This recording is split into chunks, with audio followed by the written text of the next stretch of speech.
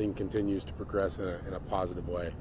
Can you tell us how many shots an officer fired at the scene? No, that's still being investigated. As I said, we're only about 3 hours into this.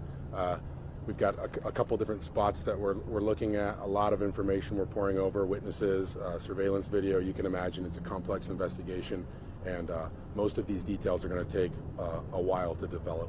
Where was the vehicle located of the suspect? I don't have that information. So as soon as we get more information, we'll make sure that we update you all. You all have been great supporters of us when we want to push out information. But again, we want to make sure that the community does not approach this individual. If they see or find him, please call 911. Thank you. Can you tell us if a blue alert will be issued so everyone can be aware? Yeah, my understanding is we are working with DPS to issue that blue alert. We've also posted information about the vehicle and the suspect on our Twitter. You can expect more updates from us on Twitter as we learn what's happening, if we locate this suspect. As the chief said, I just want to reiterate that this person is armed and dangerous. If you see them, do not approach them. If you think you see them, call 911, please. We implore you. Thank you. Thank you for everyone coming in today. I'm sorry, I have a question. Was anybody else injured? How's the woman? That's the update there from police there as the officer critically injured right now being treated, and suspects still on the loose right now. This is the picture there of the suspect that they are looking for right now in Phoenix there. Our thoughts and prayers are with the officer during this very, very difficult time. We're going to take a quick 2-minute break here on Live Now from Fox. Stay right here with us.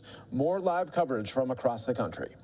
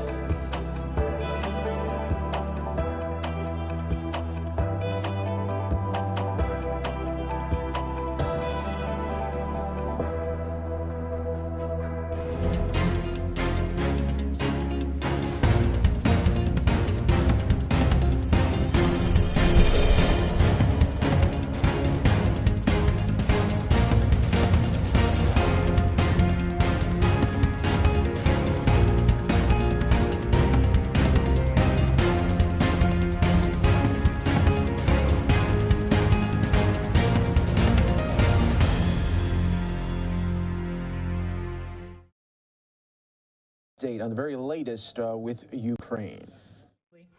Is important in all times, but it's especially important in times of increased tension and in the case of Russia's aggression against Ukraine in the case of conflict. Yes, Jenny. The ICC Prosecutor General is on the ground in Ukraine right now. I know you mentioned repeatedly that the U.S. is supporting international mechanisms. Is the U.S. sharing information with the ICC on potential war crimes?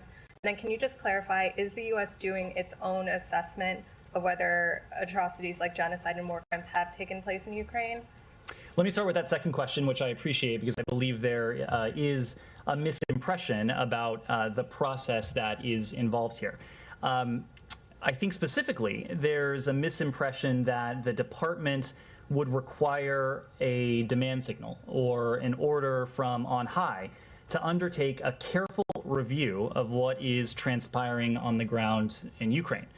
To be clear, there is a constant demand signal, including from Secretary Blinken, for insight into potential atrocities or atrocity crimes committed around the world. And as a matter of course, our Office of Global Criminal Justice and their colleagues, other experts from the department, are carefully reviewing all of the inputs that are available to us regarding what is transpiring in Ukraine. That includes very public data points that all of us have seen across our television screens, that we've read in newspaper, but it also includes details gleaned from intelligence reporting as well. As we've said, and this gets to the first part of your question, our priority at the moment is pursuing accountability for atrocity crimes. And we're supporting the efforts of various accountability mechanisms, including the efforts of the Ukrainian Prosecutor General, whose work we have assisted since long before Russia's current military campaign in Ukraine began. We've been assisting this work for the better part of a decade now. As you may know, and I mentioned this yesterday, our Ambassador at Large for Global Criminal Justice, Beth Van Schok, is going to have an engagement. She's going to engage virtually with her with the Ukrainian Prosecutor General, who is leading an effort when it comes to criminal accountability for what has already transpired in Ukraine. That will take place tomorrow. But let me hasten to add that same broader process, the process to collect, analyze, share, document evidence of atrocities and potential atrocity crimes, is the very same one that could ultimately inform other potential atrocity crime determinations, including the atrocity crime of genocide. As you know, the department has already assessed that members of Russia's forces have committed war crimes, one of the three forms of atrocity crimes, another atrocity crime. There is, just to reiterate, a constant demand signal in this building for that work for a few reasons. It helps us shine a spotlight on these atrocities. It helps us bring the world together in our diplomatic campaign in support of our Ukrainian partners and in the diplomatic campaign to hold Russia to account, and to craft our public messaging, how we speak about what is transpiring in Ukraine. And when it comes to all of those elements, we will follow the facts, we will follow the law wherever they lead. Yes. So, sorry, just to clarify, are you currently sharing information with the ICC, given that the U.S. is not a party? So we are, in the first instance, supporting the work of the Ukrainian Prosecutor General, because there is a very clear jurisdiction in terms of her work for potentially holding war criminals, in this case, accountable for the atrocity crimes they have committed. We are consulting very closely with allies and partners about potential other accountability mechanisms. In fact, we've helped to birth at least one accountability mechanism. We, as part of our re-engagement with the UN's Human Rights Council, helped to establish the Commission of Inquiry that is now focused on this as well. The OSCE and the Moscow mechanism, the first report of which was issued yesterday, we're supporting. But when it comes to the ICC, we know that the ICC is one potential venue for accountability. We have cooperated with the ICC in the past. I believe I mentioned this yesterday, that within recent days, the trial of a former Janjaweed commander has begun at The Hague under the auspices of the ICC. That individual is being tried in part based upon evidence that the Department of State ourselves collected for his role in the genocidal campaign that the Omar al-Bashir regime carried out a number of years ago. But we are consulting very closely with allies and partners with an eye, first and foremost, to the mechanisms and to the jurisdictions that will help us see that ultimate goal of accountability achieved. Yes. Thank you, Mr. Price. Good opportunity for me. I have 3 questions. Good to see you. Number one, thank you. Number one, the Taliban still continue their policy toward Afghan girls not allowed to go to school. What will be the next consequence from the State Department? Number two, the people who approve for SIV visa still they have some problem because they have children over 21 or 22 years old. They have problem, they cannot travel without their kids. And number three, the people who applied for the SIV visa after September 10, they didn't get any response from the State Department. And also the last question, some Afghan former soldiers disappearing from the Taliban jail. Nobody knows where they are. Of course, some people think that they get killed by the Taliban. And Afghan people think that United States forgot Afghan people and all attention goes to the Ukraine. I don't know.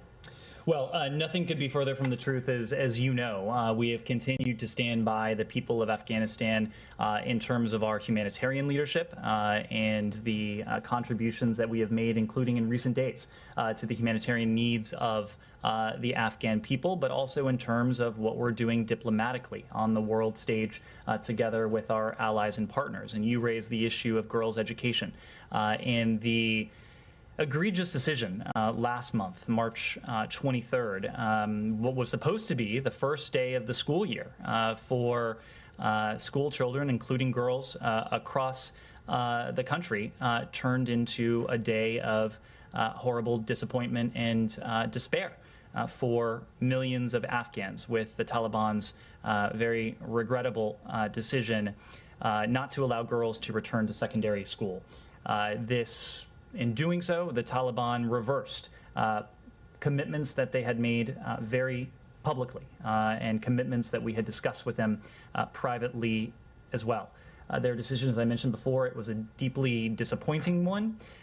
It was in some ways an inexplicable reversal of the commitments that they had made to their own people. We've made the point previously that education is not only a human right, but it is indispensable to the success of any particular country.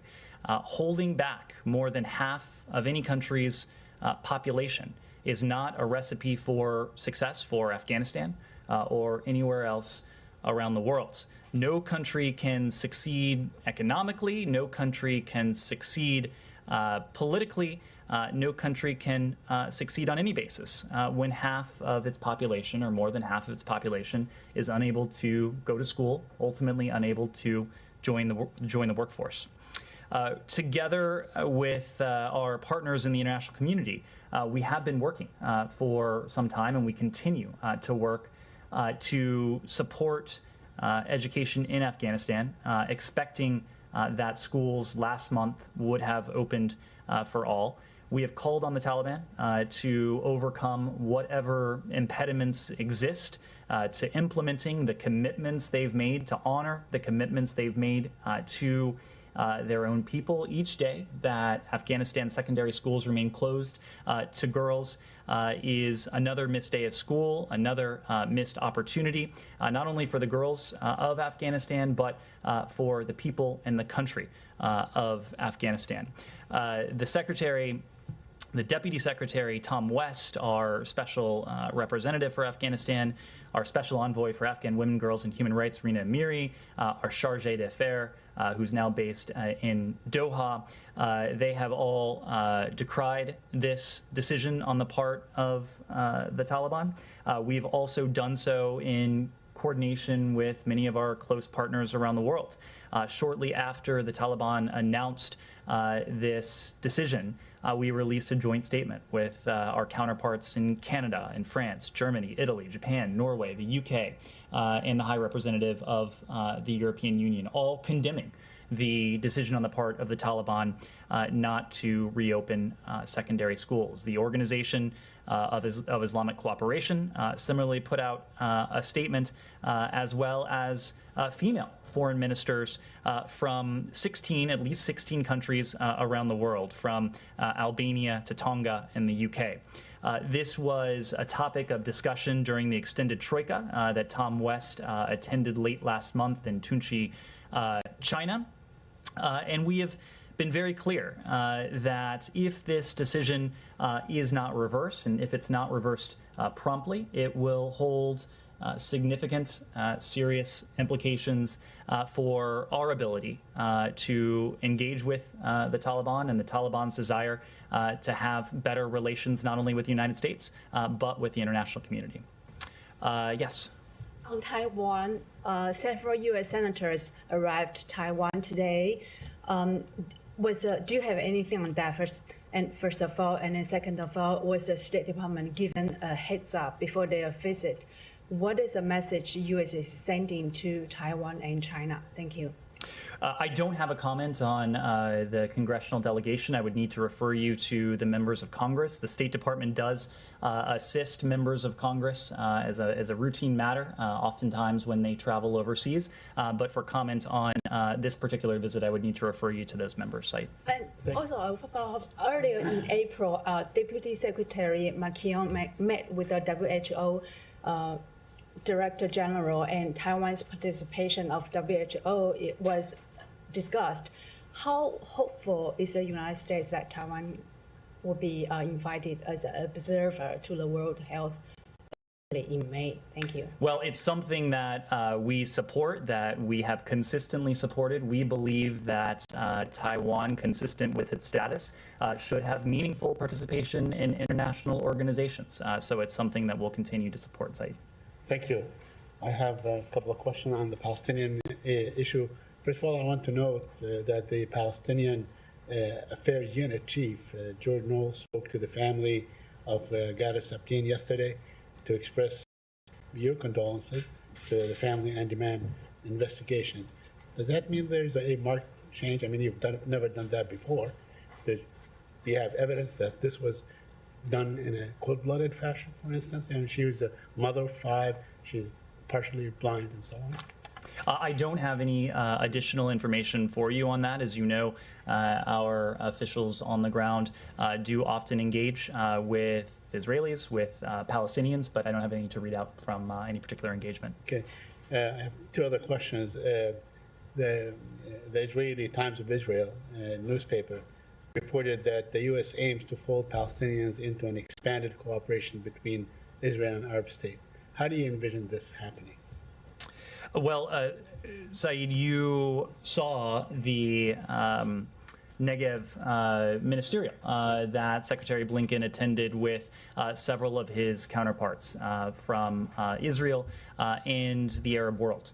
And there was a focus during the course of that ministerial on, of course, the Abraham Accords and the normalization agreements that have built bridges and brought new opportunities for Israelis and Arabs alike, with normalization becoming in some ways the new normal and the opportunities that come with that. But what we heard during the ministerial itself and what you heard during the press availability that the ministers participated in was a recognition on the part of Secretary Blinken, on the part of others, that normalization can't be a substitute for progress between Israelis and Palestinians.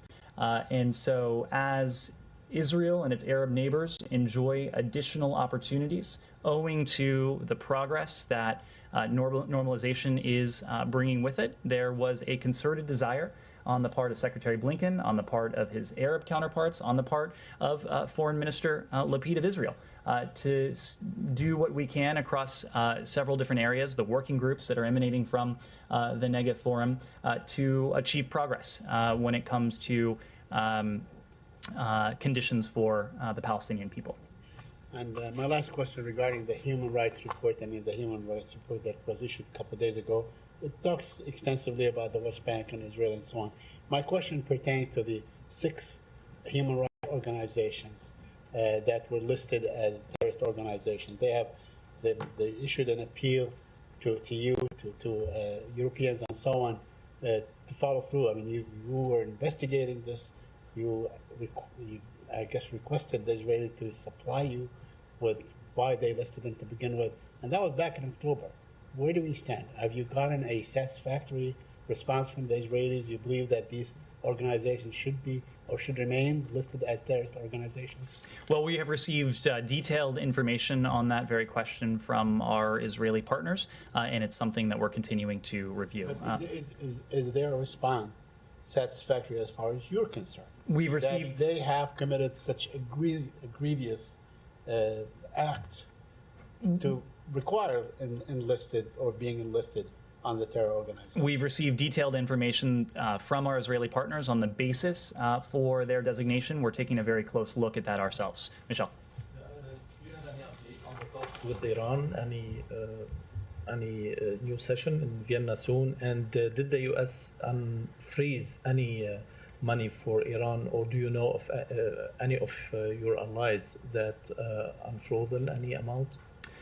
All of our sanctions remain in effect, and all of our sanctions will remain in effect until and unless we're able to achieve a mutual return to compliance with the JCPOA. It's been very unfortunate to see a number of stories that are false, that are completely untrue, not only on the questions of sanctions, or reported sanctions relief, I should say, but the related question, or the way it's been conflated, of false claims of a detainee deal. The fact is, unfortunately, we don't have any breakthrough to announce. Any information relating to our negotiations regarding wrongful detainees, Americans who were held wrongfully in Iran, would come directly from the State Department. We know there's been a lot of false information out there. We urge everyone to exercise caution with these reports. But the fact is now that there are two parallel tracks that are underway with Iran. One, as we've talked about, in the context of Vienna for a mutual return to full implementation of the JCPOA, and one on the release of all 4 U.S. citizens who are unjustly held in Iran. Unfortunately, at this stage, neither of these negotiations has been successfully concluded. Any reports otherwise, including, as you referred to, Michelle, reports that Iranian funds held in restricted accounts in third countries would be transferred, are false, and our partners have not released these restricted funds to Iran, nor has the United States authorized or approved any such transfer of restricted funds to Iran. We are continuing to approach both of these negotiations with the utmost urgency. We urge Iran to do the same. We urge Iran to allow U.S. citizens Bakr and Siamak Namazi, Ahmad Shargi, and Murad Tabaz to return home to their loved ones. Yes. Thank you so much, sir. This is Jahan Zaibali from Airway News TV Pakistan. Pakistani newly elected Prime Minister Shehbaz Sharif has said that he wants better relations with United States to promote shared goals of peace, security, and development in the region. Does the U.S. see his election of PM Sharif as an opportunity to improve the bilateral relations with Pakistan? Well, you probably saw a statement that we released from the Secretary last night regarding the selection of Prime Minister Shehbaz Sharif for almost 75 years. The relationship between the United States and Pakistan has been a vital one.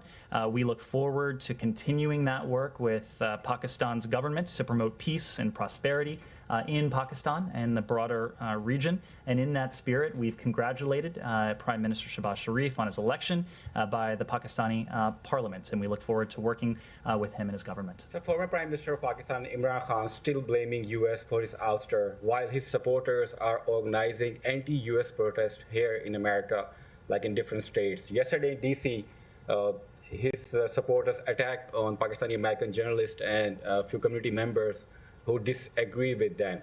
So do you have any message for them who are organizing anti-U.S. protests here in America, even when you rejected all those claims and White House also rejected all those claims? Our message has been clear and consistent on this. There is no truth whatsoever to the allegations that have been put forward. We support the peaceful upholding of constitutional and democratic principles, including respect for human rights. We do not support, whether it's in Pakistan or anywhere else around the world, one political party over another. We support broader principles, including the rule of law and equal justice under the law. So one last question, if you allow me, please. So today, the Pakistan's military spokesperson said that they had no evidence to suggest the United States had threatened or was involved in the conspiracy to seek the ouster of Imran Khan's government. Your thoughts and comment on this statement? We would agree with it. Thanks. Thank you. Natiknailoglu from Azerbaijan, Real TV. My question is, when will the 907 amendment to the Freedom Sport Act be lifted from Azerbaijan? Well, we remain committed to promoting a peaceful, democratic, and prosperous future for the South Caucasus region. And we welcome, as you've heard from us before in the readouts from Secretary Blinken, the April 6th meeting between Prime Minister Pashinyan and President Aliyev in Brussels, including the positive momentum on preparations for peace talks and the formation of a bilateral commission on border delimitation. As the Secretary emphasized in the calls he had with those two leaders the day before on April 5th, we continue to encourage further peace negotiations between Armenia and Azerbaijan. And we reiterated, and the Secretary reiterated, that the United States stands ready to engage bilaterally and with like-minded partners, including through the role as an OSCE Minsk Group co-chair to help the countries find a long-term comprehensive peace. Sure. There was a phone call between Deputy Secretary Sherman and her French colleague yesterday, in which she discussed the South Caucasus Nagorno-Karabakh issue. Now we have Lavrov a couple of days ago complaining that US and France are not informing us about what they are doing. Are you guys deliberately shutting the door to Russia's mediation efforts? And given everything Russia has done in Ukraine, do you think that doesn't that disqualify Russia in peacemaking efforts between Azerbaijan and Armenia? I can't speak to the role that Russia might play in this, but what I can say is that we stand ready to engage Armenia and Azerbaijan, again, bilaterally or with like-minded partners, including through the OSCE mechanism. And one more question about OSCE report that you mentioned earlier. So there are details that Russia has been using OSCE symbols to do what it has been doing. Does it bother you at all? Is Russia going to be suspended from OSCE if they continue doing that? I would have to refer you to the OSCE. They put out the Moscow mechanism under the auspices of the OSCE, put out a comprehensive report yesterday regarding the atrocities, the potential war crimes that, according to the Moscow mechanism, Russia's forces have committed in Ukraine. But I would need to refer you to the OSCE to speak to the particulars. Connor. Staying on Ukraine. Pro-Russian social media accounts published what appears to be the U.S. passport of an American citizen named Joseph Ward Clark, claiming that he was captured or killed. Can you confirm whether or not that's the case? I cannot confirm that because reports that this U.S. citizen was captured in Ukraine are not true. Can't offer anything further due to privacy considerations, but those reports and those claims are not true. So are you saying that he wasn't captured, but is the possibility that he was killed, or is entirely false? I'm limited in how much I can say due to privacy considerations, but have reason to believe that this individual is safe. Is safe, great. Yep. And then to follow up on Jenny's questions, just on the meeting tomorrow that's happening between Ambassador Vanchak and the Ukrainian Prosecutor General, is the U.S. providing intelligence to her office beyond just sort of cooperating in any financial support you're offering? Are you sharing intelligence on what you know about potential atrocities? So to the point earlier, we are pulling every lever that's available to us to garner insight into what has transpired on the ground in Ukraine, what Russia's forces have committed in terms of atrocity and atrocity crimes. We are looking at open source information, that is to say, what all of us are seeing with our own eyes and reading with our own eyes, but also we have the advantage of the resources of the U.S. intelligence community and the intelligence sharing relationships that we have around the world. And as you might imagine, there is quite a bit of focus trained on this very question. I'm not going to get into the specific type of information that Ambassador Vanchak may or may not share with the Ukrainian Prosecutor General tomorrow, but what I can say is that we are providing our Ukrainian partners with a range of information, strategic information, tactical information, information that they would need for the purposes of primarily self-defense.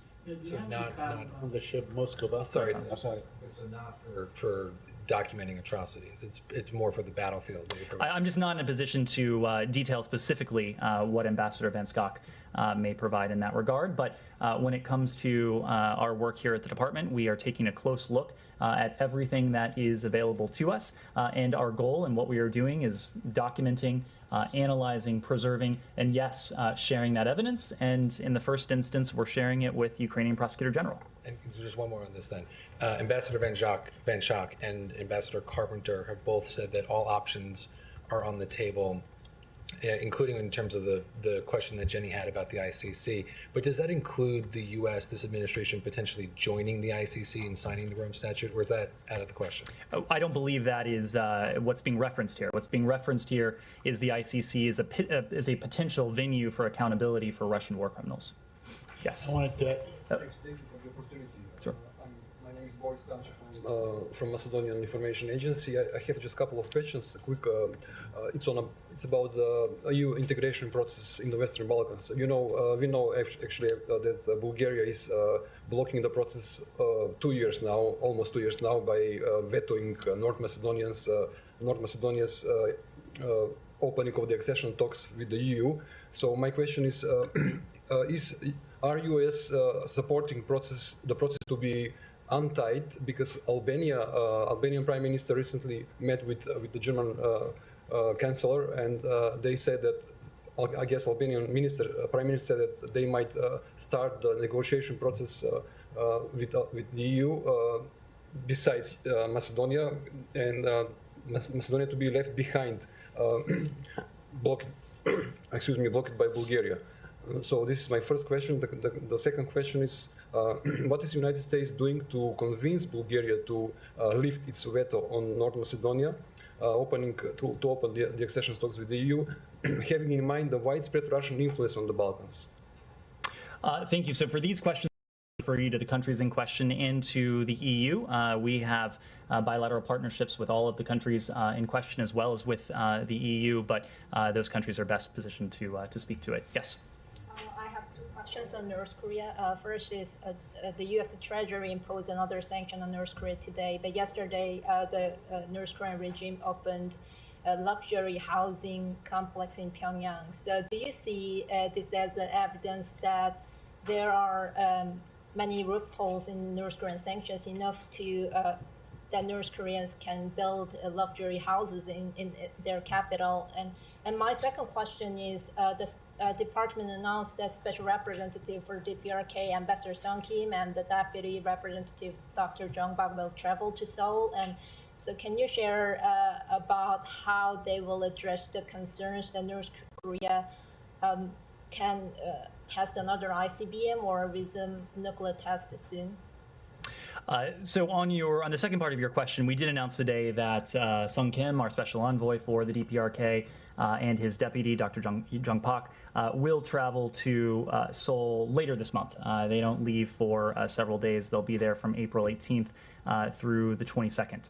And during this trip, they'll have an opportunity to meet with their counterparts, other senior ROK officials, to discuss the situation on the Korean Peninsula, including the international community's response to the recent ICBM launches.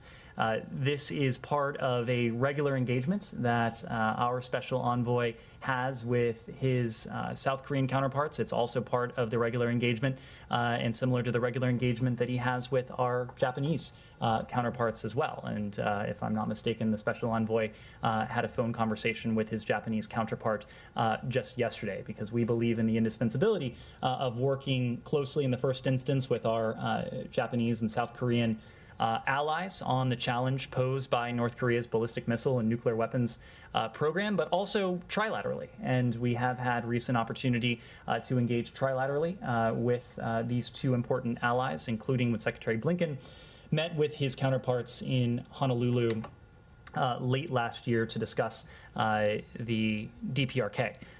To your question about reports of potential planning on the part of the DPRK, I'm not in a position to speak to those reports, to confirm or to speak to any intelligence. But what I can say, and what we know, is that the DPRK in the past has used the occasion of holidays and other notable occasions within the DPRK to engage in provocations.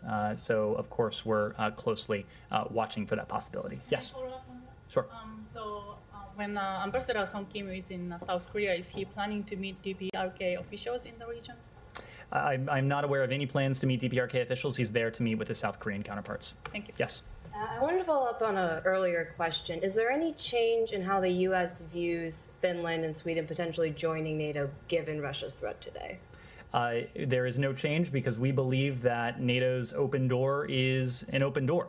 And it is up to the NATO alliance to determine, and only the NATO alliance, to determine what its membership looks like. As you know, there is a set of criteria that any aspirant country would need to satisfy, would need to answer for before it would be in a position to join the alliance. That ultimately is a question for that aspirant country and NATO's 30 allied members. Sure. Are there any discussions going on between Finland and Sweden and state about providing any sort of security in an interim period between application and accession to NATO? Well, this is something that the NATO Secretary General spoke to when we were in Brussels last week.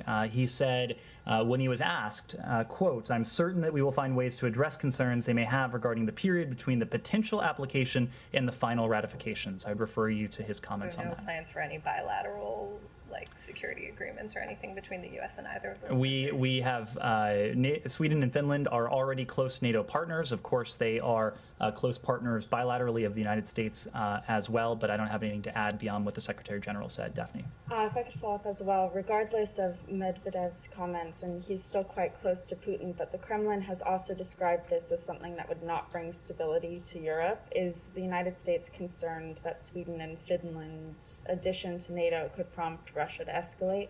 Without speaking to any countries in particular, we would not be concerned that the expansion of a defensive alliance would do anything other than promote stability on the European continent. Now, of course, any aspirant countries would have to meet the criteria that's spelled out in NATO's charter, would have to receive consent from the alliance itself. But again, NATO is a defensive alliance that is there to defend and to fortify. And NATO would not be a threat to anyone who is not attacking NATO. Can you comment on the ship, the battleship, the Russian battleship Moskva, that was allegedly struck by a Ukrainian missile? Or do you You're watching Live Now from Fox, everybody. That was the State Department briefing, giving us an update there on the very latest aid going to Ukraine from the U.S. So we're going to take a quick 2-minute break here. When we come back, we'll have the very latest with the New York City subway shooter. He was in court today in federal court. We'll have the very latest coming up here in just 2 minutes here on Live Now from Fox.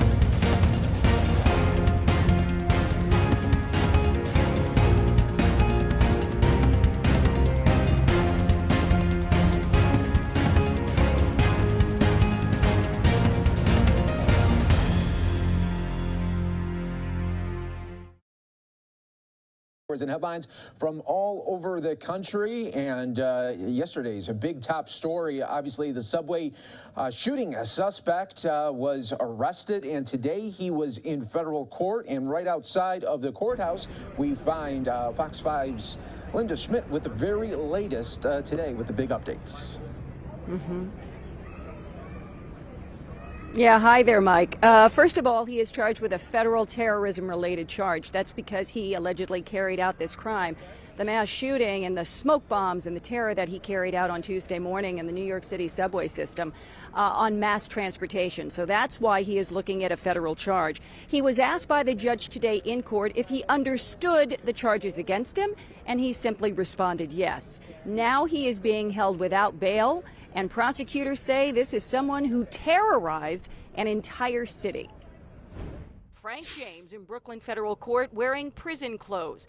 Prosecutors saying the 62-year-old terrorized New Yorkers on the subway Tuesday morning, throwing smoke bombs and firing his gun about 33 times, hitting 10 people. James eluded law enforcement for about 30 hours before calling the NYPD's Crime Stoppers tip line himself to tell police that he was at a McDonald's in the East Village. He was arrested walking in the neighborhood. His federal public defender speaking after his arraignment. Yesterday, Mr. James saw his photograph on the news. He called Crime Stoppers to help. He told them where he was. His public defenders also requested a psychiatric evaluation for James. He posted profanity-laced videos on social media, rambling about race, homelessness, struggles with mental illness, killing people, and how to make a Molotov cocktail. He also threatened Mayor Adams. In addition to weapons prosecutors say he had with him Tuesday, federal agents also recovered a stockpile in his apartment and a storage locker in Philadelphia, including ammunition used with an AR-15 assault-style rifle, a taser, and a smoke canister. Prosecutors say James planned the attack, wearing a disguise to look like a construction worker, an orange and green vest and yellow hard hat. Investigators tracked him after he left his credit card, cell phone, and U-Haul van keys on the subway platform, along with his gun, a hatchet, a torch, gasoline, and fireworks. Mr. James is entitled to a fair trial, and we will ensure that he receives one.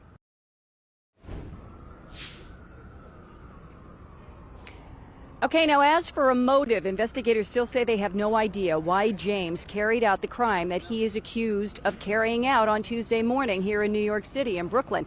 Now, we also want to report on his prior arrests. He has 9 prior arrests in both New York and New Jersey, most of them low-level crimes, though.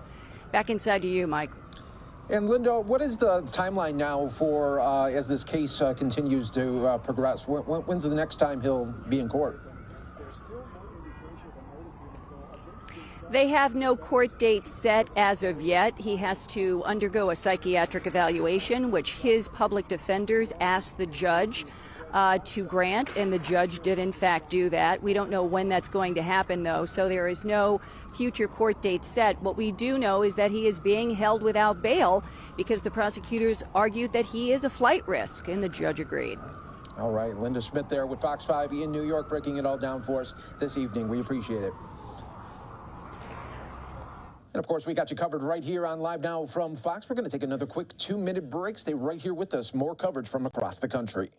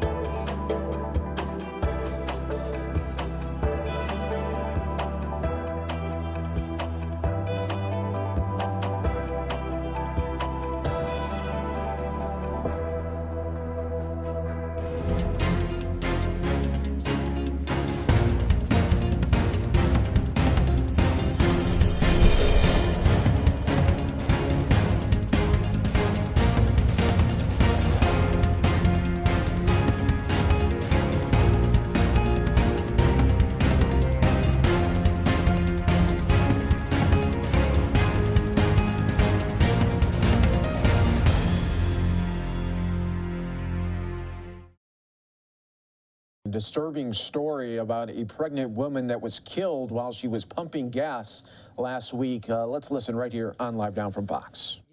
Places that can help people through these problems, and look, there are people out there, and I compare it a little bit of our concerns about sex offenders, right, that are recidivists on these things, and these are the same type of cases.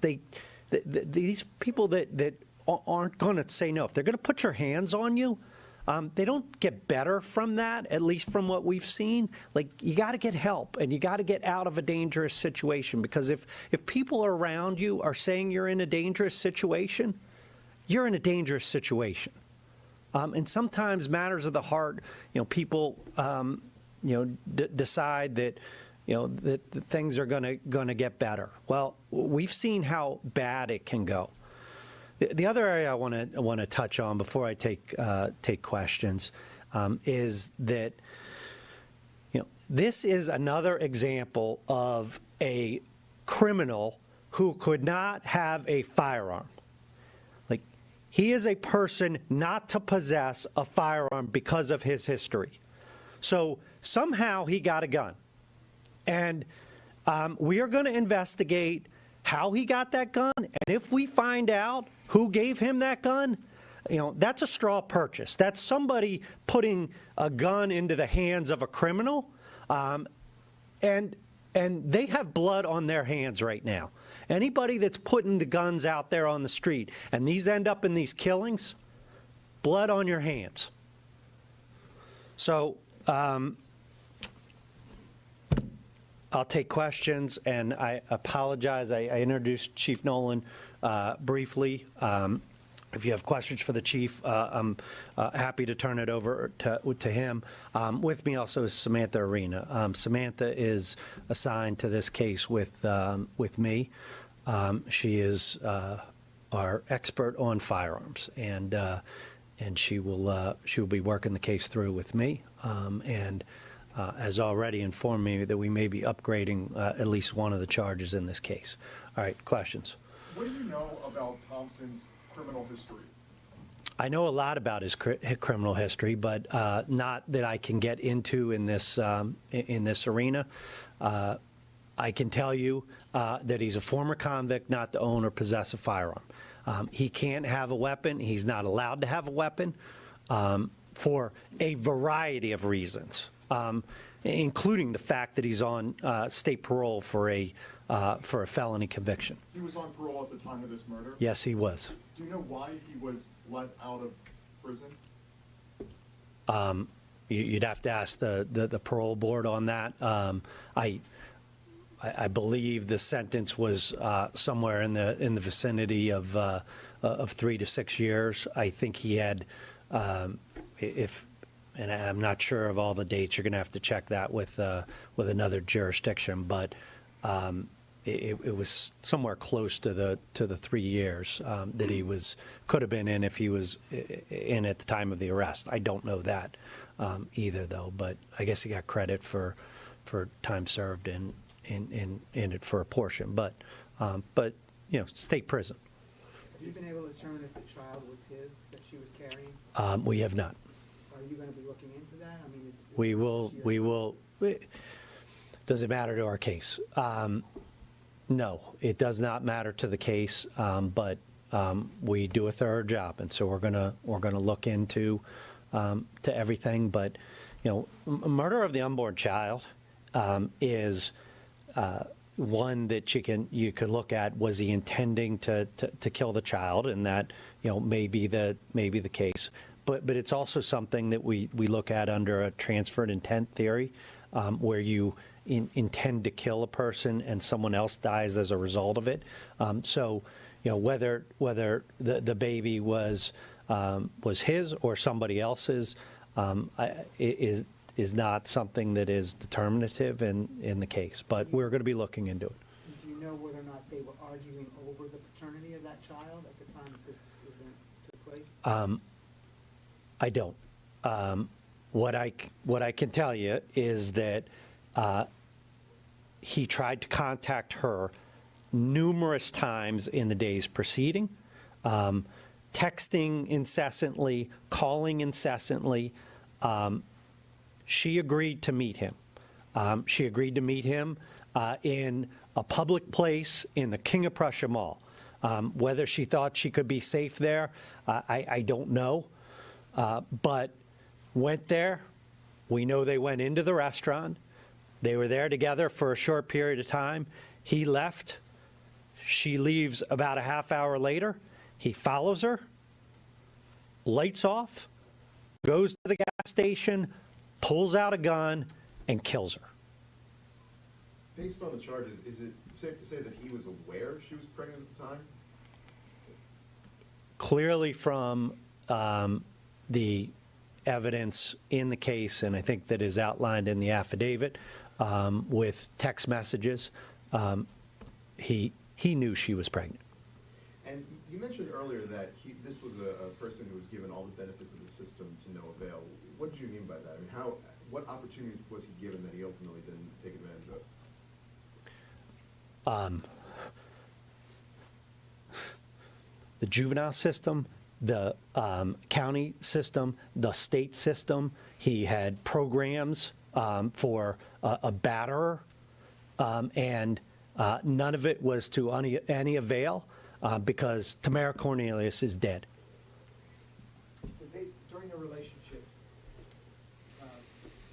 did they have a history as far as battering?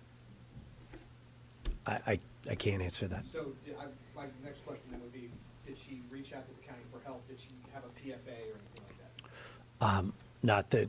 Not that we're aware of, and she's not a Montgomery County resident, so that would actually go through Philadelphia if it were the case. Did So he have any against him? if you take a look at his background, you can answer that question on your own. Asking about his background, I know you can't comment much, but seeing that he has a history of abuse towards another woman that he was in a relationship with, served minimal time for it, was back out, and then committed a crime against a woman he was in a relationship with. Can you comment on that, this pattern that has now led to a murder? I can't get into the defendant's criminal background other than to say that he was a convicted felon who could not own or possess a firearm. However, what I can say more broadly is that too often we see cases where people have come forward, and have tried to get help. The last case I prosecuted, a murder case less than a month ago, she had a PFA. She had gone to police and testified at a preliminary hearing, and for some reason, she met with the defendant, and he stabbed her to death and left her in the bushes off of the Schuylkill River Trail. So, what I would say is that, when somebody lays hands upon you, when somebody strangles you, when somebody does any of these things that should never happen, laying the hands on a woman, if those are happening in people's relationships, I need them to get help. There's help available, and I need them not to trust, because in this case, and maybe in the other one that I just mentioned, there was a level of trust, and now we have victims of homicide, and that is, I hope, preventable, and we're going to keep talking about it. Every time we go through one of these, we give out the numbers for Laurel House, we give out the numbers for the Women's Center, and they are agencies that are there to help people that are going through domestic violence. And I hope and pray people will take and use their services. They're excellent at what they do. because, this is happening too often. And I know you can't comment on something that happened in a different county, but 3 to 6 years, a sentence of 3 to 6 years for the severity of the crimes that he's accused of committing back in 2016. Does that seem like that adds up to you? I maybe look at things in a different lens here in Montgomery County, but that was not, our case. I don't know all the circumstances around it, so I really can't get into that. But what I can tell you is, the cases that we have had, and I just outlined 3 to you, they're all serving life imprisonment for doing this to a woman, and that's what we're going to be striving for in this case. And I'm confident in the case. We're dealing with a great police department in the Upper Merion Police Department. I've gotten to work with the affiant from Upper Merion in some really significant cases over the years. I'm confident in our forensic unit. I'm confident in our ballistics unit. I'm confident in what our homicide unit has put together so far and will continue to do.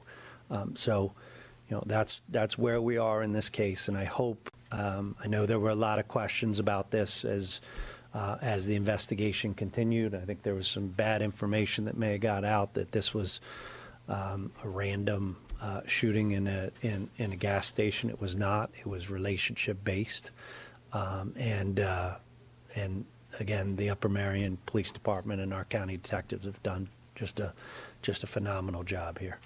Just a quick point of clarification from the facts of the case. Yeah. I understand he left the Cheesecake Factory first, and she followed that half hour later. Well, so he leaves, Right. and then she's at the restaurant by herself, probably about a half hour, Right. and the food comes, he's not there. She gets a to-go thing from the waiter, and then she leaves. My question then is there evidence he was sort of in the parking lot, he had lingered in the parking lot and was watching her to see where she went, or did he catch up with her somewhere after the fact? It's not that far a distance that they traveled, so I don't know that we have a camera on him the whole way, but we do have a camera at least in a part of it, and he is following her with his headlights out, and this is at night. So headlights out, she pulls into a gas station, starts pumping gas, gets out, oh boy. Well, you saw it before, but So it would be fair to say, or accurate to say, that he remained in the area until she left, and then he pursued her. yeah. Let me see if I can do this on here. Sometimes when I teach it goes forward, but that doesn't seem to be the case. So she pulls in. She's at the pump, gets out of her car, puts the fuel pump in. There's some conversation that goes, but it's short. And then, as you saw from the still, pulls the gun, points it at her, and he's not very far away from her at that point, and starts firing. She is trying to get away. She runs between the pumps. She's stumbling. She goes to the ground, and this is a continuous action of him following her and doing it. There's some witness statements on some things that were said in that time period, and then he gets back in his car and flees the area, gets rid of the murder weapon, and then goes and has some McDonald's. Did Thompson say why he turned himself in? Did he admit to anything?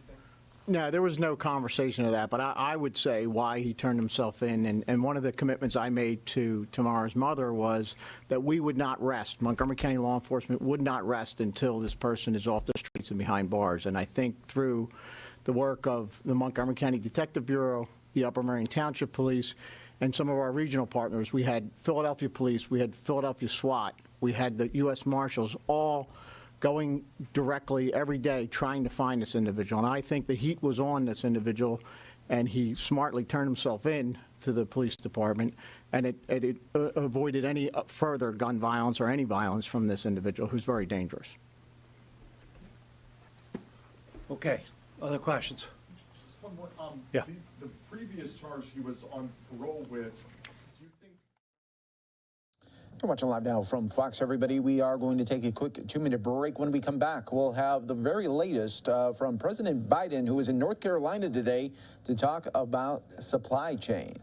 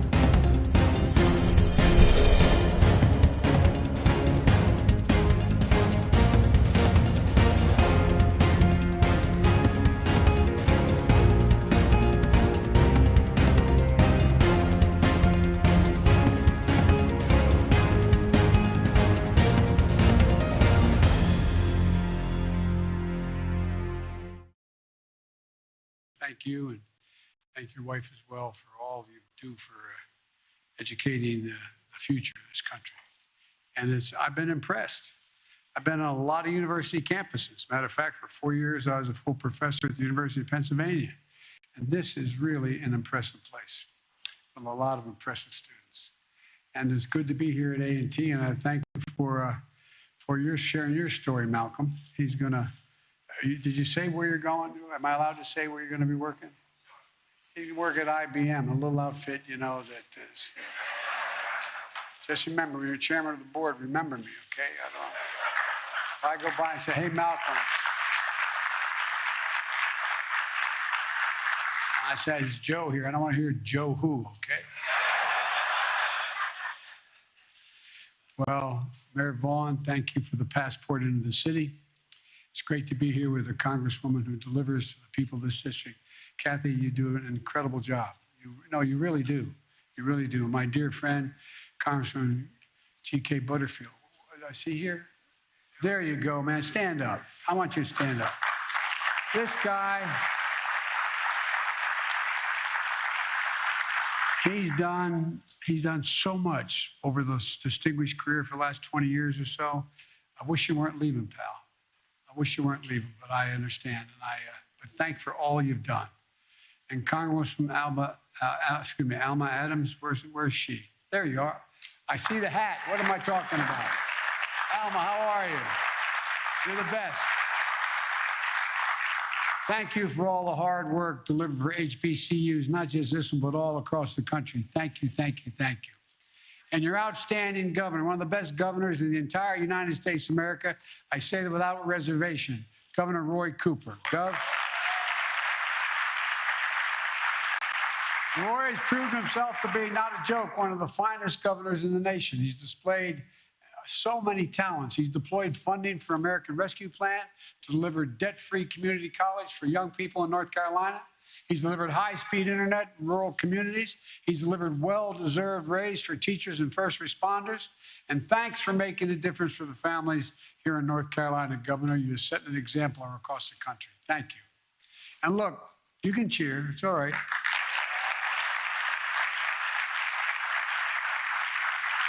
There's a debate in my administration that we never seem to be able to settle. And that is that the vice president is incredibly talented. She's a Howard graduate. A great school. And I hear about Morehouse men from my senior advisor, Cedric Richmond, all the time. And then you've got a great university here. But Delaware State. Delaware State. They launched me into my career, not a joke. As I got elected to the United States Senate when I was 29 years old, Chancellor. Had to wait 17 days to be eligible to be sworn in, true story. And it wouldn't have happened. And I won by a rousing 3,021 votes. And it wouldn't have happened without Delaware State. What most people don't realize is Delaware has the 8th largest black population in America.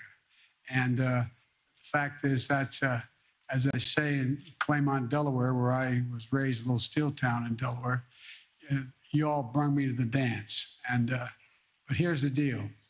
I got a member of my cabinet who is also slightly partial in North Carolina A&T, Administrator for Environmental Protection Agency, Michael Regan. Michael. Good.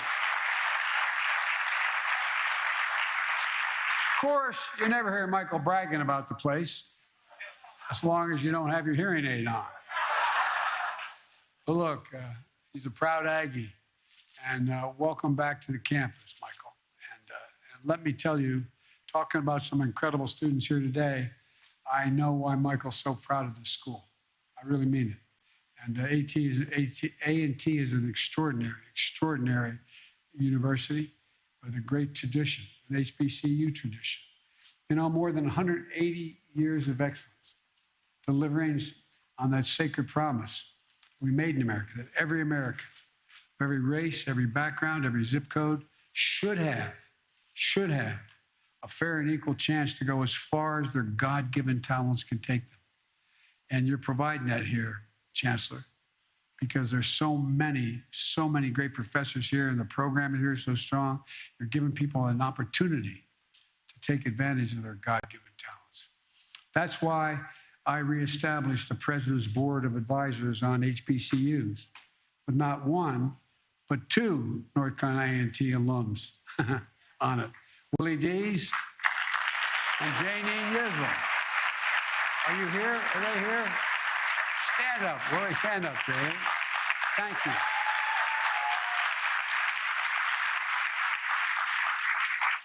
And also includes a proud North Carolina native, an NBA star, Chris Paul. He's on it. By the way, he's a hell of a ball player.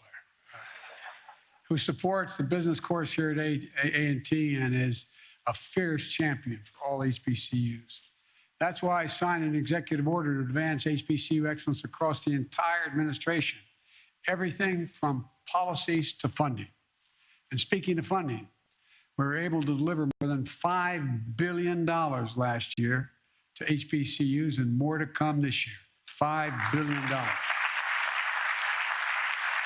And they said we couldn't do it. But everybody's realized what an incredible asset the HBCUs are. We're also working to increase Pell Grants to help millions of black students and lower-income families attend community colleges and 4-year schools.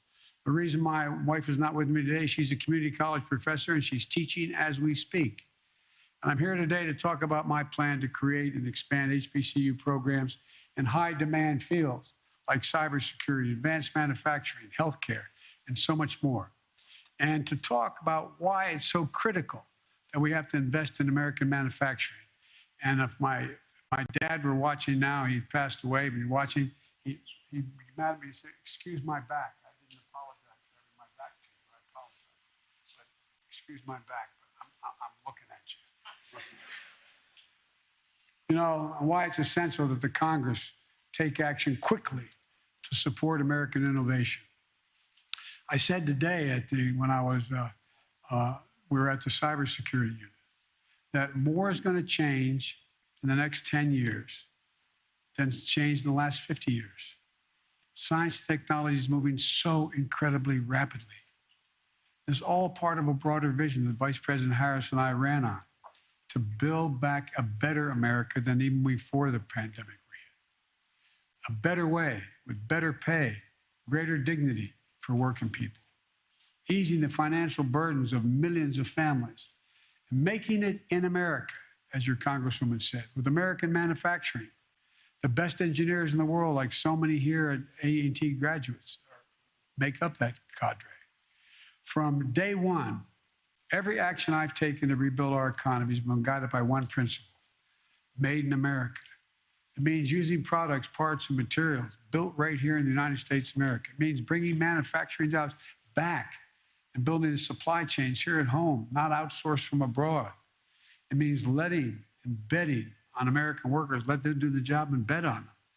And it takes a federal government that doesn't just give lip service to buying American, but actually takes action.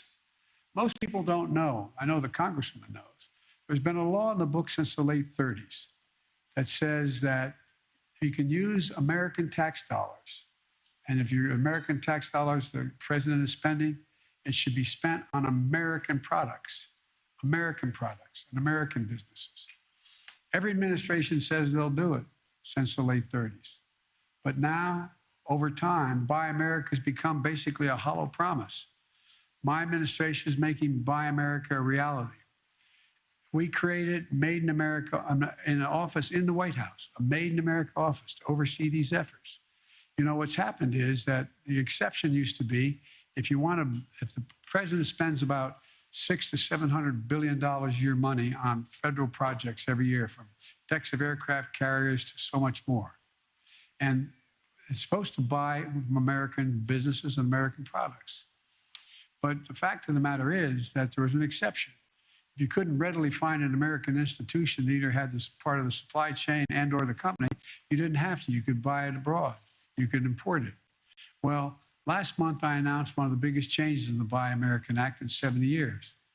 Each year the federal government spends more than $600 billion on goods and services. And in the past, if the manufacturing product that you get purchased by the federal government says it is substantially all made substantially all in America, it worked. But because of loopholes.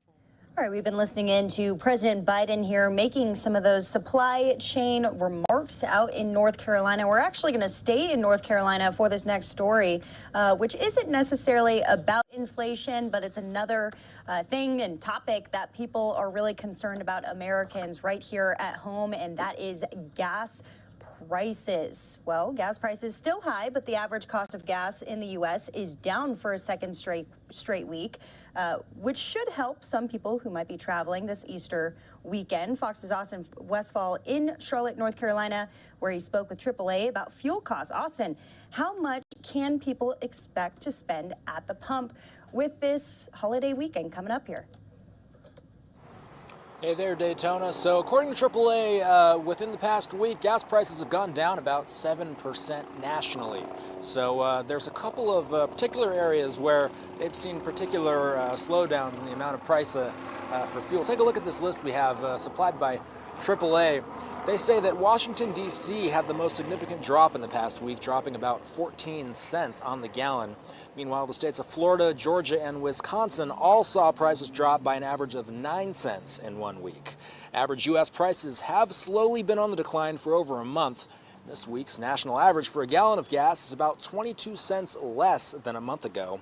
But to give you some perspective on that, 5 cents higher than they were at this time 1 year ago. The Biden administration is releasing 1 million barrels of fuel a day from U.S. reserves and to drive prices down. But AAA does note that we do not know how long of an impact that's going to have.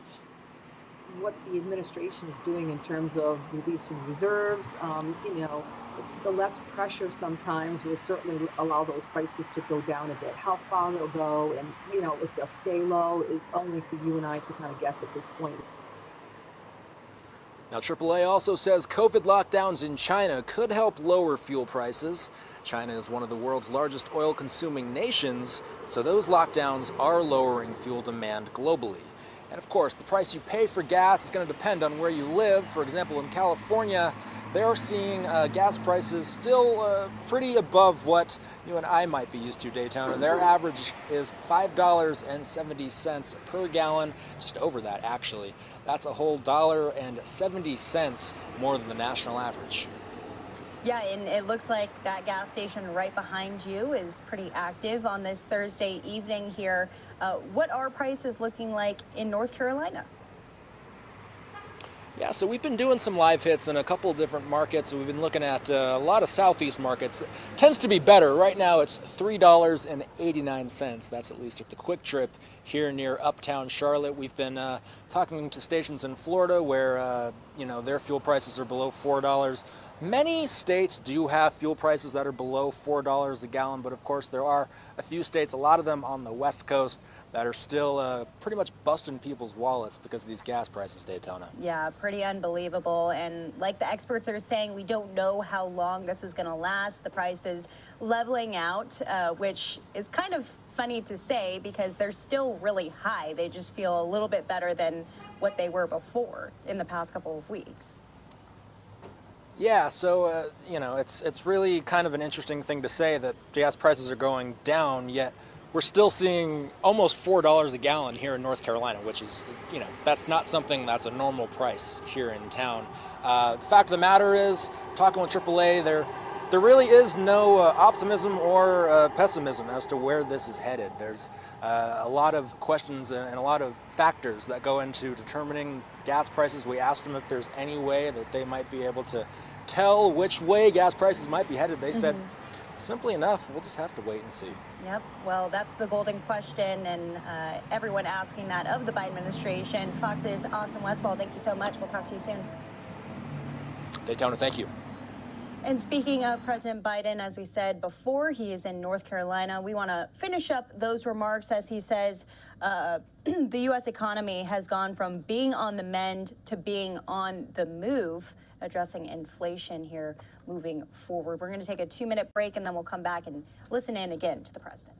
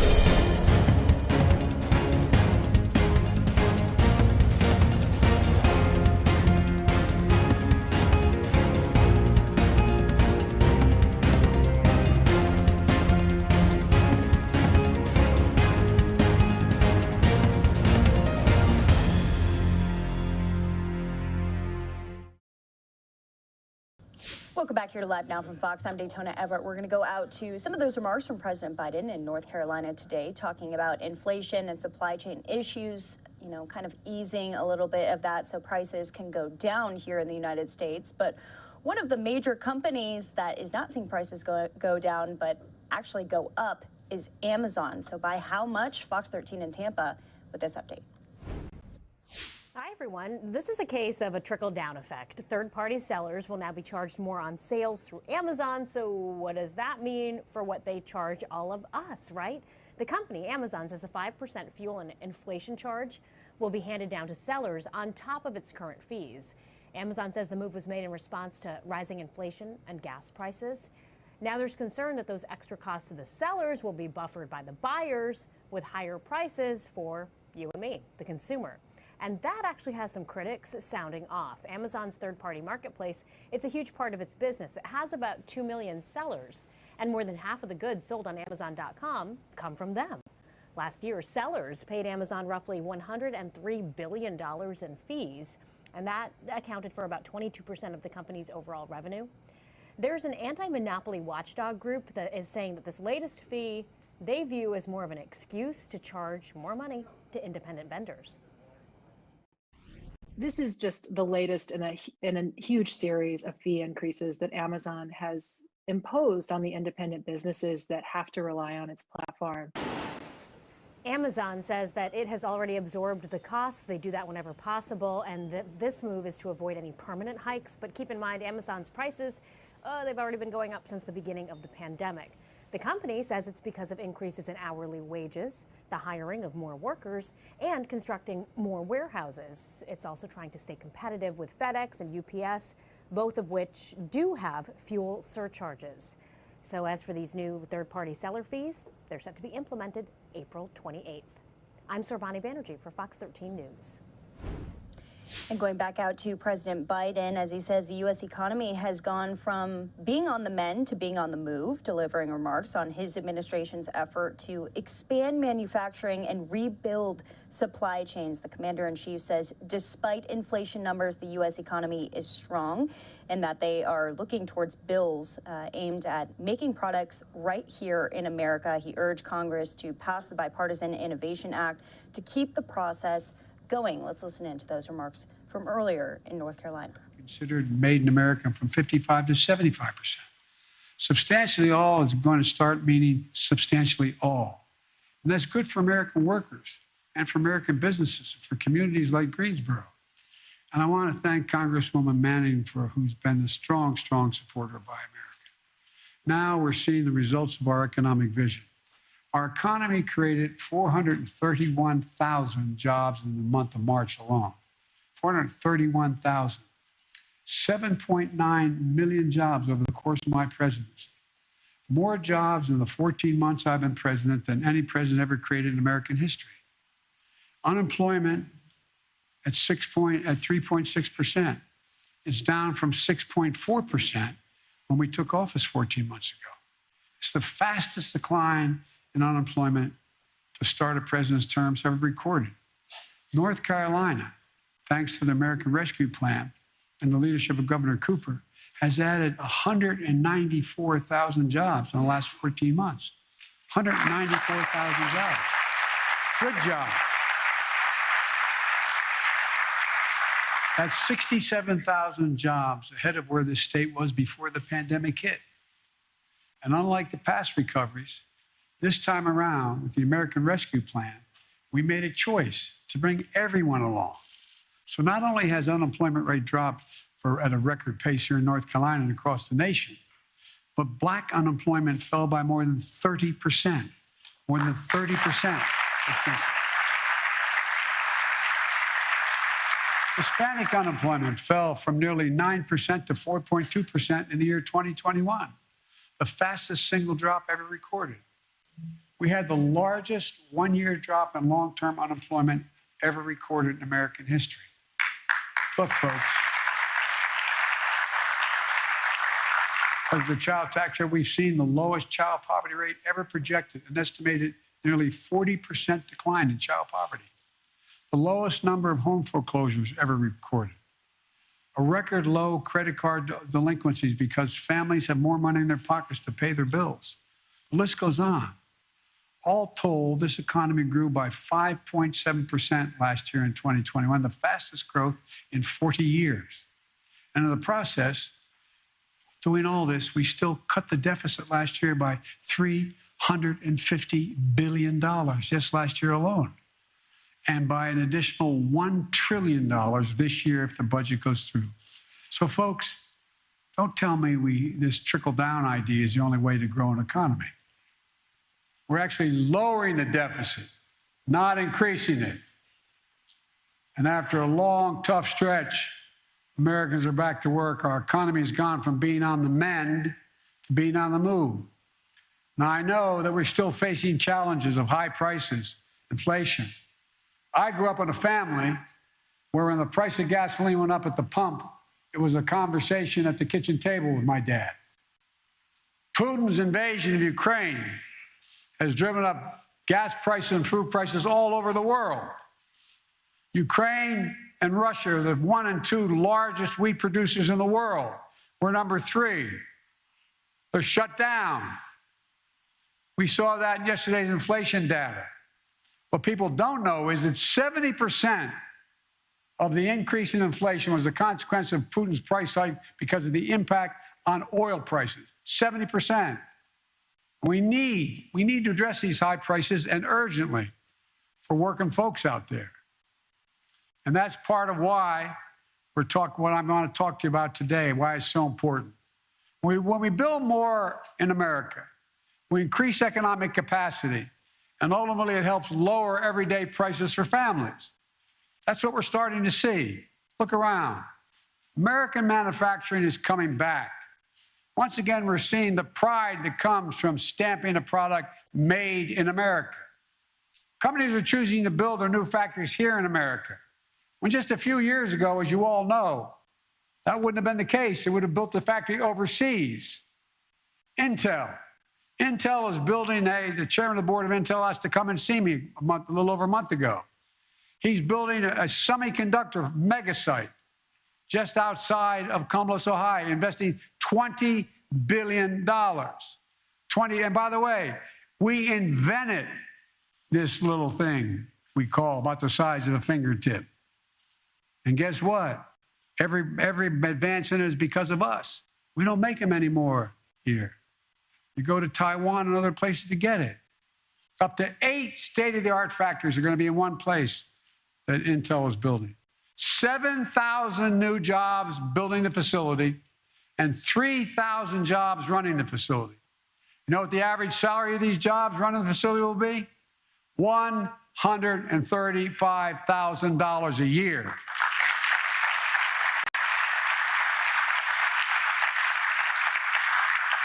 Making computer chips the size of a fingertip that power the world in our everyday lives. Smartphones, internet, technology that doesn't even exist today. If Congress passes the Bipartisan Innovation Act, which the Congresswoman talked about, and it's on my desk, puts it on my desk right now, Intel is ready and they've committed to add, in addition to the $20 billion, $100 billion more. $120 billion in one site. That's just the start. And Intel alone. We're seeing it right here, thanks to the leadership of Governor Cooper and Congresswoman Manning. In last year's Thomas built buses at High Point, which I went down to see. It's incredible. What you all are doing is really incredible. They got the largest order to date in North America to build electric school buses, electric school bus fleets, which Administrator Regan can tell you will mean hundreds of thousands of our children will no longer be inhaling exhaust from diesel school buses. And they function and they roll. Volvo Trucks, with their research and development headquarters here in Greensboro, got the largest commercial order ever for electric trucks. And just a few months ago, Toyota announced it will invest $1.3 billion to build a new electric battery manufacturing plant right here in Greensboro.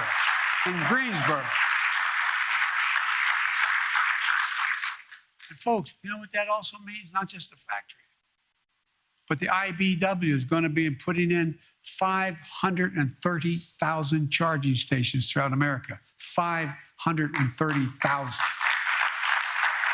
And when this plant comes online, It's going to produce enough batteries to power 800,000 vehicles per year with room to grow. It's going to create 1,750 good-paying jobs right here in the Greensboro community. And folks, by the way, you know, it's not just, there's a lot else happened, if I can divert just a second here. I had Mary Barra, the chairman of the board of General Motors. Remember when about 10 months ago, she was suing the state of California for having a higher standard required for gasoline, have to go more miles per gallon? She was suing them, saying you can't do what the federal government hadn't done. Well, guess what? We had a long talk. You know, no, I didn't know. I mean, it was her idea, not mine. But we had a long talk. Guess what? She decided not only did she drop the suit, but they're going to have 50% of all the vehicles made at General Motors electric vehicles by the year 2030. And guess what? Then Ford came along. They did the same thing. They're investing billions of dollars, 1.7. I mean, this is a major fundamental shift that's taking place. And America's finally deciding to catch up and lead it instead of being outpaced by China and other countries. All told, thus far, we've created 365,000 new manufacturing jobs in America just last year. That's the best year for U.S. manufacturing in the last 30 years. And even you students who are younger, how many, when you're coming up and hear your parents talk about manufacturing is dead in America? It's not going to happen in America. There's not a thing, not a single thing America cannot do. Not a single thing where we can't outcompete the rest of the world. I mean it. Not a single thing. We set our mind to it. Good paying jobs, jobs you can raise a family on, jobs that can't be outsourced. Announcements like these don't happen in a vacuum. They require investments. We know what happens when we stop investing in the future and the places like Greensboro. We really do. You or your parents remember what it felt like when industries like the textile industry started to decline. Delaware used to be a great textile state. It all evaporated. Good jobs lost over time. Well, guess what? What it did to families, what it did to neighborhoods was consequential because we stopped investing in our future for a while. We stopped investing in our people. I got criticized when I kept saying we're going to invest in the American people. Decades ago, we used to invest 2% of our gross domestic product in research and development. 2%. And we led the world. Today, we invest less than 1%. The United States of America used to be ranked #1 in the world in investing in the future. Now we're ranked number 9 in research and development. The United States of America. China was number 8 3 decades ago. Now it's number 2. Other countries are closing in fast. We can and we must change that. Not by hurting other countries, but by developing ourselves. We have a great opportunity ahead of us with the Bipartisan Innovation Act I mentioned, which is going to provide $90 billion in research and development, STEM education, manufacturing, all those elements of the supply chain that we need to produce end products right here in America. If I told those of you who are closer to my age in the audience, if we told your parents that we'd be here, they'd look at it like we were crazy. What do you mean? We're the leader in the world. Not so. Congress needs to get this bill to my desk as quickly as possible. Our economic strength is on the line, and national security as well is on the line. Companies are ready to invest in America, in American communities, in American workers, but they need to see that their government is capable of investing in our future. Other countries are racing ahead, but we can't afford to wait. So Congress, get this bipartisan bill to my desk. North Carolina needs it. America needs it. And let's meet this moment together. That's exactly what we did when we passed the bipartisan infrastructure law, which we worked like the devil on. Our infrastructure used to be rated the best in the world again. Now we rank number 13 in the world. Bridges, roads, etc. Rank 13. Why did we develop so fast, so well? Where are you going to build your factory? Near a port that can get everything out of that you manufacture and get everything out to the rest of the world quickly? Or something that takes 2 weeks or 3 weeks to get it there? It's all about speed. We can't compete for the jobs of the 21st century if we don't fix our infrastructure. But now, thanks to the infrastructure law, we're turning things around in a major way. We've already announced billions to improve the more than 3,000 airports in the 50 states that need serious help. I'll digress again for just a second. I was out when I was vice president at O'Hare Airport, and I was trying to get onto the Air Force Two and going up an escalator, and had a sign at the top, "Out of order, will be fixed in 2 weeks." Not a joke. The United States of America, one of the busiest airports in the world, fixed in 2 weeks. And I got in trouble because it said if I took you into O'Hare Airport blindfold in the middle of the night and took you into one of China's airports blindfold in the middle of the night and said, "Where are you, China or the United States?" You'd probably think the Chinese airport was ours because it's so modern, so different. Well, this year, $92 million is available to North Carolina alone to upgrade your airport infrastructure. $92 million. We're modernizing highways, roads, bridges, ports. And this year, North Carolina is going to receive $1.4 billion in funding for roads and bridges, another $99 billion dedicated to funding for bridges that are in disrepair. Folks, we're also building a national network of electric charging stations I mentioned earlier for vehicles powered by these batteries and are going to manufacture here in Greensboro. And this year, North Carolina is eligible to receive nearly 16 million in electric vehicle charging stations. We're also getting rid of poisonous lead pipes that are in 10 million homes in America and 400,000 schools and daycare centers. And there's serious brain damage, not a joke. So kids and families can have clean drinking water. And this year, North Carolina will receive $199 million for clean water because of that man right there, the governor. And folks,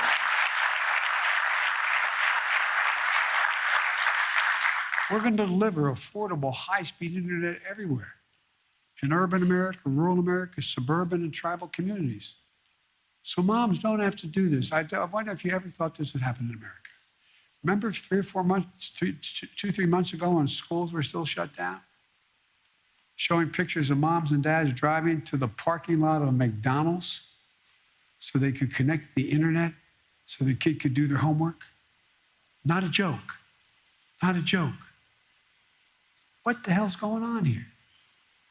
All these investments in infrastructure, research, and development, and making it in America are really about one thing: empowering more communities to do what you're doing here in Greensboro, transforming yourself into a city of the future, not the past, where instead of shuttered factories, we're building clean energy technology that's going to power the future in America and around the world. Helping America achieve true energy independence by creating good jobs and fighting for climate change. And if we continue this, we're not only going to be investing here, we're going to export billions of dollars worth of product for the rest of the world. One of the proposals I have I won't go into now is a Build Back Better world. So all those countries in Africa and Latin America and the Middle East who don't have the capacity to make it better for themselves. We cut down all our forests, we're doing fine. Guess what? We're part of the reason for the global warming. A lot of poor countries. Do you realize one of the greatest carbon sinks in the world, absorbing carbon from the air, is the Amazon? The Amazon absorbs more pollutants, more carbon into the soil and the water in the Amazon than are emitted in the entire United States in 1 year, every year. But they don't have the money.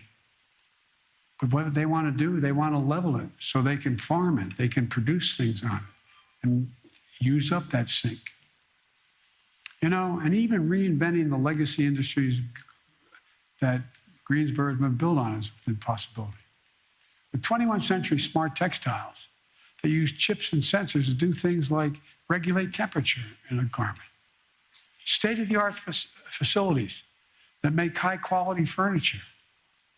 Above all, you're making Greensboro a place where the future is being written, not a joke. The future is being written. Where students at great schools like A&T and other local universities and your incredible community colleges can lead learning the cutting-edge skills in state-of-the-art facilities, partnering with local employers. So look,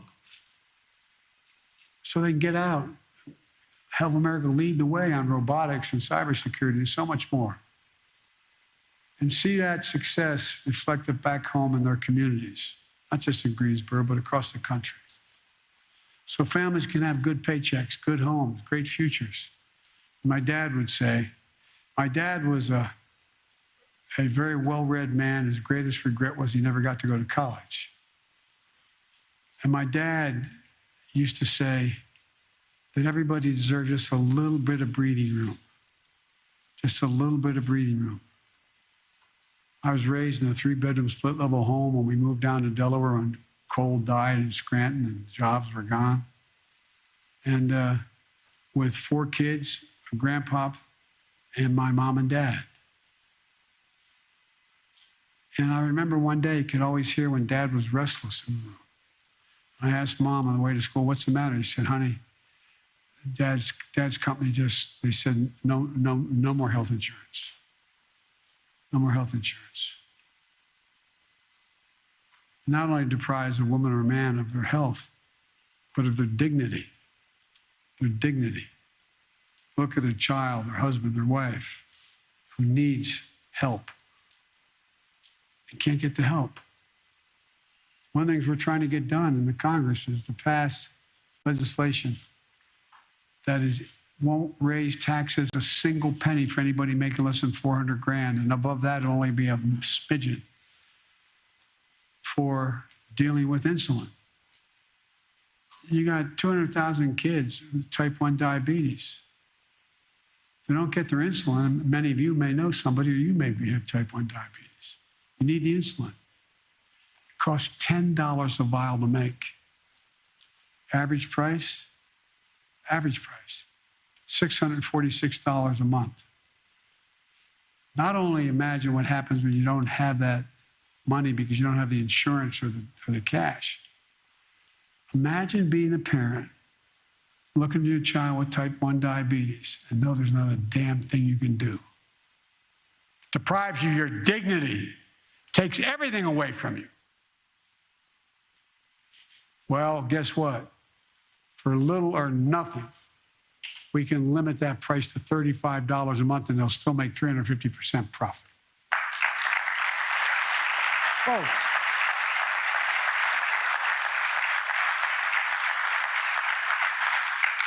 that's the story we got to keep writing.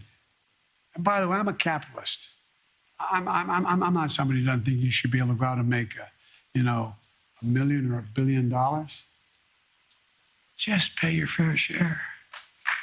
Just pay a little tiny bit. Not a joke. Of the Fortune 500 companies, and I come from the corporate capital of the world. Not a joke. More companies incorporated in the state of Delaware than the entire United States of America combined. And I was a senator 36 years. But guess what? 55 of them last year didn't pay a single penny in tax, and they made $40 billion. So folks, look, we have to keep going on so many other issues to deliver the promise of America to all Americans. For example, equity and opportunity require more than just economic investment. They require police and criminal justice reform. Even though Congress isn't taking action, my administration hears and sees the people who need it badly. We're making changes in the federal law. Police need more money, not less, in order to have social workers and others with them, not just to teach them how to do their job better, but also we need rules that I've initiated federally. No more chokeholds, no more no-knock warrants, requiring federal agents to wear protective body cameras. We're going to sit back while Republican Congress stand in the way of justice. I'm sorry to be partisan about that, but they are. They're unwilling to do anything. We're taking action. Today, my administration has also released the first ever equity action plan, laying out more than 300 concrete commitments to tear down the systematic barriers that have been allowed to fester for far too long in America. Things like getting pollution out of low-income neighborhoods. You notice they're always the last to ever be touched. In Delaware, a big chemical industry. Well, guess what? The corridor that we run down, going down the state, the fence line communities, the cancer rate, we have one of the highest cancer rates in America. Why? Because all these poor communities live near these stations, near these places. When I was growing up in Claymont, Delaware, not a joke, we lived right on the Pennsylvania border. It was a steel town. More oil refineries in Marcus Hook, Pennsylvania, the bend of the Delaware River than anywhere, including Houston. Guess what? When it got to be fall, I was in 4th grade, and there got a little frost. My mom would get in the car to drive me to school, which is only 3/4 of a mile away, but it was on a highway. Turn on the windshield wiper, there'd be an oil slick on the window. That wouldn't have happened where I live now, in a nice neighborhood. Never happened. We're making sure that minority-owned businesses can access capital they need to grow, so no community is locked out of opportunity. Look,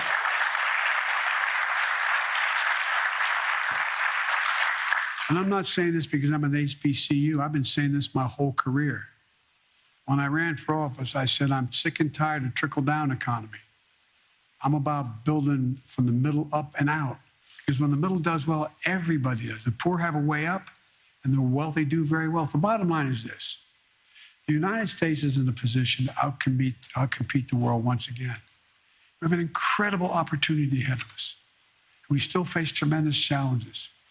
But if we can keep coming together, invest in the backbone of America, the middle class, our great universities, hardworking families, STEM education, clean technologies for tomorrow, there's simply no limit, I mean it, no limit to what we can achieve.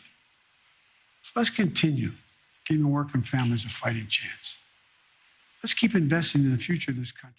So we've been listening in to President Biden there. We want to move on, though, out to Austin, Texas, the capital, as Governor Abbott speaking alongside the Chihuahua governor there, talking about border inspections of truckers. He's already been seen once today. He's speaking out for a second time, just one day after he spoke with another Mexican governor. So let's listen in live. We'll listen in full here on Live Now from Fox. Cartels. Governor Campos and I reached an agreement that addresses both of these issues.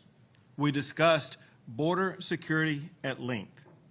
Governor Campos has provided me with the best border security plan that I've seen from any governor from Mexico. Let me show you a couple of things. She provided me with a memorandum that provides, in multiple pages in great details, an outline of what she is implementing in Chihuahua. She said that there is a much more detailed, extensive memo that explains in nuance all the aspects she puts here. As she, I think, will explain later, there are important strategies that Chihuahua is implementing that are outlined on this note card that go into great detail that demonstrate that Chihuahua is doing more than just talking about this. They have an organized game plan to step up and to address illegal immigration from Chihuahua into Texas. Governor Campos has begun and will continue enhance border security enforcement measures on the Mexico side of the border, both at ports of entry as well as along the border, to prevent illegal immigration from Chihuahua into the state of Texas. She and her administration will collaborate closely with the Texas Department of Public Safety. Since Chihuahua has detailed a plan to secure the Mexico side of the border, the Texas Department of Public Safety can return to its previous strategy of random searches of vehicles crossing the bridge from Chihuahua. As a result, the effect will be that the bridge between Chihuahua and Texas will return to normal immediately. My office and the Texas Secretary of State have also been contacted about border issues by the governors of Tamaulipas and Coahuila. And after this meeting, I will be meeting with the governor from Coahuila. And I look forward to having the opportunity to meet with the governor from Tamaulipas, which may occur as soon as tomorrow, where we will be working to achieve similar results. Until those agreements can be achieved, however, the Texas Department of Public Safety will continue to thoroughly inspect all commercial vehicles entering into the United States or into the state of Texas from every Mexican state except Nuevo Leon and Chihuahua. With great gratitude, I now turn the microphone over to Governor Campos, Governor of Chihuahua.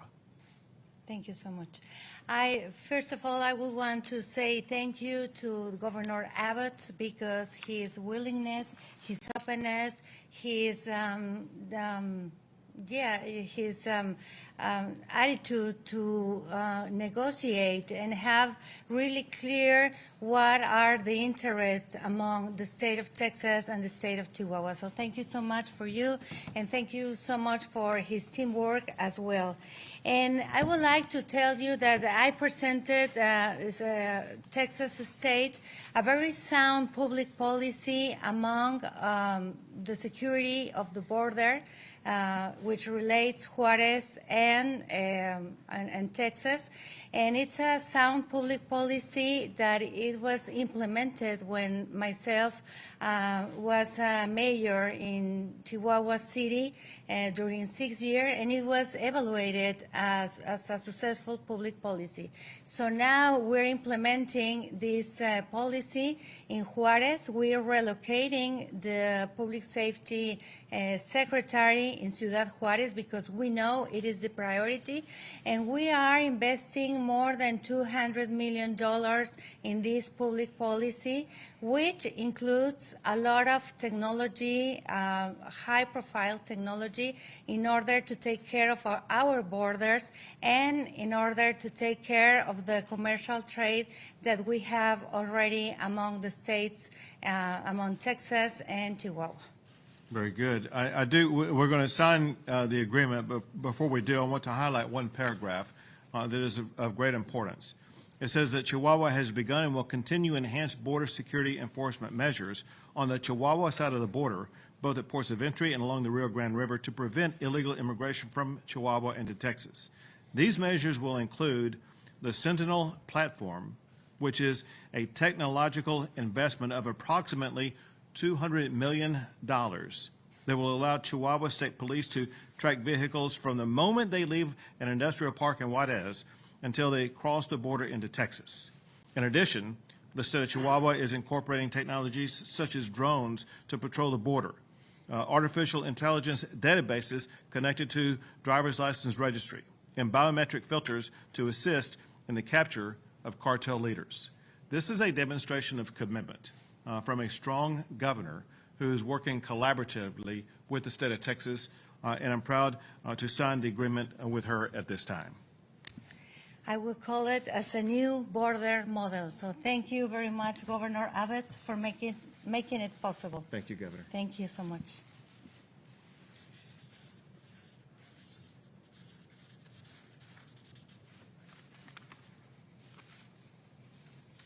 Then we'll trade.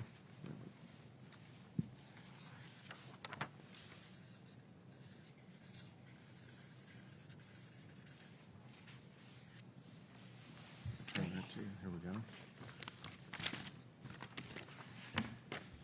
Texas and Chihuahua now have agreed to both secure the border as well as to get commercial vehicles moving through the ports. We'll take a few questions. Will this inspection be of every commercial vehicle that comes through? Yes. Well, the difference, let me tell you, let me enumerate an order of tools that we are expecting to implement in this Sentinel platform. And this Sentinel platform is the tool that we are having in order to keep the security of our borders. We're talking about these tools, we're talking about sharing information and intelligence among states. Which means that the state of Texas could have eyes in this side of the border. I don't know if you had it before. The Sentinel platform will include almost 10,000 cameras, 2,000 video analytical and license plate recognition, 11 biometric filters and facial recognition, and we will build a safe border through air patrol as well. Migrant biometrics and personal information database by driver license registry. Anti-drone system, which is not happening already. Capture cartel leaders. We have captured some cartel leaders. We have 7 months already in office, and we have extradited 2 important cartel leaders to the U.S., and we have captured more of them, but well, it's not like really public. And these captured cartel leaders are based in both databases, which means drugs and human trafficking. Artificial intelligence system based in algorithms. And trade, as Governor Abbott said, commercial trucks that come from industrial parks in Juarez, as well as other parts of our state, and keep a permanent track of every shipment. This is the difference. It's an investment that never before in the history of Chihuahua State has been done, and that the information that we will get will be analyzed from the Texas state and from the Chihuahua state. So we will intercambiaremos la información, share the information, but we will share also the analysis, and we will help each other to capture these people. And I want you to sensibilize on what all these tools can help us in order to maintain security in our borders. I'm sure that any other state in Mexico, I respect a lot my colleagues, my governor's colleagues, but we already have an action plan.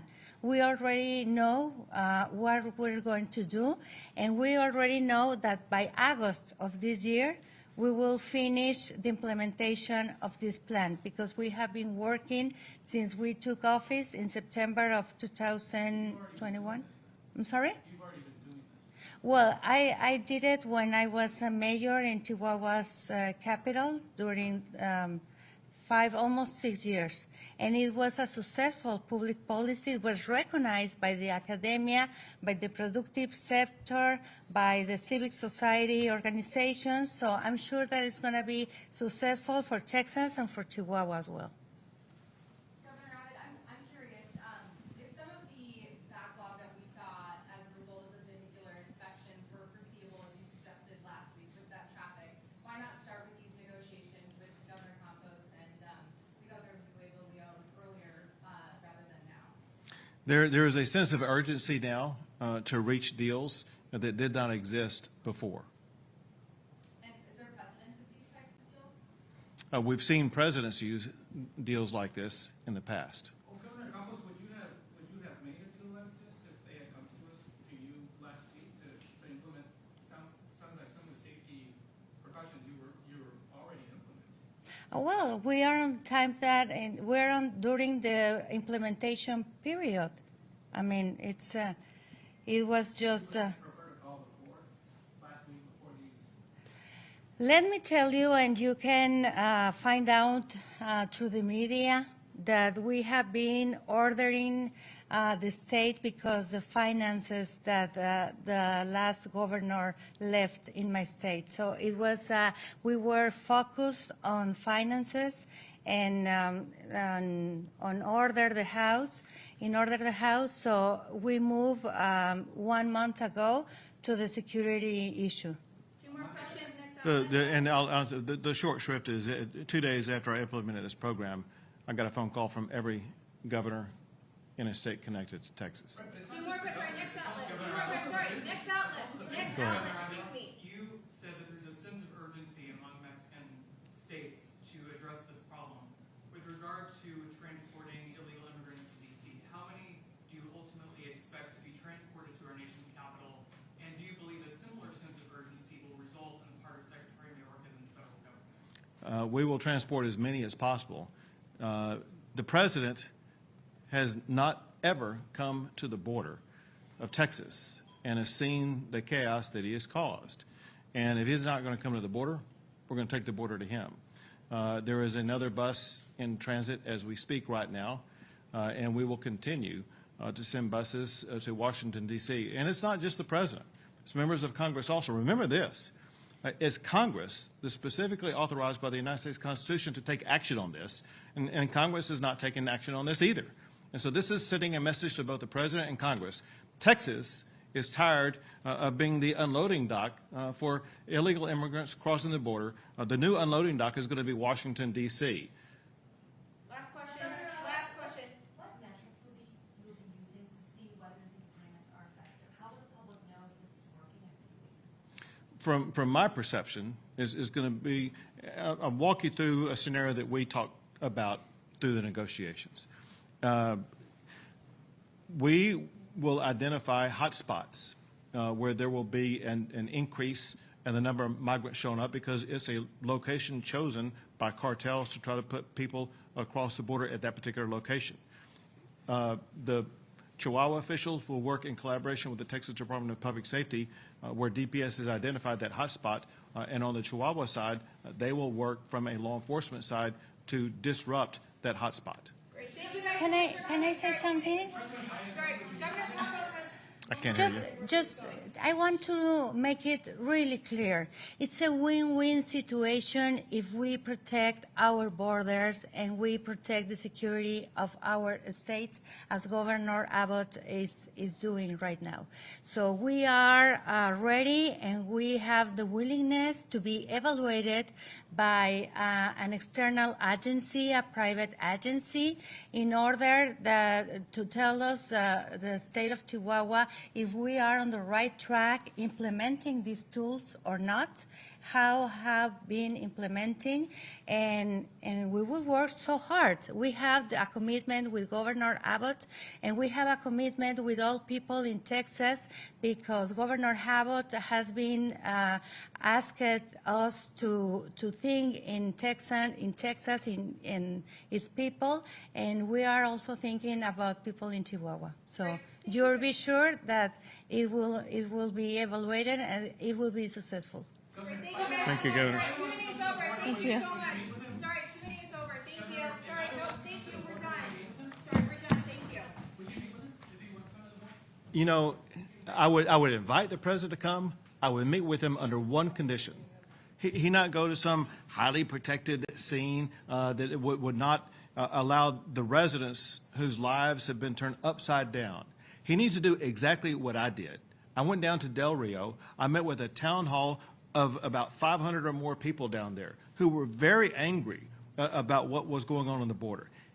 The only way that President Biden is going to understand what is going on the border is not going down visiting with a handful of selected people. He needs to meet with the masses whose lives are affected every single day by this. If he were to do that, I'd be honored to be there with him to let him know the needs that we have here in the state of Texas, and he will have a better understanding. Great. Thank you, guys. Press conference is over. Thank you. Okay, so there we have it. Governor Abbott calling on President Biden himself to come and visit Texas to visit the Texas-Mexico border. He says that he has met with people in Del Rio who are outraged with everything that's going on right now. We want to break down kind of the situation underway. You're taking a look at backups of truckers here, trucks going across the Mexican border into Texas. Well, Abbott vowing to continue truck inspections that are snarling traffic. You can see the lines of trucks that are lined up there until President Biden and Mexican officials make changes at the southern border. He's now been meeting with several governors of Mexican states. This is his second appearance of the day, even traveling yesterday. This press conference happening in the state capitol in Austin with the Chihuahua governor there, Governor Campos. He did sign yesterday a memorandum of understanding with the governor of Nuevo León that would see inspections stopped at the bridge in Laredo in return for what he called enhanced border security enforcement measures at the ports of entry and along the Rio Grande from Nuevo León. They're saying that this would hopefully affect and curb the amount of immigrants coming into Texas. The governor of Nuevo León saying that he has ordered that trucks coming over from Mexico undergo increased inspections and come as part of a slew of measures to combat the crisis that they are saying is underway and will only increase in the coming weeks here. Many saying that this is a political stunt from Governor Abbott, and he's just trying to get the attention of President Biden at this time. Well, we'll be speaking with our reporters down on the ground about this situation that is not only affecting people out in Mexico, but it's affecting businesses that have not been able to see the exports that are inside of those trucks because there's been so many issues and such a stalled process here. So we'll be speaking with Fox's Giovanni Ligi out on the border tonight about those inspections and how it could be leading to higher prices for Texas residents and nationwide. So stick with us. We're going to take a quick commercial break. We'll be right back here on Live Now from Fox as we take you from story to story, one part of the country to the next.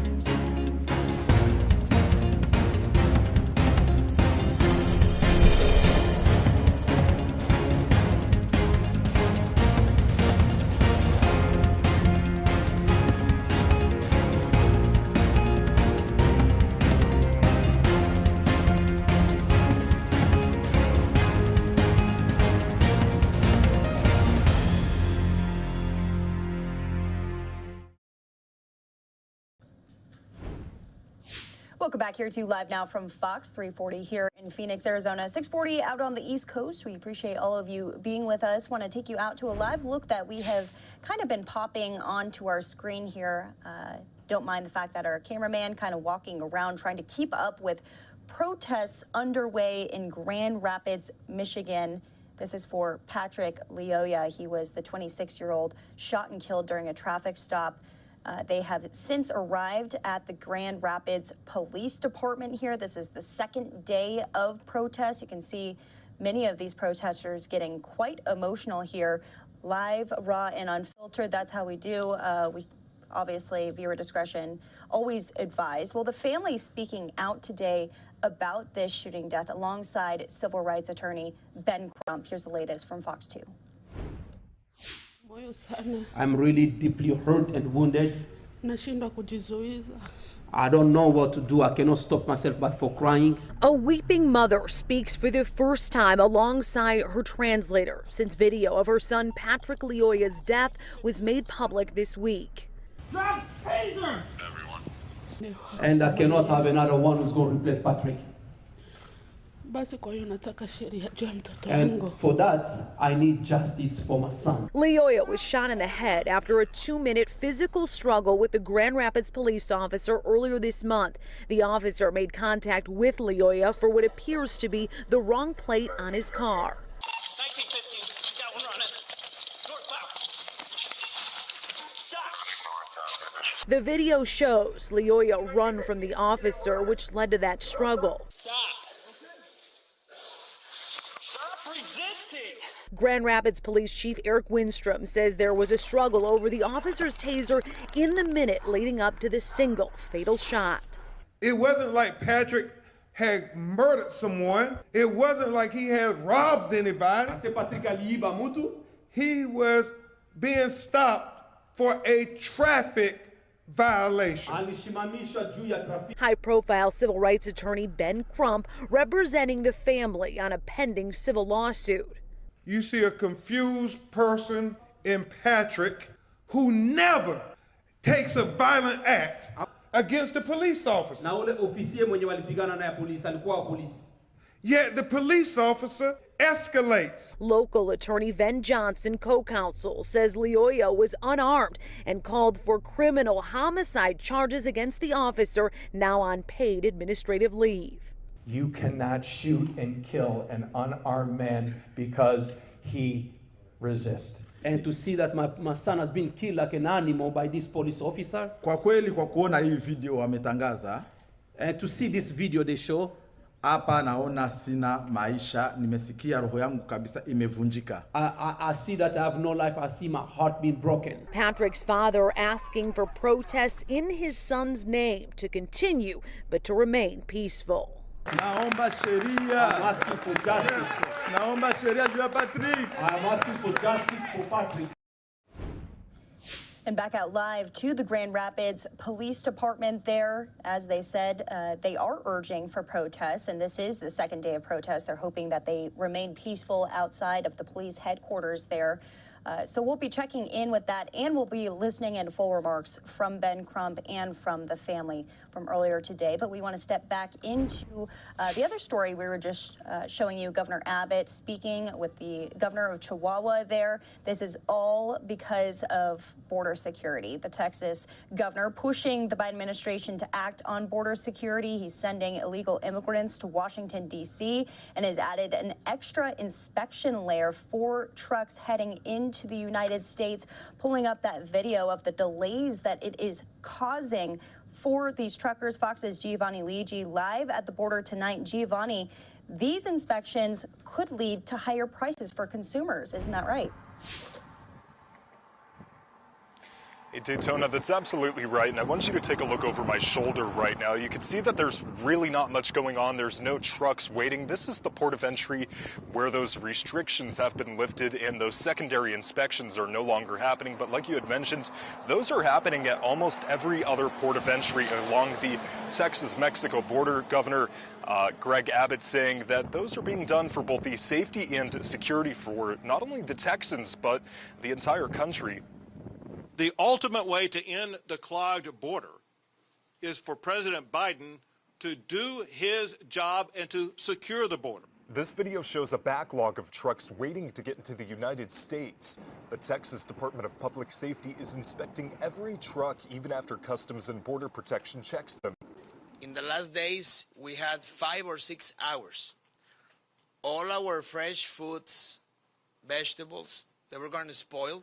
Texas added these inspections after the federal government announced plans to end Title 42, which critics say will lead to more migrants at the border. The Texas governor says it's a matter of safety. Brake issues because of tire issues or other issues. There may be Texans whose lives were saved because of the vehicles taken out of operation. And about a quarter of the trucks inspected have been taken off the road for safety violations. But the longer wait times for drivers are slowing down the supply chain, which could affect prices across the country. We're going to see increased prices for a lot of fresh fruits and vegetables and other foods and other goods. But a small sign of relief for truckers after yesterday, Governor Abbott stopped the extra inspections at a single port of entry at the Texas-Mexico border. This after the Mexican state Nuevo Leon agreed to increase security and patrols. And Daytona, the Texas Governor Greg Abbott says that he has heard from other Mexican officials and is working through other solutions to get those ports back open. Not necessarily back open, but get them flowing back to normal and stop those secondary inspections. Daytona. Yeah, that's right. Great report, Gio. There's just so many different aspects of this border situation underway. And like I said, he met with another Mexican governor, as you noted, and he'll be meeting with more tomorrow. And at the very end of the press conference, he kind of called on the Biden administration. He said if President Biden wants to know what's actually going on, he needs to visit the border and he needs to speak with the masses. Is there any trips on the books from the Biden administration? As we know in the past, Vice President Harris, she was kind of deemed the leader of being able to figure out what to do with the border, but we're not really hearing of anything quite yet. Any trips from President Biden, you think?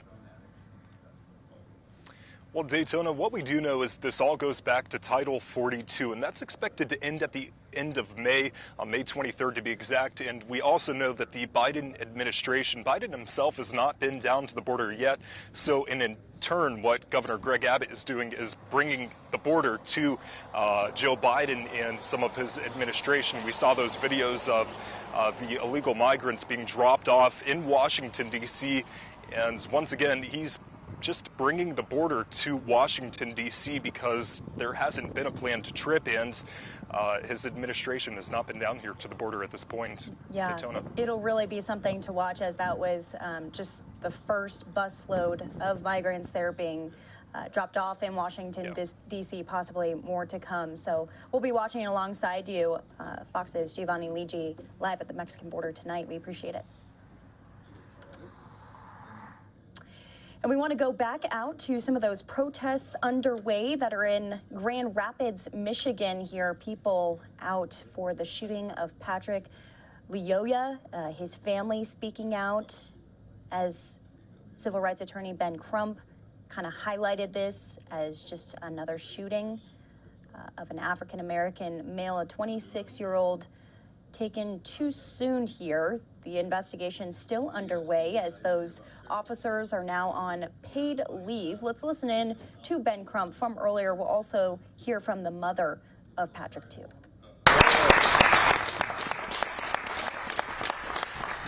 Thank you very much, Commissioner Womack,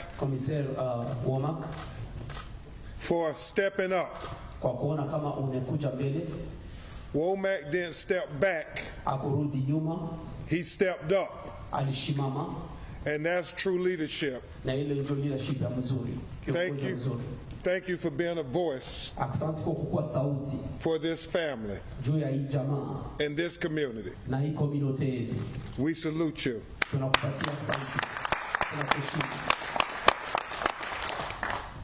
I'm Attorney Ben Crump,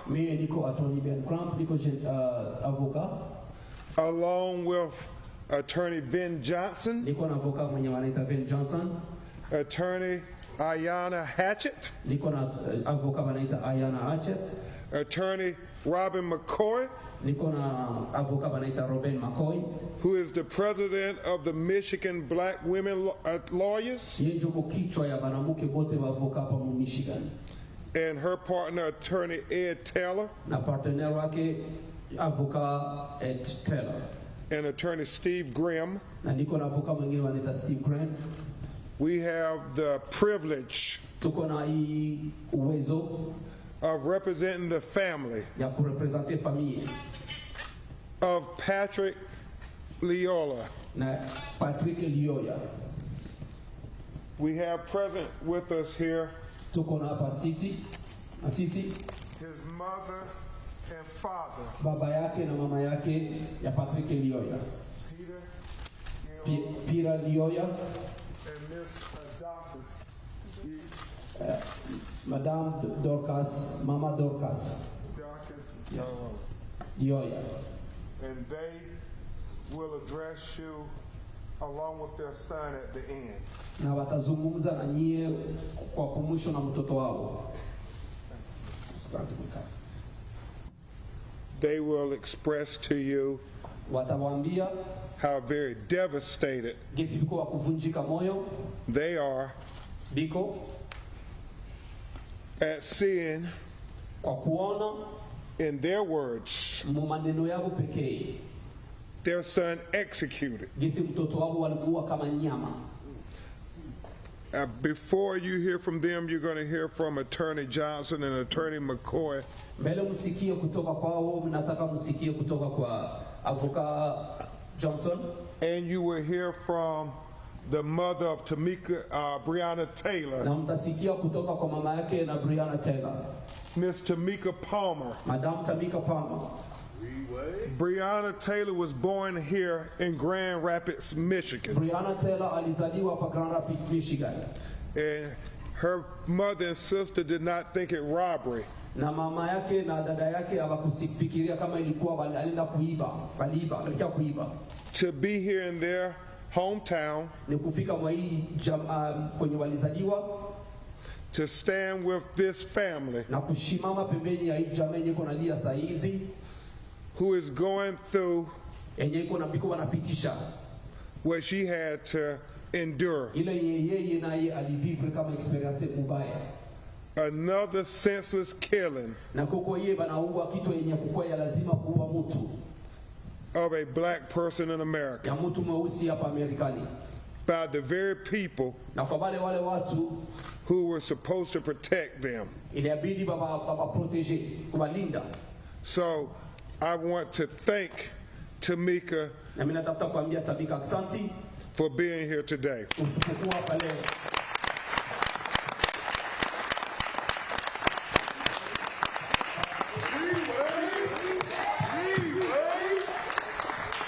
Yeah, Breonna's spirit is in here with Patrick's spirit. Esprit ya Breonna iko hapa na ya Patrick yote kwa pamoja.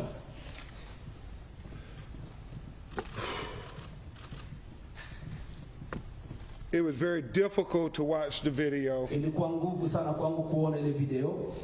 And before I start, we also have the rest of Patrick's family here with us. All right, we do want to break in for some news on the Anthony Tope trial. This is the family murder case. Full coverage from Fox 35 in Orlando. Let's take a listen. Are these your verdicts? Yes. Juror number 75, are these your verdict? Yes, ma'am. Juror number 74, are these your verdict? So once again, just getting a verdict in the Anthony Tope murder trial, as you just heard right here on Fox 35, guilty on all 4 of those first-degree murder counts and also guilty of cruelty to animals. And so again, after going back in, the judge sent them back in, said they were deadlocked. He said, go back, deliberate a little bit more. They came back shortly after that and came back with all of the counts of guilty in the Tope murder trial. You're watching the News Edge at 6 right here on Fox 35 News, and we're coming right back.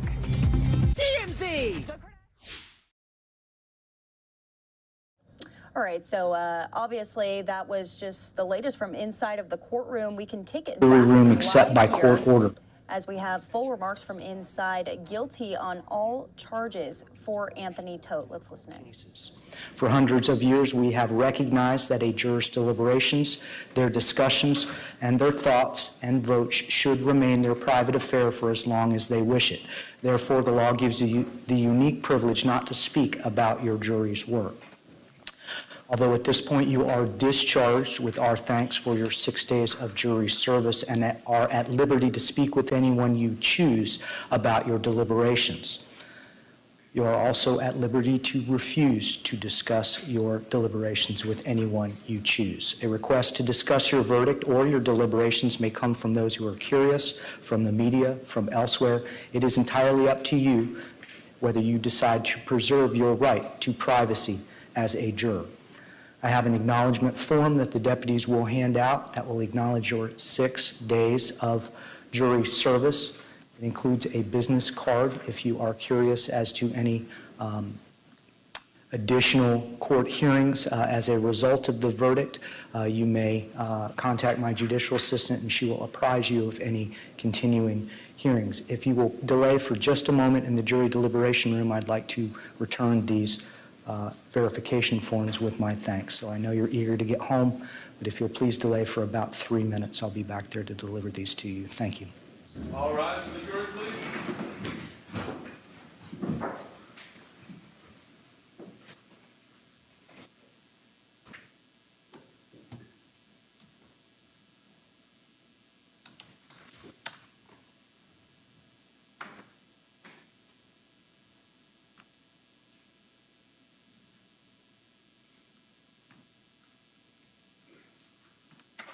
Parties may be seated.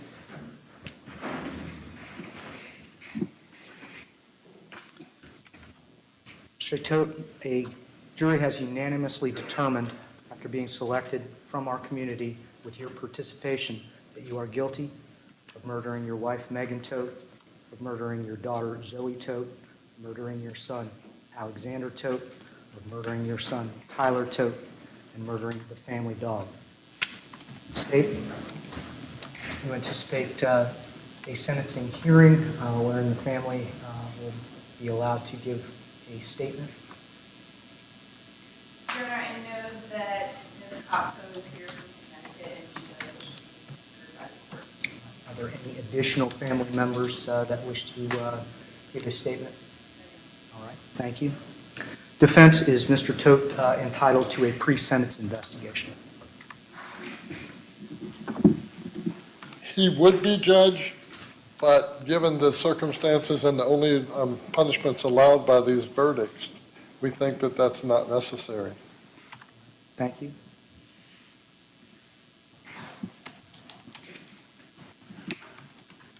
Court is going to take a 10-minute recess to allow the parties to prepare any statements prior to sentencing. Sentencing will commence in approximately 10 minutes. May I ask, Judge, do you require the presence of Mr. Tope? Yes. Thank you.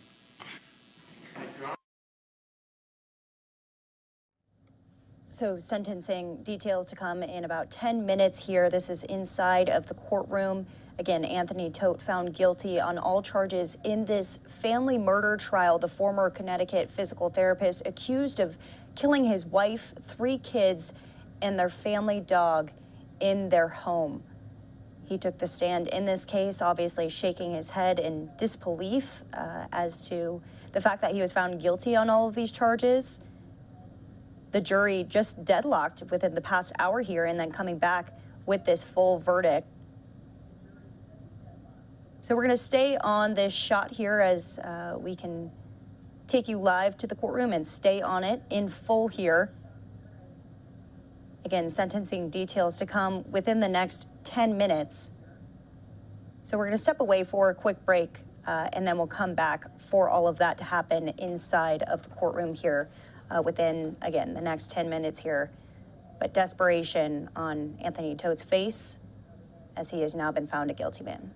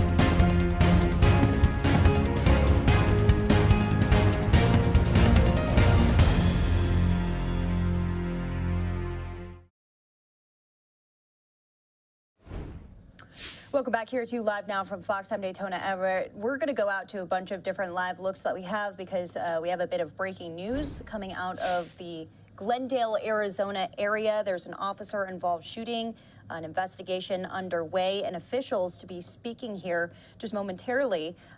One suspect is dead and an officer injured. Let's listen in. Good evening, everybody. Well, here we are, the second scene where one of our Valley police officers was shot. I'm pleased to report that our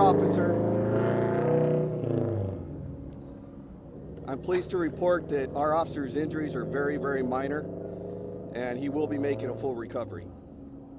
This stemmed from a domestic violence call earlier this morning that turned into a barricade situation. As the situation unfolded, the suspect opened fire, striking one of our officers, and a member of our SWAT team returned fire, striking and killing the suspect. Now, as I said, this is the second scene where an officer's been shot today. I want to remind everybody about the Phoenix officer who underwent surgery today. And please keep Phoenix, Chief Williams, the police department, and that officer and her family in your hearts. These things do not have to happen. The divisiveness, the lawlessness, it does not have to happen. We shouldn't be here talking about these things, certainly not two in one day. We can all do better. Thank you. We're going to have more information in a little bit. We're still being briefed.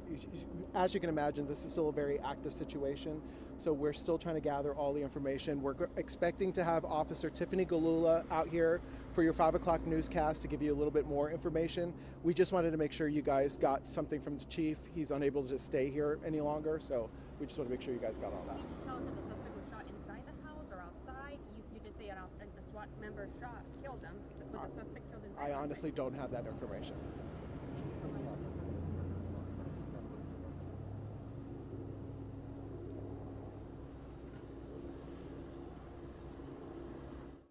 Okay, so once again, one officer shot and the suspect now declared dead. This is the second officer shooting in the Phoenix area today, and we're going to be getting details from down on the ground with Fox 10's Bailey Miller in the next probably hour here.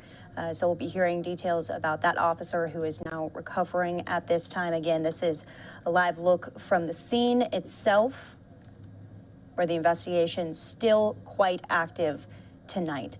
Also active tonight down on the ground in Grand Rapids, Michigan, a protest underway for a traffic stop that was deadly. An officer shooting a 26-year-old Patrick Lyoya. His family speaking alongside civil rights attorney Ben Crump today, as that officer is now on paid leave. Uncertain future for that officer and those involved. The police department releasing surveillance video, releasing body camera footage, and releasing cell phone video of the shooting itself in a press conference yesterday.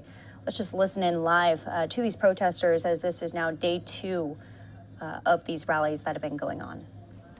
So y'all make the time. Make the time to come support. And then on a different note, this is really towards the white allies. All right, and as always, live, raw, and unfiltered, our cameraman has been running around there trying to stabilize the camera for us so that we can hear the sights and sounds from down on the scene. It does look like it's stabilized for a moment. Let's listen. To work with you. You take that shit back to home with you. You educate. All right, in foul language, we're going to move on from that, and we'll keep up some of the live pictures from here on the ground. We'll also keep you updated on this investigation that is underway of an officer-involved shooting in Glendale, Arizona. Again, that suspect, the shooter, dead, and one officer recovering with non-life-threatening injuries tonight. We also have from inside of the courtroom the Anthony Tope trial. He was just found guilty on all charges in a family murder there. And they're going to discuss sentencing here in the next couple of minutes. Again, this is a former Connecticut physical therapist accused of killing his wife, their 3 kids, and their family dog in their home. Taking the stand this week on Tuesday, jurors saw a video of Tope confessing to killing his family, but on the stand on Wednesday, he said that's actually not what happened. He said, I put my hands over her mouth and a pillow over top of her until she stopped. That was in that recorded interview with detectives in January of 2020. Some pretty haunting evidence that's been presented on the stand through this trial. Also in that recording, Tope admits to suffocating his daughter Zoe, suffocating and stabbing his two sons Alex and Tyler, as well as suffocating his wife Megan after he says she stabbed herself. In the interview, he says that he and Megan planned the deaths together after watching videos about the afterlife. But while on the stand this week, he had a completely different story. Tope said when Megan started to get sick with Lyme disease and depression, and after she suffered miscarriages, he says she began practicing religion with an afterlife component. He got home sometime between December 14th and December 18th of 2019, which is when he says Megan told him that she had killed their kids. Then he says one day he came home and Megan showed him a suicide note. He said that she said the kids were dead and Zoe's my little angel. That's the first one I went to. He described finding all three children dead, then seeing Megan stab herself on the bed. He says he yelled for help out the window, but didn't leave to find it. He said that he began looking for cell phones that he says Megan put away. He says Megan told him she wanted to be with their kids before she died. So that was the testimony from Anthony Tope just this week. Again, he has now been found guilty on all charges for this family murder trial that is just sickening here. Well, as we were before, we're going to go out to some of the remarks in a completely different trial. Actually, it looks like the judge is back here, so let's listen in for details on sentencing for this trial.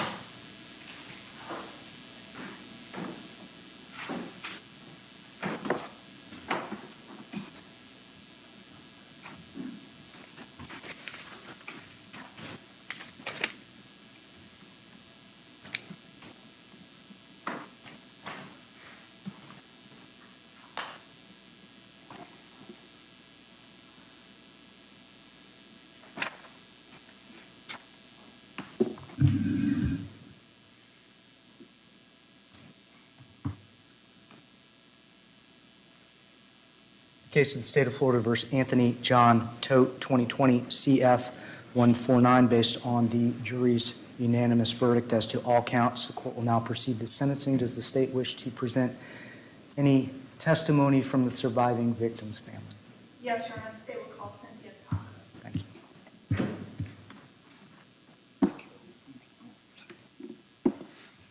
Thank you, Judge. I don't think she was sworn for this portion.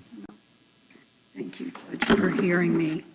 My name is Cynthia Kopko.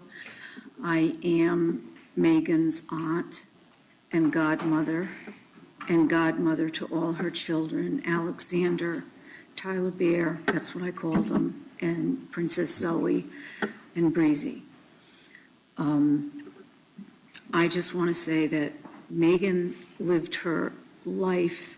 She had lots of empathy for everyone. Thank you. Lots of empathy for everyone. She had a giving heart. If her neighbors were sick, she would make them soup and bring it over. The kids were very, very talented. They played the piano. They would go, for years, they would go to convalescent homes and play recitals for them on special holidays, and they were in a lot of musical staged things. And when Alec wanted to learn how to play the violin, as they were learning, and Tyler Bear wanted to learn to play the folk guitar, they would still bring those instruments and play them for the people in the convalescent homes while they were learning them after their piano playing. They were very much, I had so many neighbors in the condo tell me how wonderful the boys were and Megan was, and how the boys would babysit and walk their dogs when they were away, and they trusted them fully. Megan and the dog and the children would go on for several walks, and she was very much involved in the academy school that the children went to, and did lots and lots. She was a physical therapist too, and did lots of projects in how all fingers work with the tendons, and she had made strings so they could see how our hands move for a learning experience. And you know, I got them a microscope because I'm a nurse, so they could see different things in the microscope. They were just fun-loving. And all the children, I just have to say something about the communities that were affected. All the children in celebration that they played with, they had a beautiful basketball hoop, which was donated to the children, and they're going to make a little monument thing out of it. The children would ask their fathers, "Are you going to kill me at some time? Do you think you're going to kill me?" Because the children were, Megan's kids were just so fun-loving and giving and loved all their friends, and they came to the house, they did all kinds of things together. Went in the little playground areas and climbed things and slid and played games. And that's a lot of trauma for a child to ask their father, "Are you going to kill me too?" So they have to deal with those things now, that community. He crushed my parents. To the children, my mother was the great-grandmother, and they just loved going over there. My mom is 95 years old. And, you know, we watched them grow up, and my father is 97. He has PTSD from World War II. Love the kids. They would take Megan and Tony on vacations just like family is family. But for a horrific tragedy like this to happen is a nightmare. It's been 2.5 years. I used to take Megan and the kids all on different vacations to Disneyland, and each child, each year, got to pick where they wanted to go, and we would go. We'd pack up and everything. Tony crushed his whole family by doing this. Everybody was mortified. We had a tough time dealing with it. I guess pretty much that's about it. But Megan was the gentlest person. She wouldn't even kill a bug, and she was just so kind, full of empathy. And I had warned Megan many times when we used to have things called girlfriend days, where it would be my mother, Megan, myself, and the kids, and we would say, "We're going out for the day, and we're going to get shoes for all the kids, and we'll have lunch." But Megan would get called, and she goes, "Oh, that's Tony." And I said, "Don't worry about it. We're in the middle of a conversation." 5 minutes later, he would call back again. And she said, "Oh my gosh." And then she would decline. And then he called me over and over just to get a hold of us to see what we were doing, where we were. And I picked up my phone and I said, "Stop harassing us. We're having a girlfriend day. You'll be the first to know if we're having any trouble. You'll be the first one we call," so that we could enjoy our day. And April of 2019, I had a talk with Megan because Tony had put on tremendous amount of weight over, a short period of time. And I said, Megan, I'm worried about Tony because he's put on so much weight. I would love to offer him to get ultrasounds of his carotids to make sure there's no blockage, and also of his heart and the coronary arteries to make sure there's not plaque or anything. And he always complained about his legs hurting, so I said perhaps maybe he has a aortic aneurysm, which is like a weakening of the wall. Maybe he's not getting enough blood circulation, because when he would sit down, he would just totally fall asleep. I hope I'm not boring you. But we loved Megan and the kids very, very much. And all I have is pictures and memories I can hold in my heart. And my parents miss them, and his parents miss them, and our families miss them very, very much. That's it, Judge. Thank you, Ms. Cobb. Thank you for listening to me.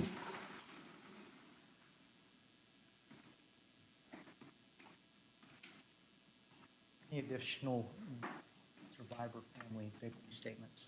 No, Your Honor. Does the defense care to give any statements prior to sentencing? Do you want to address the court?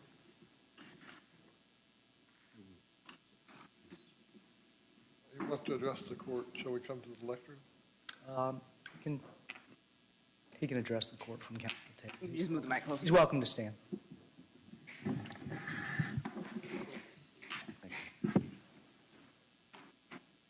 This was a personal catastrophe in everybody's life in my family, including myself. I maintain my innocence. I provided for my wife, did everything I could for my wife.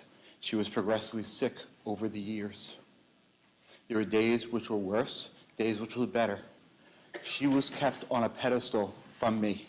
My kids I did everything for them. The weight gain, Ms. Kopko has said, was because I negated myself.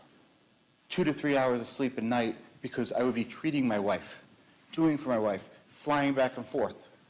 I appreciated her medical concerns, and the reason why I would call so much is because Megan would have bad days, and I just needed to know she was okay.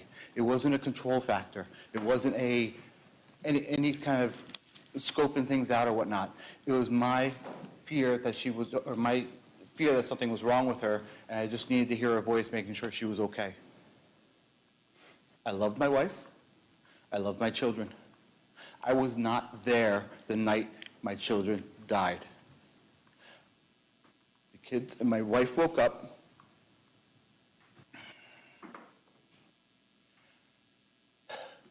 Sorry.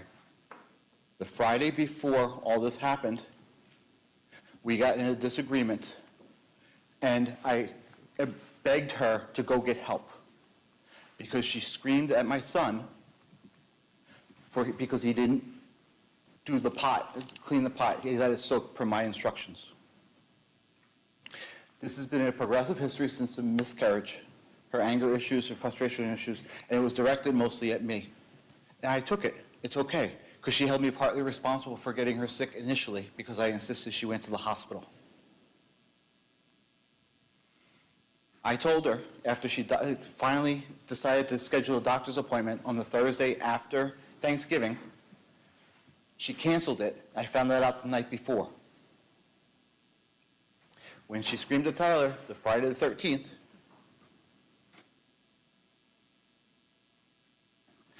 I told her that she has to the end of the month to see a doctor because she went to the alternative and spiritual and all this other route. Or I would get her aunt and my sister involved. After that, she once again held it quiet in public. Okay? She was very good at keeping it from the public. We went to the recital that they did for the convalescent home on the 13th. I was walking on eggshells. I don't like upsetting my wife. My wife was primary and foremost in my life, especially after she got sick. Finally, whatever day it was, and I apologize, I do not have the days because I was on a winter break. I went up to her one night and said, listen, I haven't treated you in a couple days. Just allow me to treat you. Allow me to work on you. And I tried a couple different techniques. As I was working, she was worried about me not loving her anymore. And I told her, no, the footprints, remember the footprints poem? Sometimes you don't think I'm there, but I'm the one carrying you. I will do whatever you need to get ready. That's why I've supported you. She knew I didn't believe in this light and this other religion that she went into. But I supported her, because that's what a husband does. Everybody has a freedom to choose their own religions. Everybody has a freedom to choose their own acts.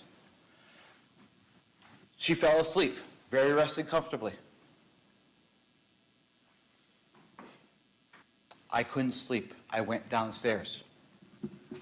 Okay? Judge Carson doesn't have the authority to overturn the jury's No, I understand, but I need to let him know that everything was okay when she woke up the next morning. I kept the kids outside to keep her nice and stress-free.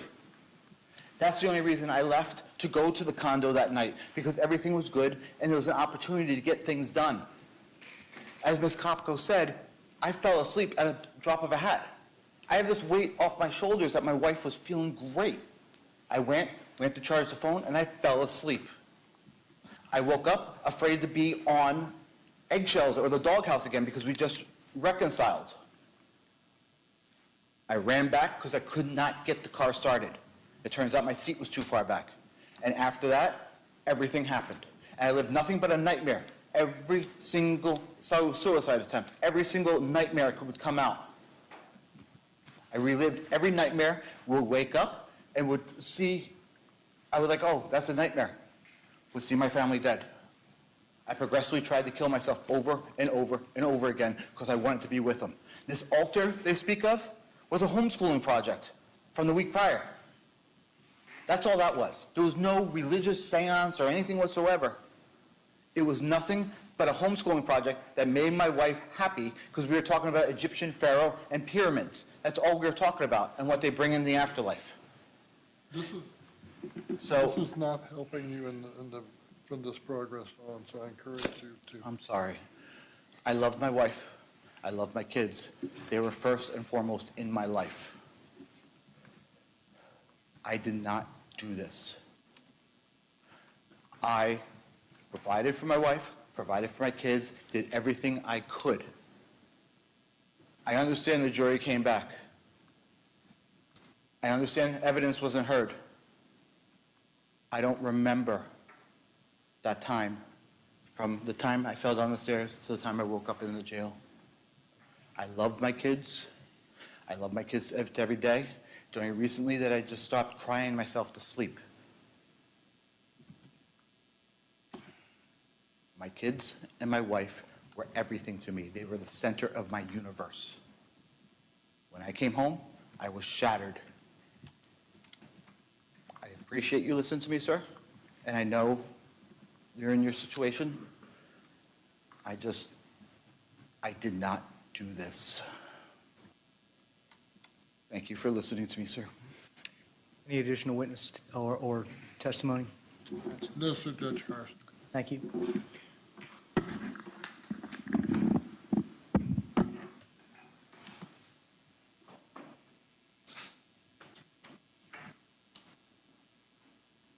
court has been present during the presentation of evidence throughout the entirety of the trial. A jury has unanimously determined,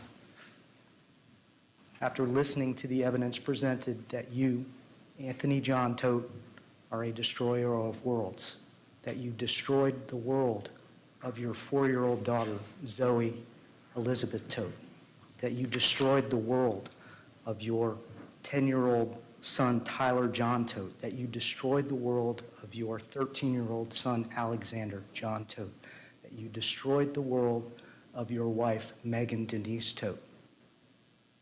The jury has unanimously determined that you murdered each of them with premeditation based on the evidence presented in this room.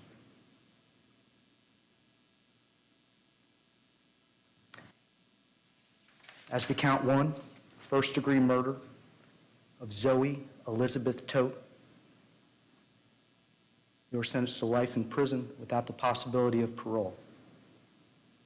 As to count two, for the premeditated murder of your son, Alexander John Tope, you are sentenced to life in prison without the possibility of parole.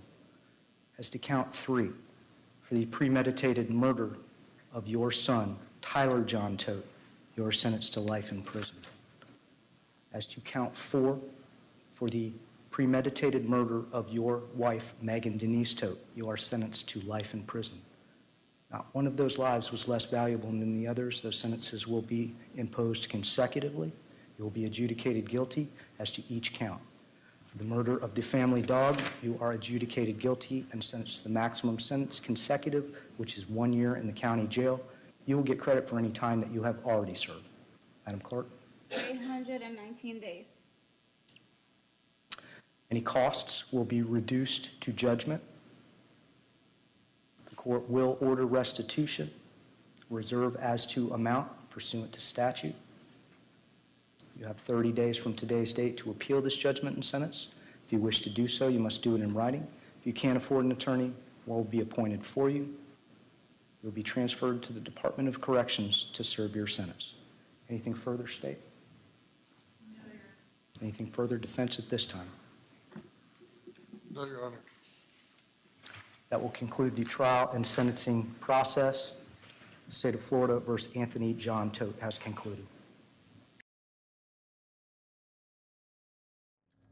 Anthony Tote to spend life in prison for the murders of his wife, 3 kids, and their family dog. As he is led out of the courtroom here in Kissimmee County, Florida. Again, Tote living with the bodies of his family members for weeks, but still maintaining his innocence, even as he was able to address the court just momentarily there, the judge cutting him off. The mother of his wife, Megan, able to speak about the relationship that she had with her daughter and her grandchildren. Just a devastating story out there in Florida. Bringing it to you here on Live Now from Fox. We're going to take a quick commercial break. When we come back, we are following breaking news out of the Glendale, Arizona area. An officer-involved shooting. The suspect reportedly dead. The officer recovering from injuries. This being the second police shooting today. And we'll be checking back in with our reporters down on the ground as there's a manhunt underway in Phoenix, Arizona tonight.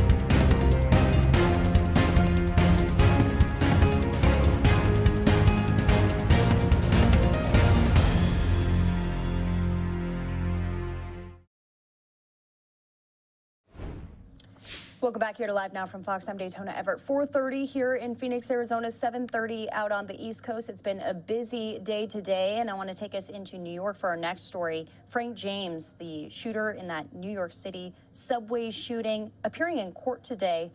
Here's the latest from Fox's Brian Yennis down on the ground.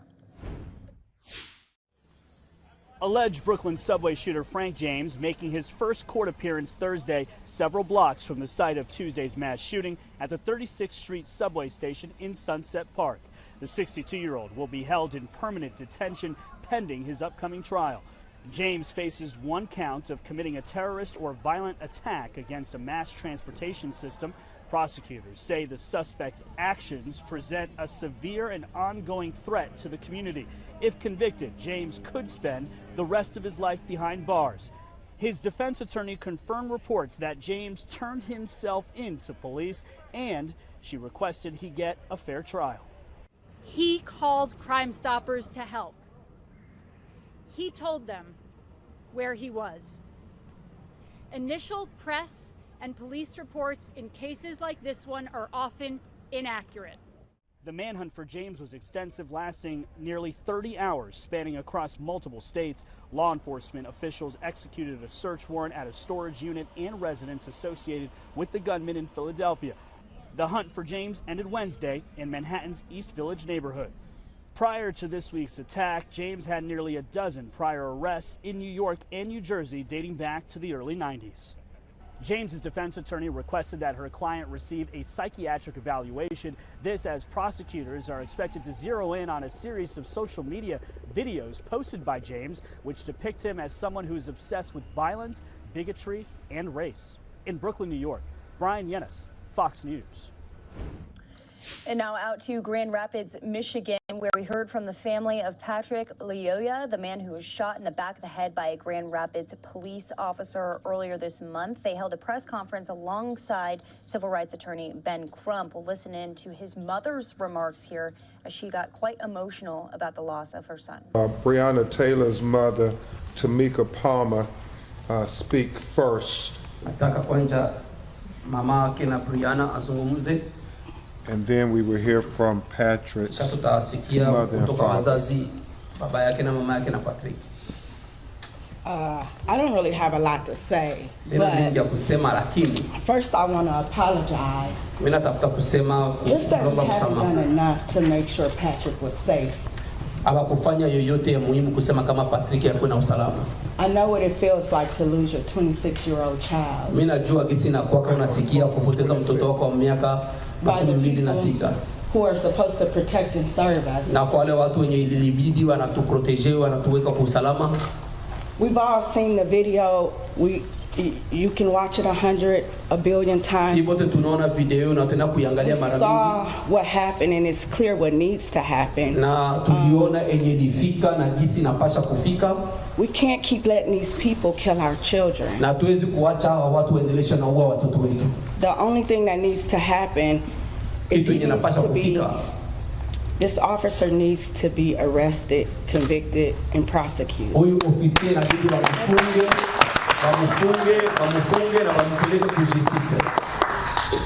And that's from the heart of somebody who fought to get justice for her daughter and still is fighting. Tamika Palmer. Y'all give her a big round of applause for being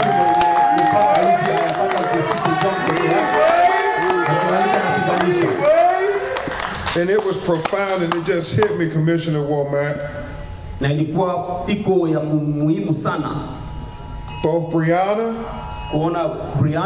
and Patrick were 26 years young when they were killed by police. My Lord.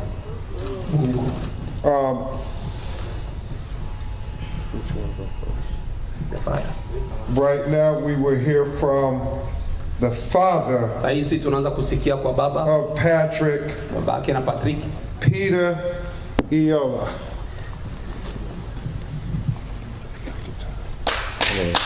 Asante sana. Thank you so much. Mimi ni Peter Lyoya. I am Peter Lyoya. baba yake ya Patrick Lioya. I am the father of Patrick Lioya. Patrick Lioya ni mtoto wangu wa kwanza. Patrick Lioya is my firstborn son. Alikuwa na miaka 26. And he was 26 years old. Kama mnaniona hapa, the way you see me now, sina mengi ya kuongea. I don't have much to say. Roho yangu inavunjika kabisa. My heart is really deeply broken. Sikuwa najua kama katika hii nchi, I didn't believe that in this country, kama kuko genocide. That there is a genocide in this country. Sikukuwa najua. I didn't know.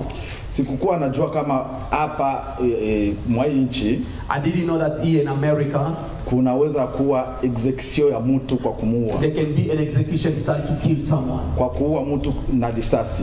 To kill someone with a gun. Tena uwawe na askari polisi mkubwa. And to be killed by the police officer. Kwa nia yangu mimi, on my wish now, nilikuwa najua kama ukikutana na polisi, I knew that if you met with a police officer in America, utakuwa umesave maisha yako. You will be safe. Your life will be spared. Lakini cha kunililisha kabisa kuona what is making me cry more to see my son ameuawa kabisa na askari polisi mkubwa. He has been killed by a police officer. Kwa kosa ndogo sana. For a small mistake, fault.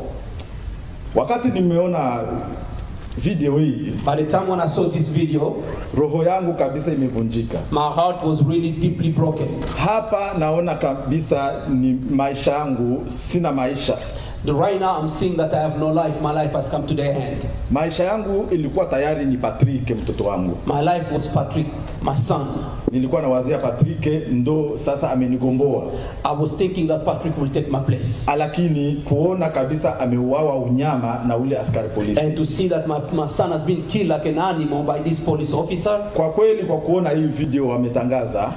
And to see this video they show.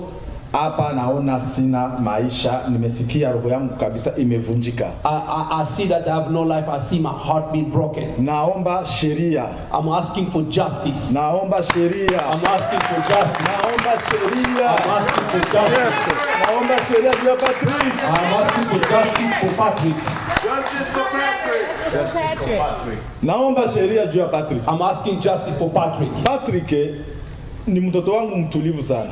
Patrick was a quiet kid. Hakukuwa na nia ya kugombana au mtu wa vita. Patrick didn't like to fight. He was not a brutal kid. Lakini nimeshangaa kuona ofisi mkubwa yeye ndo anampiganisha Patrick. And I was surprised to see that it was the officer that was really beating Patrick. Tangu Patrick amezaliwa mimi sijaona napigana. Ever since when Patrick grew up, I never see Patrick fight. Lakini hii video ya officer nimeona officer mkubwa amempiganisha Patrick. And I see this officer fighting with my son.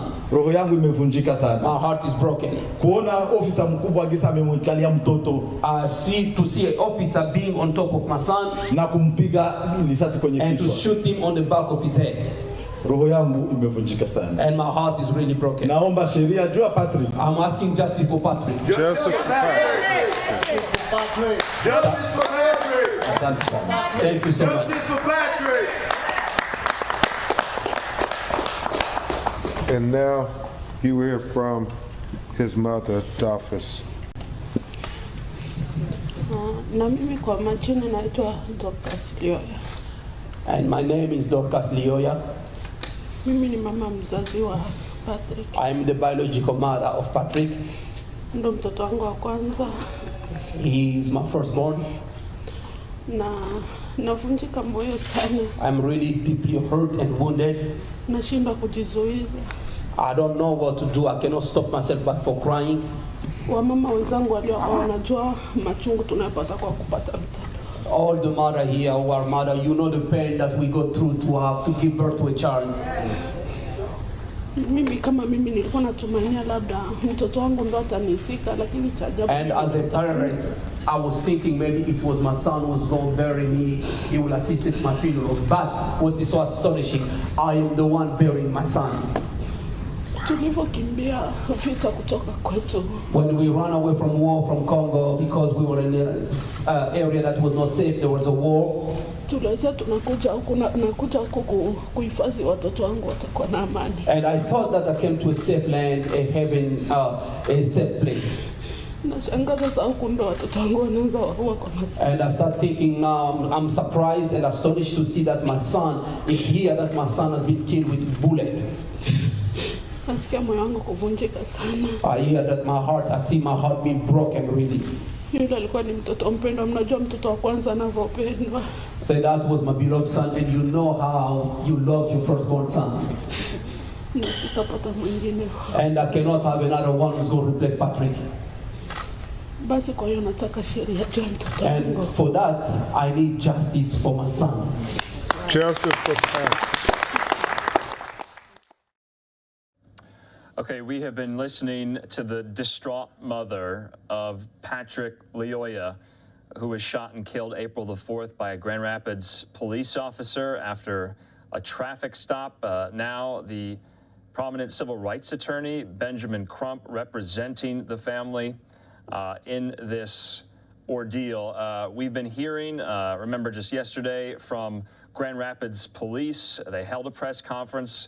And so we'll be on top of this story here. We'll hopefully speak with one of our reporters we've spoken to in the past, based in Grand Rapids for the Detroit Free Press, on where this story goes from here. I'm Andrew Kraft. Thanks so much for being with us on this Thursday night.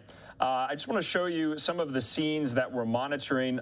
Let's go back just briefly out in Kissimmee, Florida. The jury just made their decision in the Anthony Tope murder trial, and his defense attorneys have now just left the court. And you could see some of those reporters were trying to chase for comment. It doesn't look like they were ultimately successful, but just some really stirring testimony given in court there in Florida as he was found guilty on 4 counts of first-degree murder in the killing of his wife and 3 children and their family dog. And so he was sentenced to life in prison immediately after that sentence, or that verdict rather, came down. We're also monitoring some of these other LiveNOW looks from around the country as well, both in the nation's capital. We'll have more stories out of Washington, D.C. a little bit later, but a beautiful shot there. Also a beautiful shot in New York City at the moment. There's the Manhattan skyline, but we want to get some more of these domestic headlines as well, because we have an update on this fire known as the McBride fire that is sweeping over parts of New Mexico. Well, crews are still trying to get a handle on it.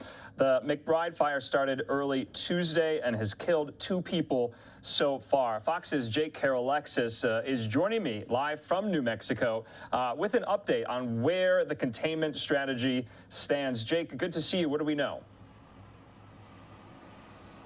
Andrew, good to see you. Well, we know that as of this afternoon, the McBride fire was 0% contained, and it already burned more than 5,300 acres. The area is taking a beating. The fire has destroyed more than 200 houses and other buildings, and there's no sign that's slowing down. Schools evacuated more than 1,700 students yesterday. The incident management commander says conditions were rough today and could be even worse tomorrow. Tomorrow's even more of a fire weather watch for us. We're expecting higher winds, higher temperature. The Ruidoso Convention Center, where we are tonight, is a main shelter for people who had to evacuate their homes. The Red Cross is here helping give victims food, water, and shelter. A woman who had to evacuate her home with her mother says she's never seen anything like this. By the time we got out of our house, there was like an inferno.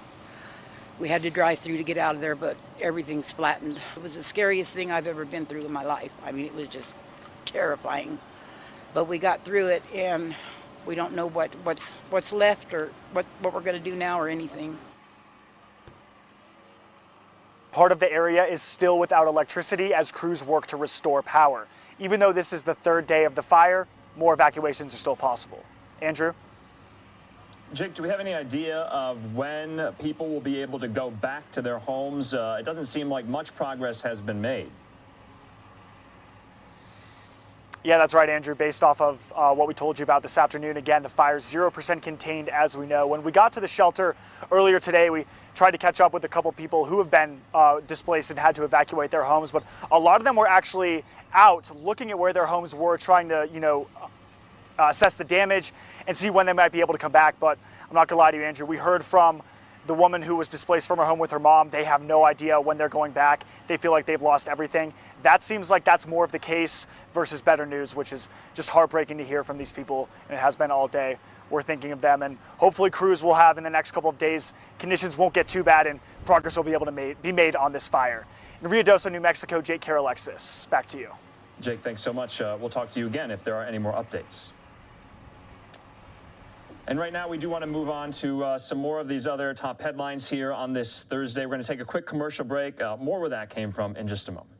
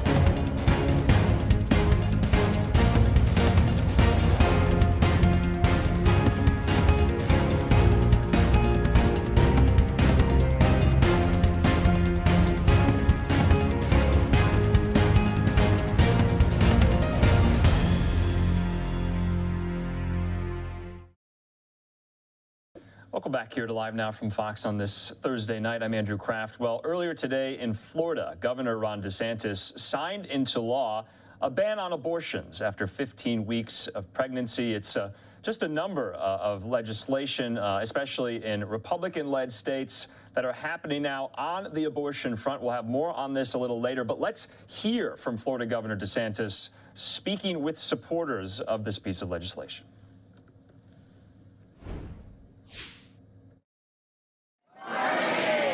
It's wonderful to be in Osceola County. And especially to be hosted here at Nación de Fe. I want to thank Raphael and Clarabelle. Thank you for hosting us. And you all please take a seat. We've got a nice program here today. We are joined by a lot of folks today. We have the President of the Florida Senate with us today, Wilton Simpson, the Speaker of the Florida House, Chris Sprowls, the Secretary for the Agency of Healthcare Administration, Simone Marstiller. We have Senator Kelly Stargel, Representative Aaron Grawl, Representatives Persons Malika, Tomko, and Burton, Senators Bradley and Mayfield, and then Representatives Bell, Toledo, Trabulsi, Tuck, Federhoff, Byrd, Beltran, Barnaby, Harding, and then Senators Baxley and Burgess. So I want to thank all of you.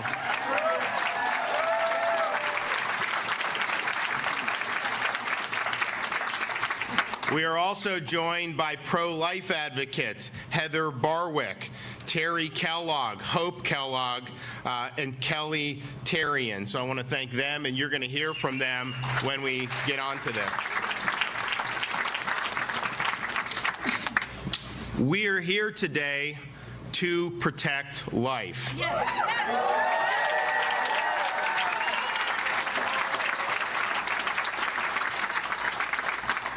We are here today to defend those who can't defend themselves.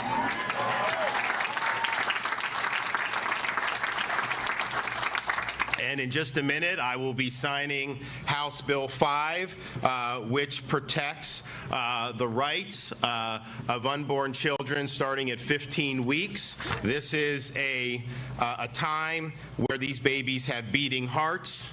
They can move, they can taste, they can see, they can feel pain, they can suck their thumbs, and they have brain waves. And so this will represent the most significant protections for life that have been enacted in this state in a generation.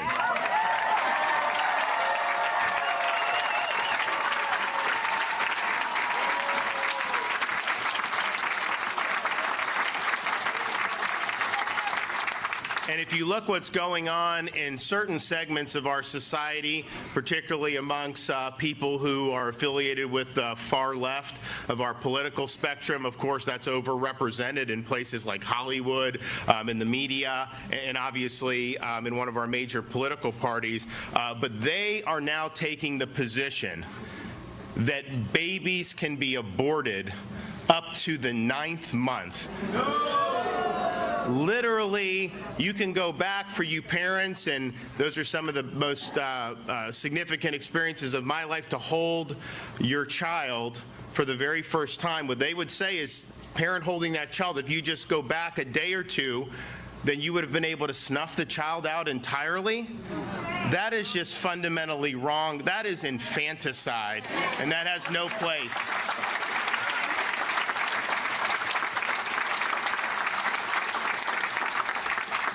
And you see how that type of mindset has led to things that really shock the conscience in our society. We just saw this terrible scandal in Washington, D.C. Where is Mary Margaret here from the Daily Wire? There's Mary Margaret. She did this great expose. They found all these remains of babies, and they found 5 who were basically infants, premature they would have been, but they would have been able to survive, outside the womb. And yet Washington, D.C. is treating that just like we would treat the trash from our lunch or something like that. It's really horrifying to see that that could go on in our country, but particularly in our nation's capital. And so that is callous, that is wrong, and I want to thank her and Daily Wire for exposing this.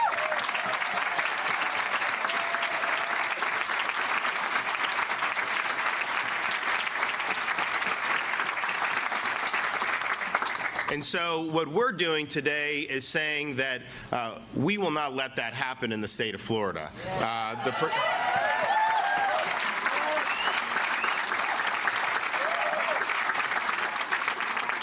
As I said, the bill today will provide protections for unborn children from abortion when the child reaches 15 weeks of gestational age. Of course, these are babies that have heartbeats and that can feel pain and can move, as we said. The bill also expands fetal infant mortality review committees across the state, which engage medical professionals and communities to review infant mortality cases and recommends reduction efforts tailored to their communities. Nearly half of Florida's counties are currently not represented within a review committee, and data shows that mortality rates are higher in these areas. So this bill appropriates funds for up to 11 more of these fetal infant mortality review committees to cover the entire state.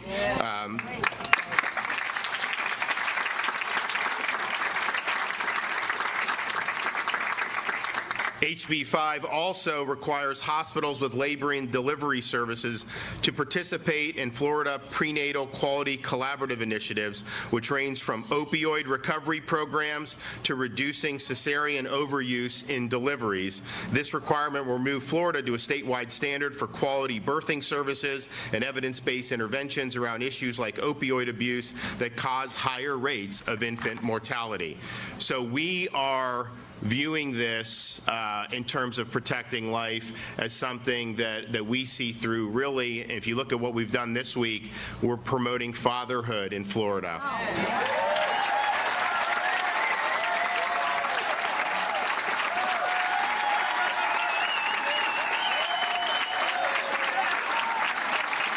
We want our kids to have dads in the home.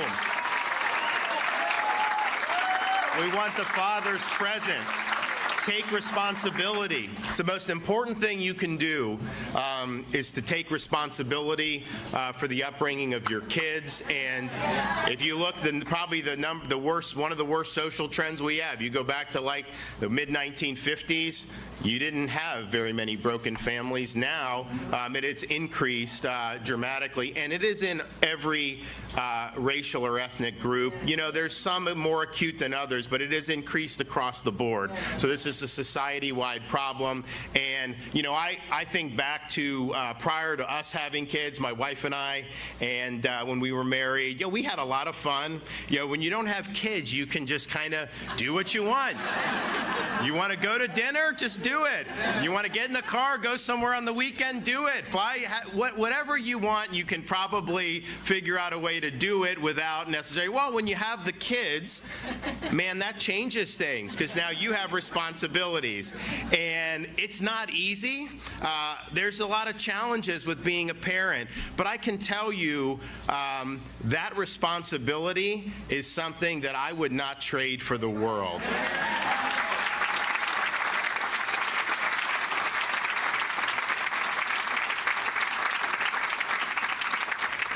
We have 3, 5, and under, and when we signed the fatherhood bill on Monday, which was, really great work by Speaker Sprouse leading the effort, we, I had my 5-year-old Matt. She's an old pro at this. She's come to a lot of stuff with me. But my 2-year-old Mamie, it was her debut of being able to go to work with Daddy, and so she did. So, but so we have 3, and people will tell me like, oh man, I see you all around the state. You're working hard. You got to go home and get some rest. And I just want to let people know, when I'm at home, I am not resting. It's just the way it is. But what you do by being present, particularly these dads who really need to be in their kids' life, you are providing that role model for these kids to be able to grow up and lead meaningful lives. And the statistics are overwhelming. When kids grow up without a dad in the home, the chances of them dropping out of school, getting in trouble with the law, drugs, you name it, that increases dramatically. And so we're really proud to be leading on fatherhood and to promote it. We're going to work with some great nonprofit groups to be able to do that. We also were able to sign this week a bill with probably, Senator Simpson, correct me if I'm wrong, probably the strongest expansion of support for adoption and foster care in the modern history of the state.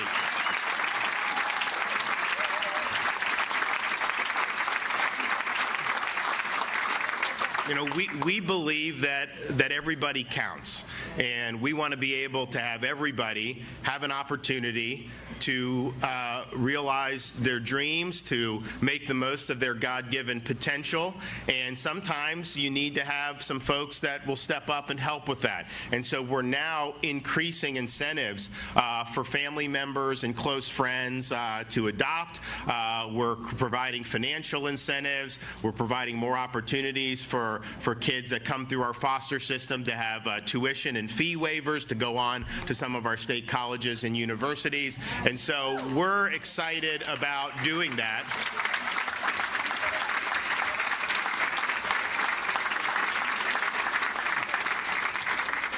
And we believe that that all these kids deserve an opportunity. And so we're not just giving lip service to that. We're actually signing legislation, and we're putting money behind these ideas. And so I think it's been a really exciting week. And then, of course, to be able to sign the bill here today is really, really meaningful. I mean, I think that just for all you parents out there, particularly parents that are relatively more recent, when I was born, they didn't necessarily have all the stuff where you can see and chart the progress as the baby develops, in the mother's womb. But this is really meaningful, and I want to thank all the legislators who had so much to do with this. It's a statement of our values that every life is important. Yes.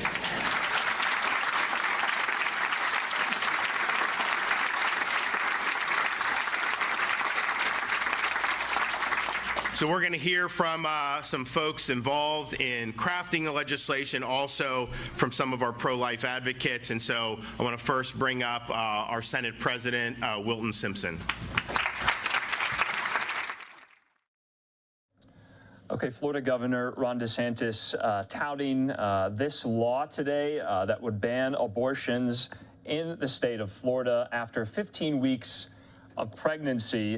This joins a number of similar laws passed around the country by Republican-led state legislatures, including in Oklahoma, including here in Arizona, and many are working their way through state legislatures as well at this very moment. Of course, this all comes ahead of this highly awaited U.S. Supreme Court ruling that's going to be happening in June on whether or not it will uphold a Mississippi law doing the exact same thing the Florida law does, which bans abortions after 15 weeks of pregnancy. This, depending on how the Supreme Court goes, could potentially weaken or overturn Roe v. Wade. Of course, that landmark 1973 decision that has set the precedent on abortions in the country for the last 50-plus years.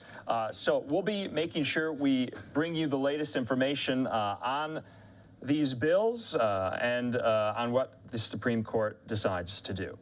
Right now, we want to take just a quick commercial break. When we come back, though, we'll be giving you an update on a situation out in Phoenix, Arizona. An officer involved shooting a female veteran of the Phoenix police force shot and injured today. The suspect still outstanding. This in addition to yet another officer involved shooting in the valley in Glendale as well. So a very violent day for Maricopa County law enforcement officers, and we'll get an update in 2 minutes.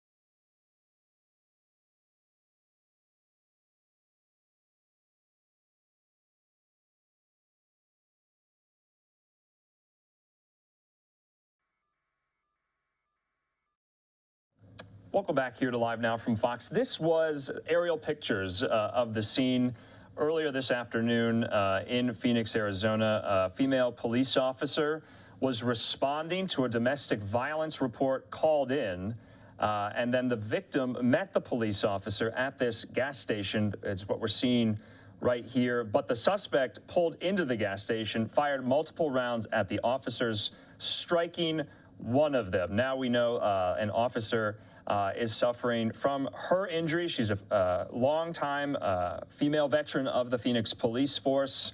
And so we're going to get an update on where exactly this story stands. We also have a mugshot of the suspect. You can see him right there.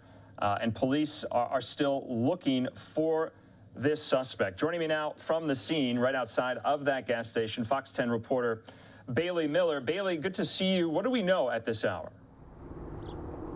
Yeah, so we're here at the hospital waiting for our last update, I should say, on the officer was that the officer was in stable condition, undergoing surgery. So we're waiting on another update about how the officer is doing right now. Now, the officer's been out here, of course, being treated since the shooting began. Chief Jerry Williams speaking out today, very angry, very frustrated. That's what you'll hear next, just about how another one of her officers has been shot.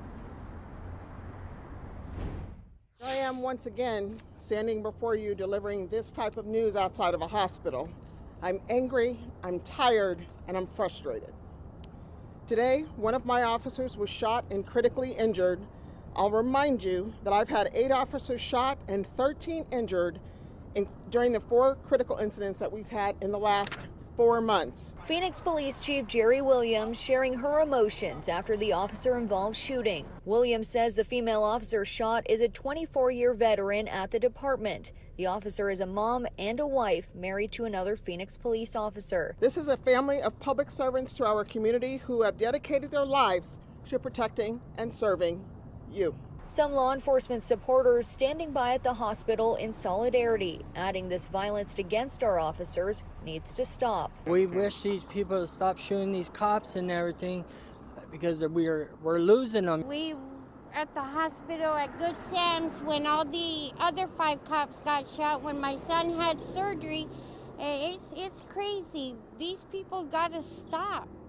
Gotta stop. Make this world better.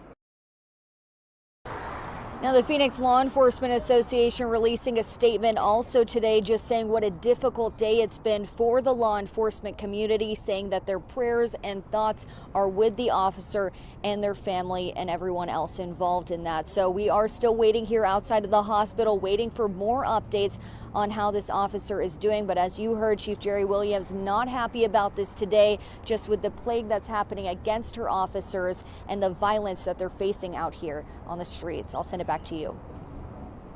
Yeah, of course, just a very dangerous day, Bailey, for law enforcement officials in the Phoenix area. There was a similar situation in Glendale, but we'll be showing the press conference if there is one a little bit later. Bailey Miller, thanks so much. Thank you. Okay, and right now to continue with this story, for so many of us who live in the Phoenix area, we just got this alert on our phone here talking about the suspect who is wanted. And this was a public safety alert that went out about an hour ago. They say Phoenix PD is searching for a white male, Nicholas Cowan, 215 pounds, 6 feet tall, hazel eyes, brown hair, last seen wearing a black hat with white t-shirt and black shorts. Has tattoos on neck, both arms, chest, and back. Nicholas is armed and dangerous. If sighted, contact 911. Do not approach. And of course, we showed you his photo just before we spoke to Bailey Miller, and there he is, 35-year-old Nicholas Cowan, still on the run, manhunt underway. And that officer suffering from her injuries. Hopefully we'll get an update on the condition a little bit later on tonight. In the meantime, though, let's just play out briefly the full remarks from the Phoenix Police Chief Williams and her colleagues about this situation that transpired today in Phoenix. Everyone ready? Good afternoon, everyone. Thank you for coming. In just a moment, Chief Jerry Williams is going to provide a statement about the incident that occurred today. First, allow me to introduce everyone that we have here in attendance.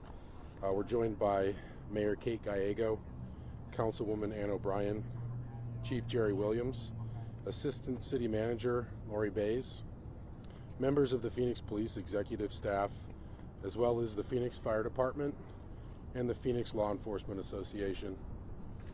Chief? Thank you, Sergeant Williams. Good afternoon. Here I am once again standing before you delivering this type of news outside of a hospital. I'm angry, I'm tired, and I'm frustrated. Today, one of my officers was shot and critically injured. I'll remind you that I've had 8 officers shot and 13 injured during the 4 critical incidents that we've had in the last 4 months as of today. My officers responded to a domestic violence call this morning near Cave Creek and Beardsley Road. A woman told us she left her home and came to the gas station to talk to officers because she was afraid of the confrontation that might occur. While she was speaking to the officers, the suspect drove into the parking lot and fired multiple rounds at our officers at a busy gas station, striking one of them. One officer returned fire as the suspect drove away. We are working diligently to locate him and have released information and a photo of him. I will say this, I am confident we will find this man. The officer injured today is a 24-year veteran of the Phoenix Police Department. The officer's spouse is also a Phoenix police officer. This is a family of public servants to our community who have dedicated their lives to protecting and serving you. From the subways of New York City all the way to a gas station in Phoenix, Arizona, we are not immune to the violence against law enforcement in our communities that is plaguing this nation. I want to personally thank Mayor Gallego, Public Safety Chairwoman Ann O'Brien, Assistant City Manager Lori Bays, and all those who are behind me supporting us, as well as the Phoenix Fire Department and the dedicated hospital staff of Honor Health Deer Valley, who have always shown us incredible support. With the unpredictable nature of domestic violence and the complexities of mental health, the surge of violence across our country, particularly against law enforcement, now more than ever, we need to prioritize public safety. Those who protect our community need our support, and the folks standing with me today definitely support public safety. But remember this, public safety isn't just our safety, it's also community safety. Thank you for that, and if there are any questions, just so you all will know that the scene is still active, the suspect has not been located. To our community members, if you see the photo or see the individuals, please do not approach. Call 911, it's a very dangerous individual. I can tell you this about the officer. She's a wife, she's a mom, she's a dedicated public servant, and we're very hopeful and prayerful that she'll pull through just fine. So please keep all of our officers in your thoughts and prayers, as well as the dispatchers who take those dangerous calls for service. We thank you for being here today, and we'll update you when we have further information. Thank you. Thank you, Chief. As the Chief stated, it's a very active, ongoing investigation. It's only a few hours old. I can attempt to answer some very basic preliminary questions. However, information is very limited at this time. Is the suspect related to the initial call? Yes, the suspect was some sort of romantic relationship with the woman that called us. What is the suspect's name? That's the information that we released. I don't have it right in front of me. I don't want to misspeak. Can you give us an update on how the officer is doing, if she's in surgery or what's next for her? Yeah, she's actively receiving medical care right now, and we're hopeful that everything continues to progress in a positive way. Can you tell us how many shots an officer fired at the scene? No, that's still being investigated. As I said, we're only about 3 hours into this. We've got a couple different spots that we're looking at, a lot of information we're pouring over, witnesses, surveillance video. You can imagine it's a complex investigation, and most of these details are going to take a while to develop. Where was the vehicle located of the suspect? I don't have that information. So as soon as we get more information, we'll make sure that we update you all. You all have been great supporters of us when we want to push out information. But again, we want to make sure that the community does not approach this individual. If they see or find him, please call 911. Thank you. Can you tell us if a blue alert will be issued so everyone can be aware? Yeah, my understanding is we are working with DPS to issue that blue alert. We've also posted information about the vehicle and the suspect on our Twitter. You can expect more updates from us on Twitter as we learn what's happening, if we locate this suspect. As the Chief said, I just want to reiterate that. This person is armed and dangerous. If you see them, do not approach them. If you think you see them, call 911, please. We implore you. Thank you. Thank you for everyone coming today. I'm sorry, I have a question. Was anybody else injured? How's the woman who made the initial call? It's being investigated. I don't have information on that right now. No one else was injured except the one officer? One officer was shot. I don't have any other information besides that. Did the Thank you. suspect change cars at the scene?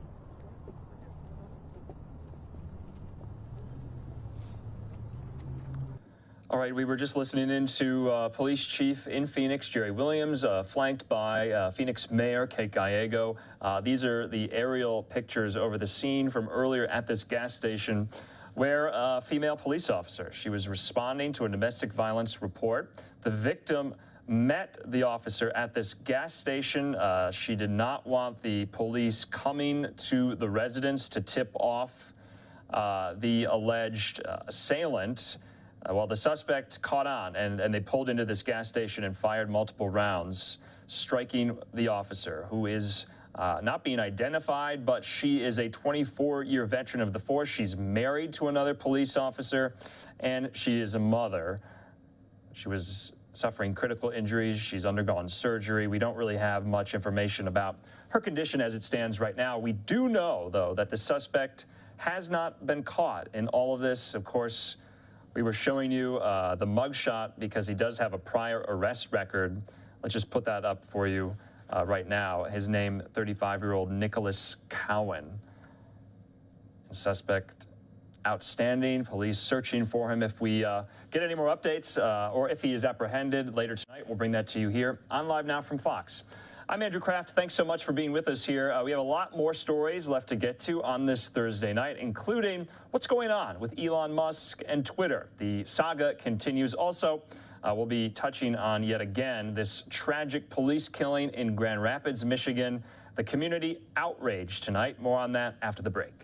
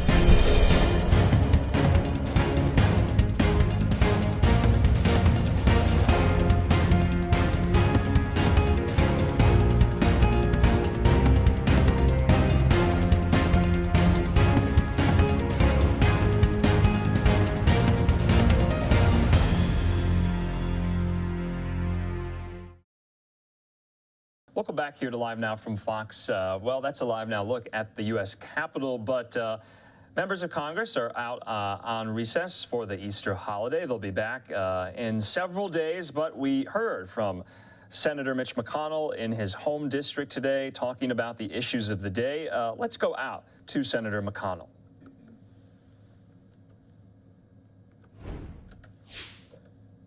I'm that old.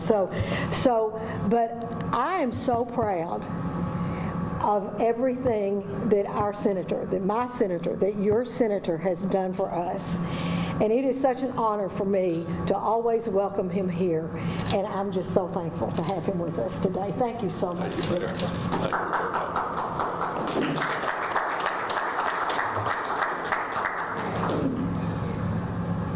Are you functioning? Okay. Well, as you can tell, the mayor's never had a bad day, but if there ever was a bad day, it was December 10th of last year, and the devastation across Kentucky, and particularly here in Graves County and over in Hopkins County, was unbelievable. It was the worst tornado in Kentucky history. So the mayor and I were getting in the car and in and out the rainy day, looking at the devastation. And as she indicated, I think the first thing local officials here were concerned about was that after a brief period of time, 75% of the 25% of the match required for a lot of federal money simply was not going to be possible to raise here locally. So as the mayor indicated, I put in a bill that the president signed a little while ago, 90-10, to give not only this community but other communities devastated by this tornado an opportunity to actually achieve the 10% match and move ahead with a rebuilding effort. This is my third trip here, and I'm inspired not only by the mayor but by the local leadership here. Everybody's upbeat and optimistic and building back for the future. And what I just heard in a meeting prior to coming to talk to you all is that housing is coming back and coming back quickly and on time. FEMA, I think, has done an excellent job, and Brent Howard of FEMA is here for any particular questions you may have of him. So with that, I'll be happy to throw it open and see where you'd like to take it. Well, what's next on your agenda to help the communities hit by the tornadoes? You said this is your third time here. Do you plan to keep coming until what? What's next? Well, me personally, I'm here to try to help when the federal government can step in, and our on-the-ground agency is FEMA, and maybe this would be a good time for you to just say, give them a briefing on sort of where we go from here. Okay, sure. I got this, Senator. Right now, most of the debris is up throughout the state. There's still pockets of it out there, and that will go on for some time. We're looking at starting the rebuilding process in state government, for the local governments, to start bringing back those city and county facilities that were so incredibly damaged during this event. Housing is going. We're still working at housing survivors for the Commonwealth, and those, especially those down here in Mayfield and in Graves County. The good news is the Commonwealth and everybody, the volunteer agencies, did an exceptional job from the storm. That nobody's living in a car, nobody's in a tent. Everybody that we're dealing with now are safe and sanitary, and we're working to transition those into the FEMA Direct Housing Program, and that will go on, and that is an 18-month program. So we'll be doing that. Hopefully, we'll have everybody housed really soon in some form of FEMA housing, and the state is working their programs too, and their sheltering program. But going forward, that's an 18-month program, so we'll be delivering that and working with those survivors to transition them into permanent housing. And with the great news that was talked about here in this morning in the meeting with the senator, and the housing initiative that's going on here is really timely, and it's started, and it's really impressive to see and watch, and hopefully transition some of these survivors that are in our units into some of those housing. And the rebuilding process for the schools and everything that's impacted will go on and continue for years. It's amazing what Mother Nature can do in an hour, 2 hours, and it takes us years to rebuild that, and it's going to take a while. But we're here, we're on the ground, we'll be here, and working with Mayor Nan and the senator, and leading the charge. So okay. Thank you, sir. Thank you. Other questions? I do have an unrelated to tornado question for you, Senator. Are you satisfied with the amount of weapons and support that America is sending to Ukraine, or do you think something else needs to be done? I think the administration is stepping up. I felt all along they were a little bit too slow, but I think the performance has improved. And what they have not yet said that I think is really important is, what is the goal? The goal is to win, to defeat the Russians in Ukraine. That's the Ukrainian goal. It should be our goal. And I think we need to help them and stick with them until they defeat the Russians. It's actually possible. I think there was skepticism about that in the beginning, but I think it is possible. And there's actually some good that's come out of this. You may have seen that Finland and Sweden, who are not parts of NATO, are now seriously considering applying to get into NATO. We've learned that the Russians are still the same Russians we saw back during the Soviet period. Invading another country is not cost-free, and we need to continue to squeeze them in every way we can, not only by sending all the weapons to the Ukrainians that they need, but to imply every sanction we can think of to squeeze them economically as well. Senator, with weather like last night, that areas that experienced the December tornado experience, do you have anything in mind for helping these impacted areas prepare for future storms, or is there anything you're hoping to see as people go forward and prepare for weather like what we experienced in December for tornado season? I'm having a hard time understanding what you said. Is there anything you're planning to advocate for or encourage in areas impacted by the December tornado for future storms with the upcoming tornado season and with weather we saw like last night in this region? Are you talking about last night? Yes. Is there anything you're planning to do to help prepare for future? Well, we'll have to see whether, what kind of damage there was. I think, unless you know something I don't think it was anything close to what we experienced here on December 10th. No, I just meant, are you planning to encourage storm shelters? Is there any sort of future planning you're looking into supporting or advocating for? Well, it depends on the level of damage, and that's why we have FEMA. And again, I have no idea what level of damage we may have experienced last night. I must say I did end up in my basement, however. Senator, was this, or were you finished? Was this storm back in December kind of a wake-up call to what Mother Nature can do, the damage it can cause? Well, yeah. I mean, we've had challenges like this for years, and that's why the federal government plays a major role in these recovery efforts, because most localities simply don't have the money to rebuild and recover. So this has been we've seen going back to the big Katrina hurricane back during Bush 43. This is part of nature, and part that creates a lot of distress, but it brings out the best in people too. The meeting I had before seeing you, people are upbeat and optimistic and on the way back and rebuilding. That's what we always do in this country. Last question. So this 90-10 covers this following year. What happens the next year and the next year? Like, as rebuilding wise, what will Kentucky be responsible for versus the community? Well, I think Brent is the best one to address what happens next. I thought you did that. I don't know if you can add anything or not. I can't really add anything to this. Yeah, I mean, that's what he was talking about. So where does it go from here? Yeah, like, do we have to re-advocate each year after this? I'm from here, and so I know how long this is going to take. I mean, so I have children, so I didn't know if this is something we have to advocate for. I don't know how long things take. I mean, I just draw on your experience.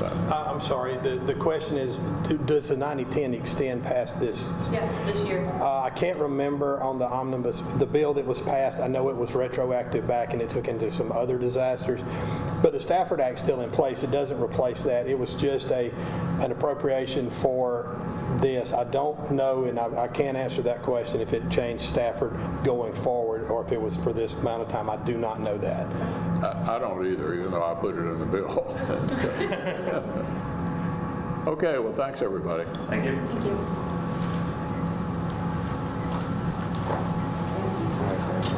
Senator Mitch McConnell there talking and taking questions from residents there in Mayfield, Kentucky. Now, you might remember those devastating tornadoes that swept through last December. The community now still rebuilding, but there, Senator McConnell, alongside that FEMA official, talking about the latest appropriations, the latest money that is going to help those communities rebuild in Kentucky. That was just passed in the omnibus bill, I think, at the beginning of March. Speaking of more Capitol Hill news, there was this really bombshell report in the San Francisco Chronicle today that many are talking about, especially in California, having to do with Senator Dianne Feinstein. She is the senior senator from California. She's 88 years old. And the article really goes into her alleged senility as she continues to serve there in the Senate.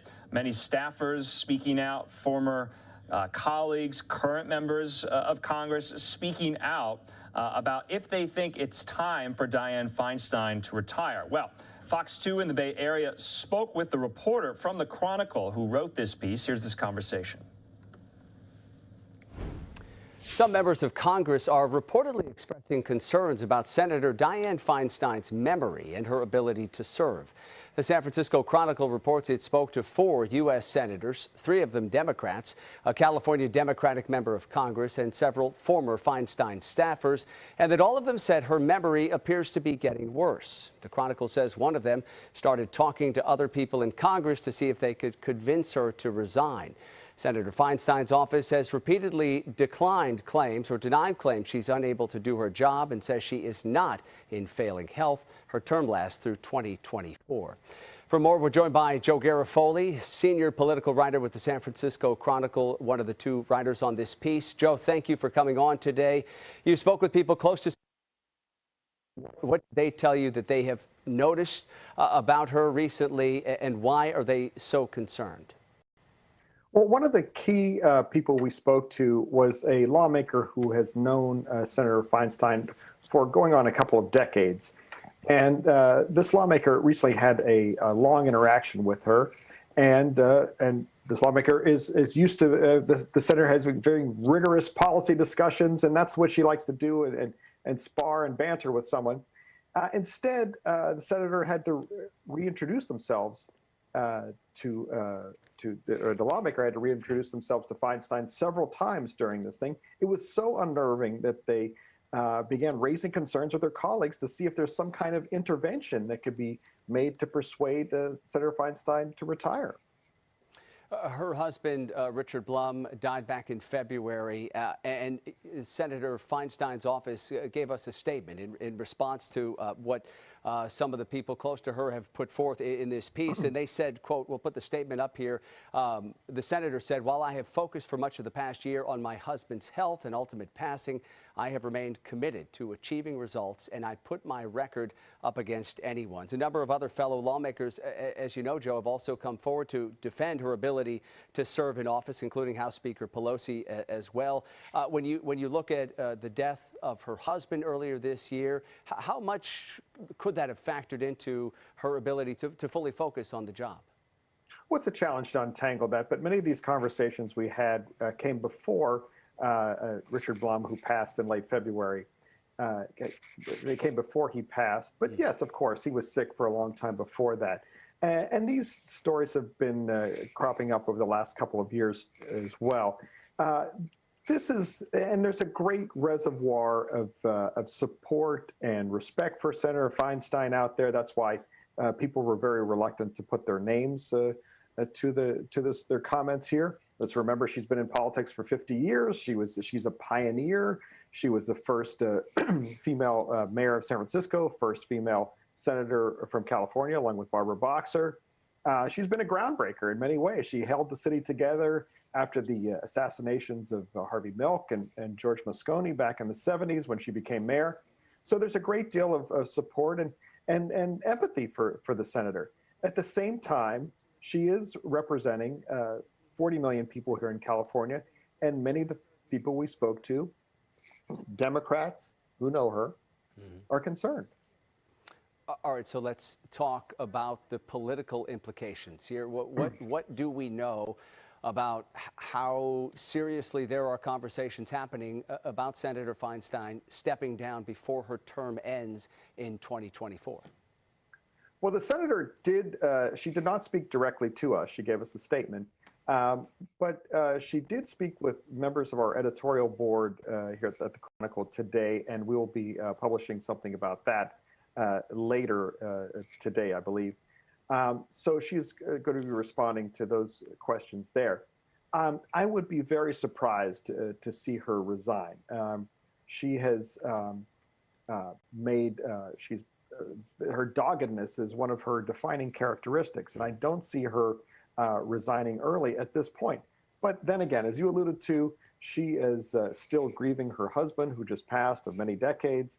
And as we all know, people who've gone through that process, you can go many ways. You can dive back into the work. You can decide, well, maybe there's something else I'd like to do. So it's a very complex picture of Senator Feinstein. Finally here, Joe, I mean, obviously a lot of people are gonna look at the piece here, and they're gonna say, well, look, there's been a number of other politicians in Congress who were men, who stayed in office for a very long time. You know, is there something to be said for some of these concerns about Senator Feinstein when maybe there weren't the similar concerns for other male lawmakers? I think that's a valid concern, and we can look at people like Strom Thurmond and such, I think what many people bring up. But this is our senator, and this is the story we're writing right now. I wasn't writing about Strom Thurmond or covering South Carolina, we're covering California, and this is our senator, and this is the story we're writing now. We try to do so in a sensitive way. I really appreciate you coming on today to discuss the piece.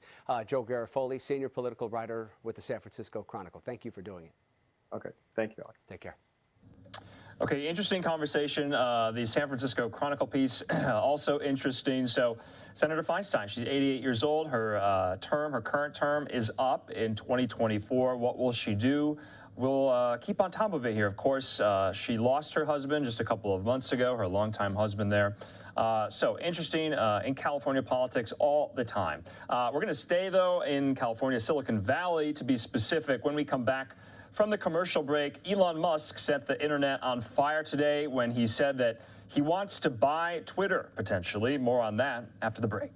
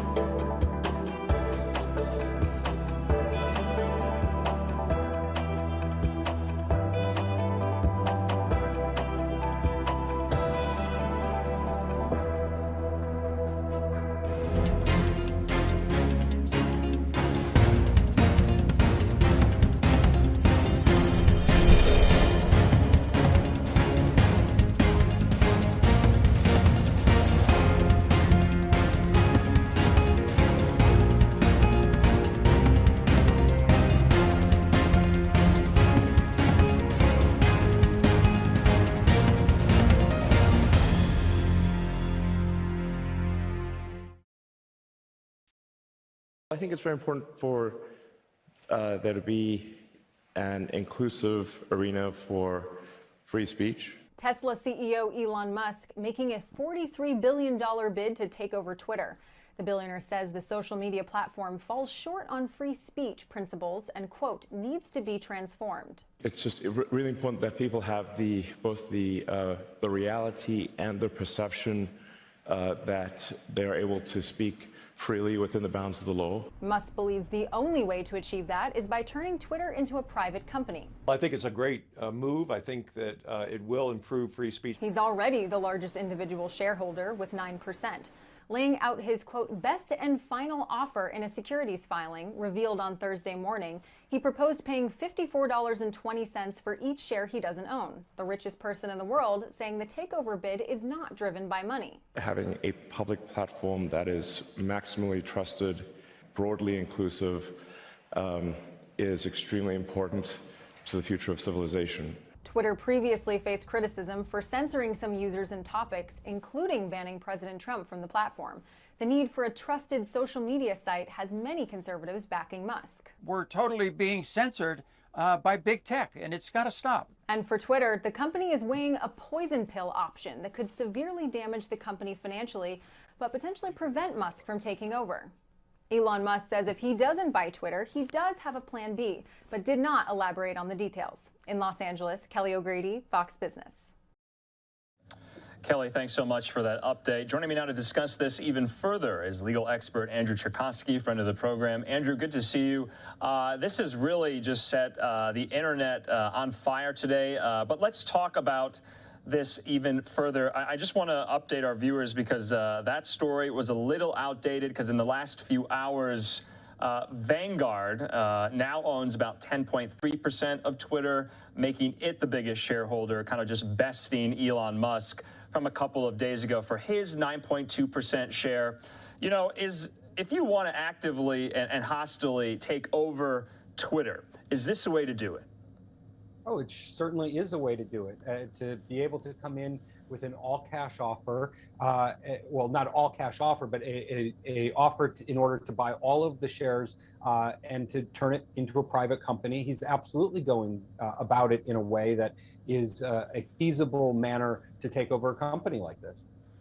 Yeah, Andrew, just to read from his statement in the filing today, he sent this to the chairman of Twitter. He said, I invested in Twitter as I believe in its potential to be the platform for free speech around the globe, and I believe free speech is a societal imperative for a functioning democracy. That was disclosed in the SEC filing, you know, which kind of leads me to believe, let's peel the curtain back here. Is this purely about protecting free speech, or is Elon Musk a billionaire who has a lot of money and he's bored?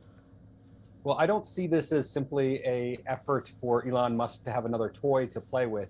I think that his sentiment in talking about a free speech platform is honest, because really from a philosophical perspective, I guess, the only way that, and I think the way that he's approaching this, the reason he thinks it needs to be private is because as long as a company like this remains public, the speech that the company actually allows to be published is ultimately going to come down to a vote of the stockholders. And so it really turns into a least common denominator type of approach, where it's kind of this group think effort to decide what sort of speech comes forward and is acceptable, and really takes the periphery of speech, those who might have outside opinions, those who would be outside the majority of stockholders, and it makes it very easy to silence those voices. So in a private perspective, first of all, you do have the risk of, from a private perspective, that he could just unilaterally silence certain voices. But if his purpose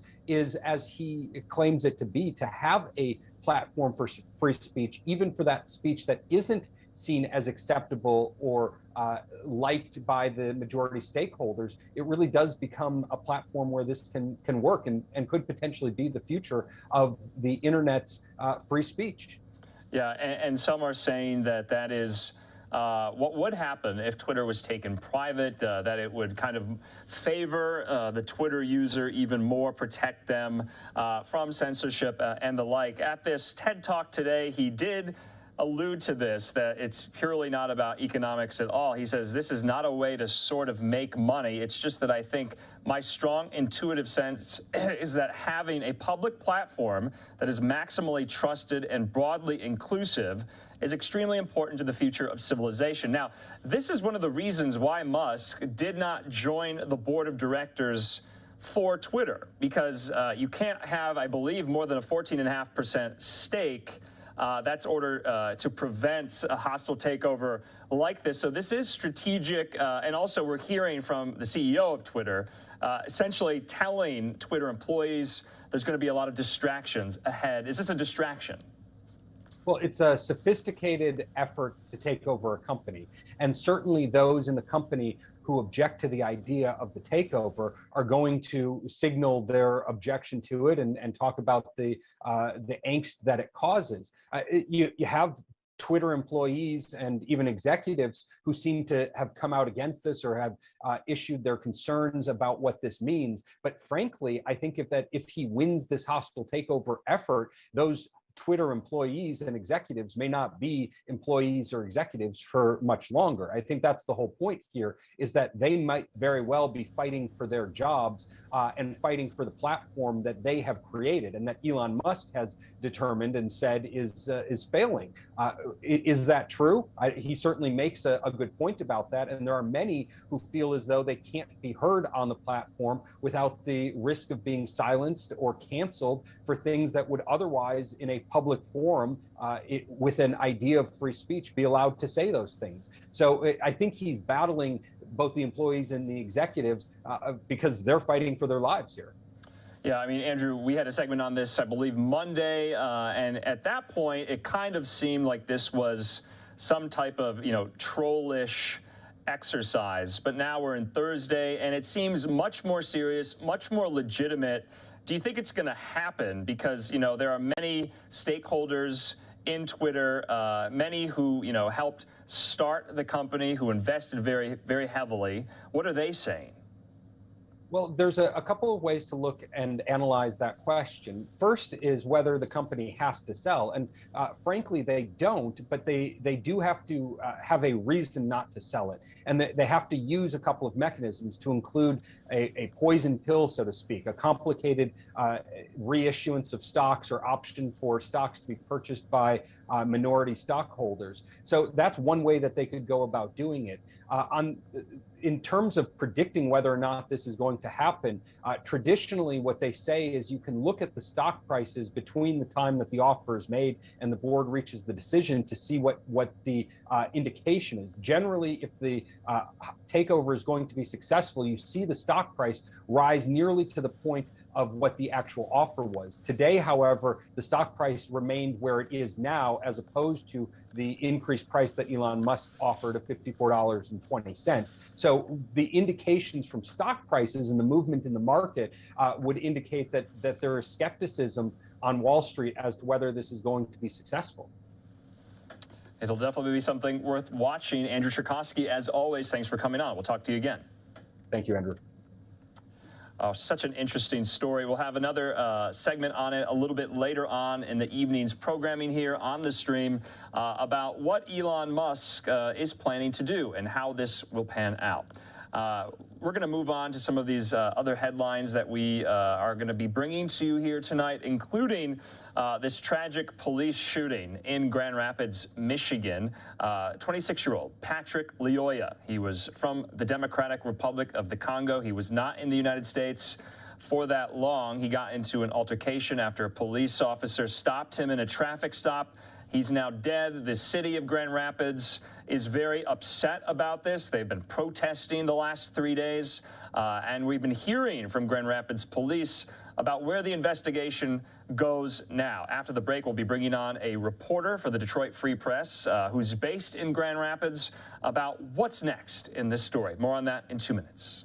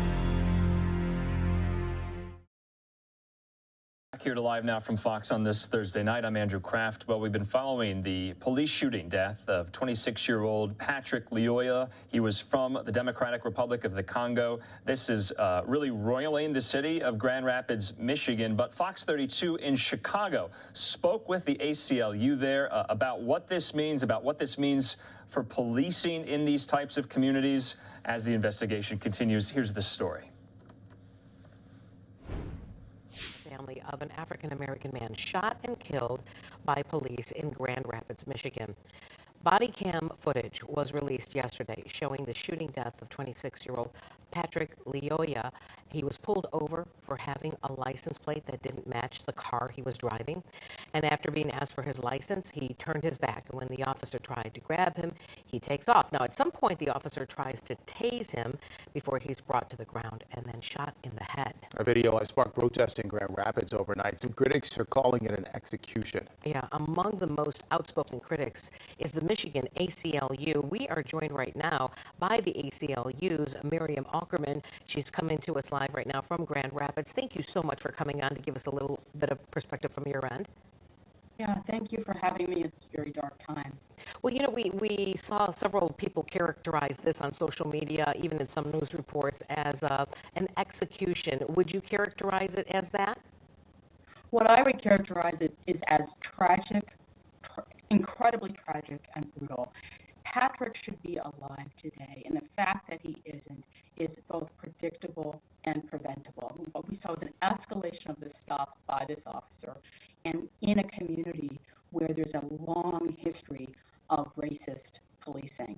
There's a long history here, and we knew this sort of thing was going to happen, and it did. The grief in this community for this family is just unimaginable. What do you say to the people out there this morning who are saying, listen, he would still be alive if he had just followed that officer's directions? He would still be alive if the officer hadn't escalated the situation, if the officer had done had sort of followed basic police protocols. But I think the point here really is this is such a senseless tragedy. What we're calling on the government leaders to do, first of all, is release the name of this officer. It is, you know, if we want to have a complete investigation here, we need to know who this officer was. If anyone but this officer had committed a killing, we would know the name and you cover crime stories all the time, right? And often the name is released and the community is asked for information about the officer, or excuse me, about the person who, is alleged to have committed the crime. And that's because the community has information here that's important. The community here could say, hey, we've dealt with this officer before. How has this officer treated other black motorists? How has this officer treated other immigrants? And also, how has this officer treated people who look like me? Have we simply, if we're pulled over on a traffic stop, what kind of treatment do we get? We're not going to have a complete and full investigation unless we hear from the community about who this officer really is. What struck me, I think, when I watched that video was the length of time that this whole ordeal went on for, in addition to everything else that occurred. But just the length of time that a single officer was struggling here, trying to maintain control. Some departments team up, make sure that officers have partners so that things don't escalate so rapidly. What other things strike you as important when it comes to policies in the department that you think need to be addressed? Well, there's a lot of things that need to be addressed here. I think it'll be interesting to see what police practices experts say about this video. But looking at it as a layperson, what you see is an officer who's by himself, an officer who goes into a situation incredibly aggressively, who escalates that situation, who goes on a foot chase that is completely unnecessary. I mean, you've got a passenger in the car. You can easily let that person walk away, Patrick walk away, follow up later. There's no reason for the escalation of this incident. There's no reason to shoot this person, shoot Patrick in the head. So there are lots of failures here in terms of policing, but I think what we really have to focus on here is just the senselessness of this death and the fact that we need to have real reform. Why are we not investing in communities rather than having this enforcement, militaristic approach to policing? You know, a lot of people as well, when they watch this video, are now pointing out the language barrier issue here. He's a refugee from the Dominican Republic of Congo. Your thoughts on that, the language barrier? Absolutely, language clearly played a role here. You can see that Patrick is really, confused initially, and so the fact that you don't have adequate training for the police about language issues, it clearly played a role here as well. And again, I just want to emphasize how critical it is that we have a really true investigation. And part of that also means that we need to know, right now we have the Michigan State Police investigating this incident because you don't want to have the Grand Rapids Police Department do that for obvious reasons. But the same thing applies to prosecution. You need to have a prosecutor looking at this incident who is not working day to day with the Grand Rapids Police Department. And so we're calling for that as well. Here in Chicago, we have, Independent Police Review Authority, and we have, an outside panel looks at these officer-involved shootings. And these panels, they have citizens on them. And, I just wondered, is there any talk about something like that in Grand Rapids in the past? And maybe if not, is it a conversation that needs to be had now? That's a great question. We have a completely dysfunctional, ineffective civilian appeal board here in Grand Rapids. And I think one of the things that you're hearing so much from the community here is that we haven't taken the steps that we need to hold officers accountable. We have a history in Grand Rapids of time and time again racist policing incidents. We have children who are being held at gunpoint, Black kids, 11-year-old handcuffed, a U.S. Marine veteran was almost deported because of GRPD actions. We see these things happen again and again, and there's no accountability. And people have been saying to the city and saying to the Grand Rapids Police Department, we need change, we need accountability, we need transparency, and it simply hasn't happened. And people have said, someone is going to die. And Patrick paid with his life for the failure of this community, the leadership in this community, to really address the dysfunction in the Grand Rapids Police Department. We simply don't have transparency or accountability. Enough is enough. We need to have both. Okay, that was a segment from Fox 32 in Chicago, speaking with the ACLU director there in Grand Rapids, Michigan, as this investigation unfolds. Joining me now to discuss this case even further is Detroit Free Press reporter based in Grand Rapids, Arpan Lobo. Arpan, good to see you.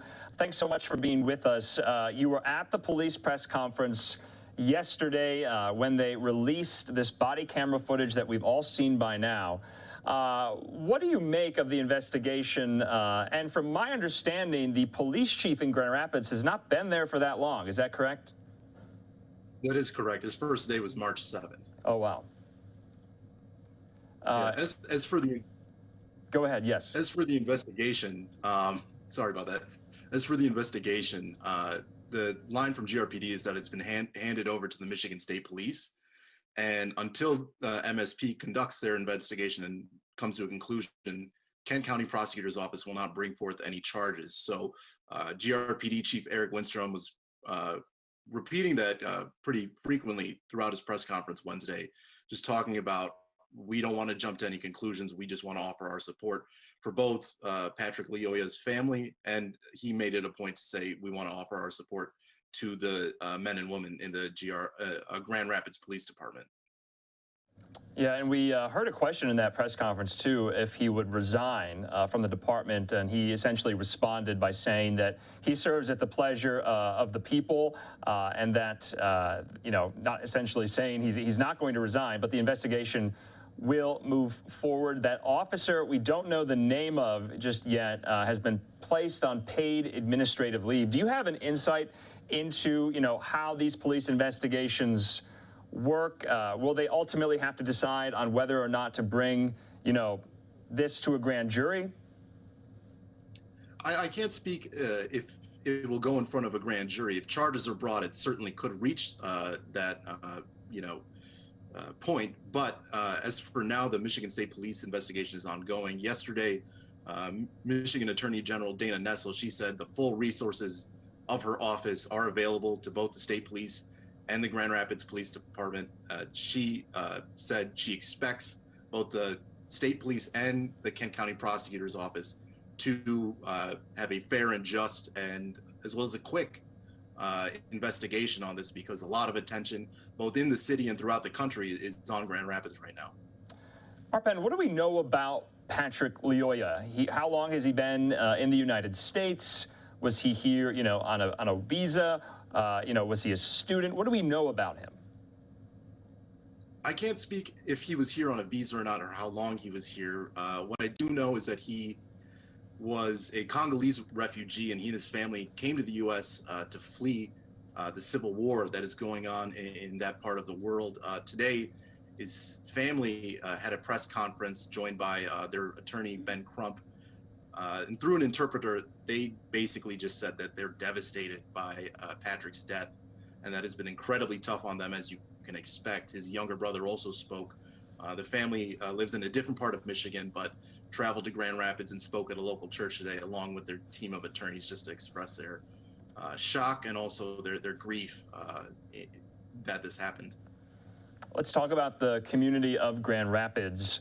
And we've been showing our viewers throughout the afternoon here just some of the protests that have been ongoing, as many, especially young people in the city, are demanding justice for Patrick Lyoya. Do you think those protests will continue? They've remained largely peaceful, but are we going to see more of them? I would think so. Last night, on Wednesday, there was a several hundred people strong protest that went really for the course of 4 or 5 hours, starting at 5 p.m. and going to 9:30. Some people even stayed around longer than that. Today, there was a much smaller protest, but still there for a few hours, marching through the streets and chanting in front of the Grand Rapids Police headquarters in the city's downtown area. And these protesters, they say they're going to come out every single day. Even before the video was released, people marched to City Hall. The Grand Rapids City Commission had a meeting Tuesday evening, and during public comment, a lot of protesters spoke and called for accountability. They called for action from both the City Commission to take steps to prevent the Grand Rapids Police Department from really ever having another incident like this ever again. In previous years, there have been some instances where the police department has been accused of racial profiling. In 2017, an 11-year-old black girl was placed in handcuffs.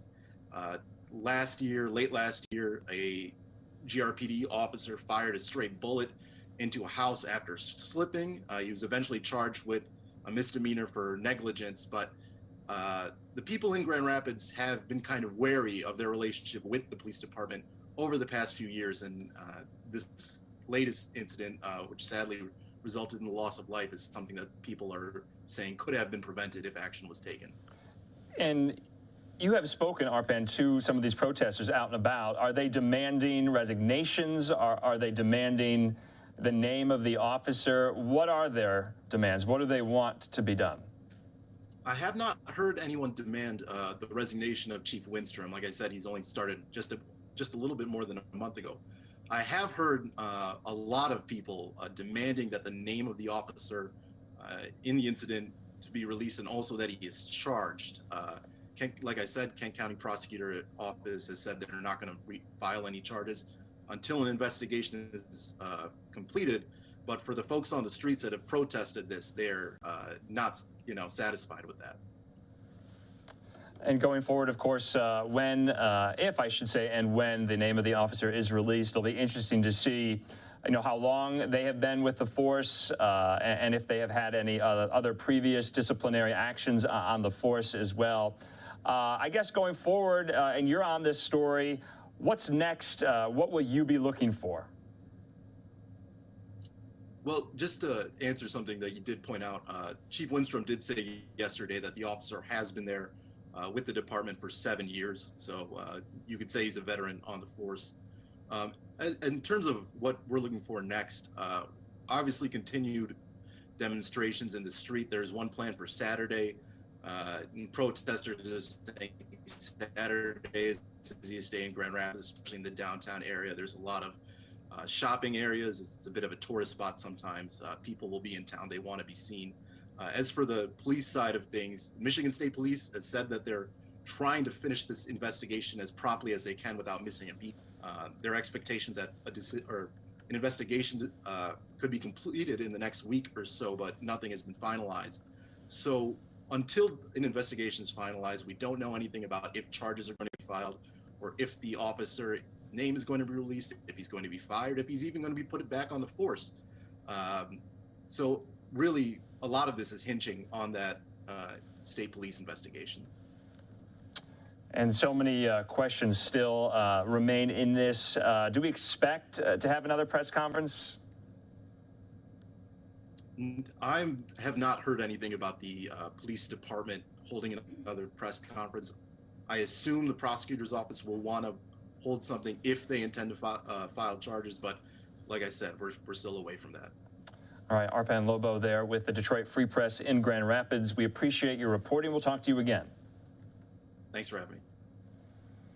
All right, and we will stay on top of this story. We'll be showing you a little bit later on tonight the remarks from their attorney now, who is representing this family, Ben Crump, and we know that name. He represents many of the families in these high-profile police case shootings, and you can just hear and see the anguish on the parents of Patrick Lyoya. He was only 26 years old. He was a refugee from the Democratic Republic of the Congo, and so his family is distraught tonight, and we'll make sure to update you on whatever more information that we get. We're going to take a quick commercial break. When we come back, we'll be giving you the latest updates and headlines on Russia's war into Ukraine as we near day 50 of the invasion. More on that in 2 minutes.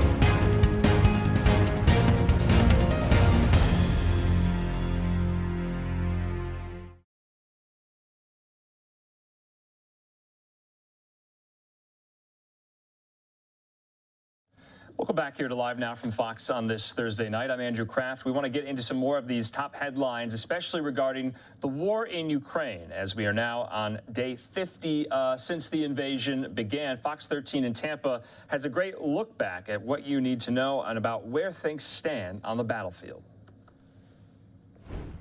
Has now blasted and burned Ukraine for 50 days.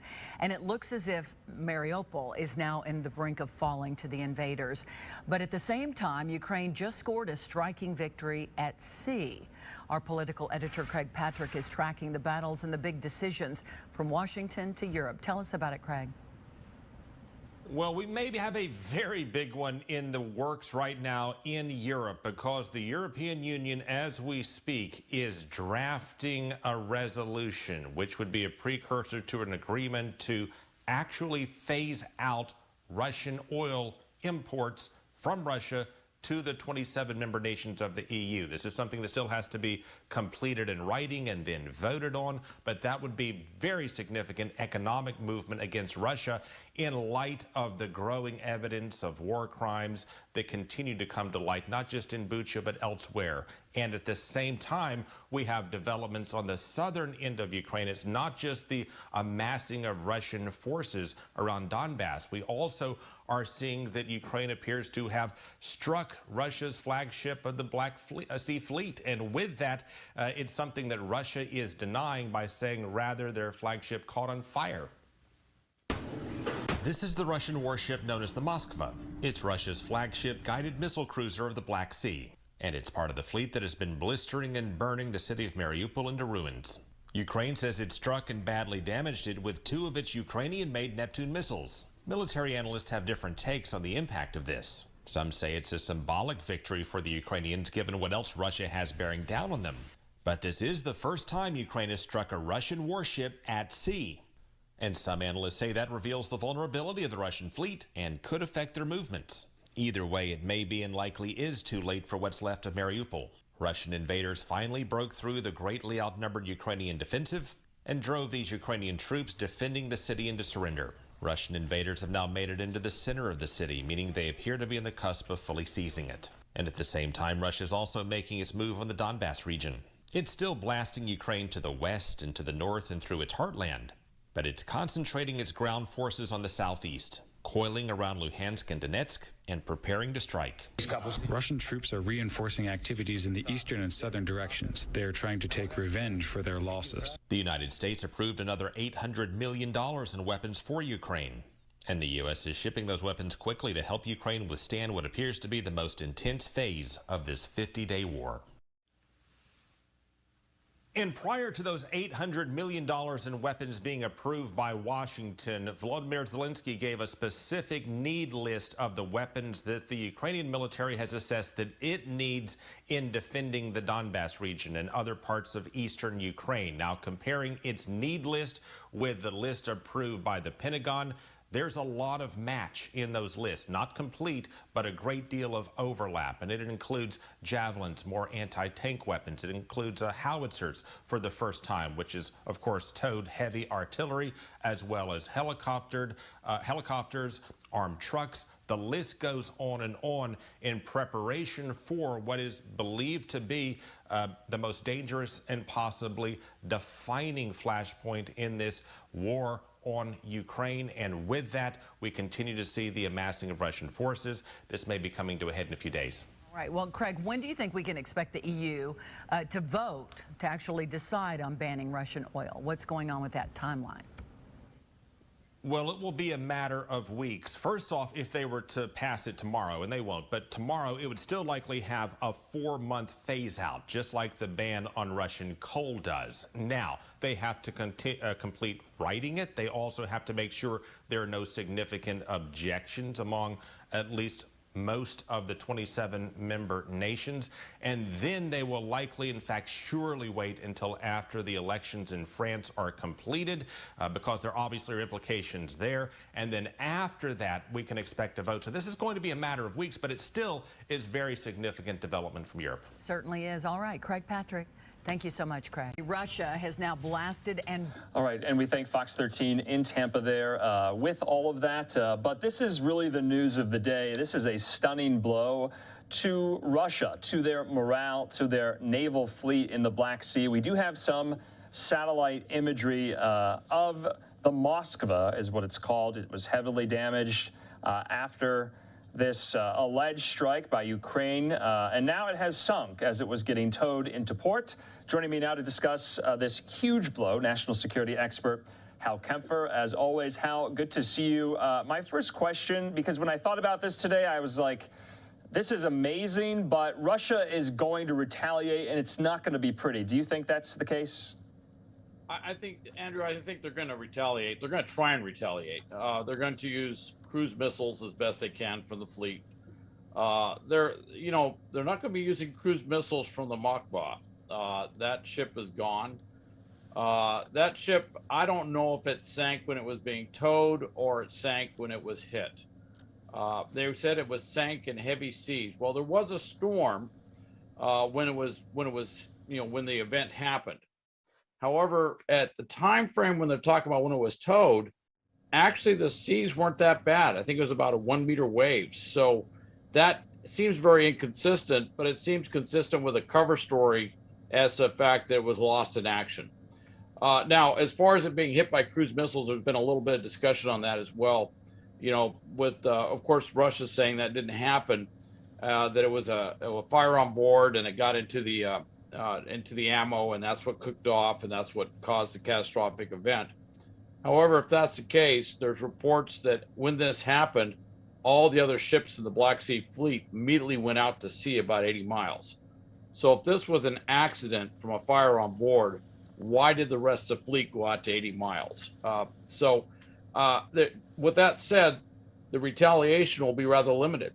They're not going to come in close enough to shore to use naval gunfire, which would really make a big dent.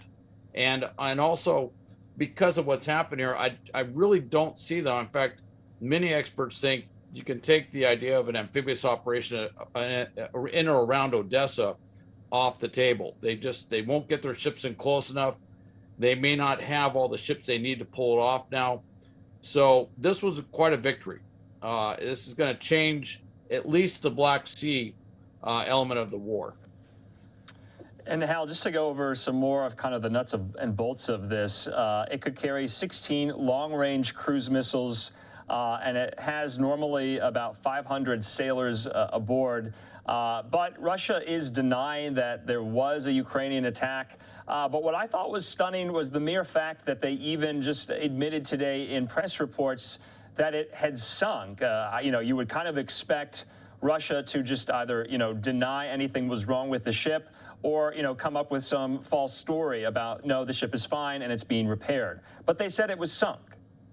I think they had to. They make up these stories, the Russians, the old saying, that's my story and I'm sticking to it. Well, they make up these stories and they have to kind of bring them back a little bit. For example, the ship has been, had an accident. Well, the ship got hit with 2 missiles. The ship is seriously damaged. The ship is sitting on the bottom of the Black Sea. And then, of course, the fallback is it was being towed to port and there was heavy seas and it was a very unfortunate accident. But they're sticking with the accident story, but it's just inconsistent. And the thing that I would come back to is if it was an accident, that must have been one heck of a shipboard fire to convince the rest of the fleet that they had to go out 80 miles beyond the shoreline to get away from potential danger. That's very, let's just say it's completely inconsistent. It's incongruous. It doesn't make any sense. Everything there, there is other reporting that the Neptune missiles did get there. The Neptune missiles production actually was ramped up during the war. We weren't sure if it was shut down, but it was ramped up. So they do have Neptune missile shore batteries. The UK is talking about sending in Harpoon missiles. That's the missiles that we normally use. So what we're seeing around Odessa specifically is a very credible anti-ship missile defensive plan.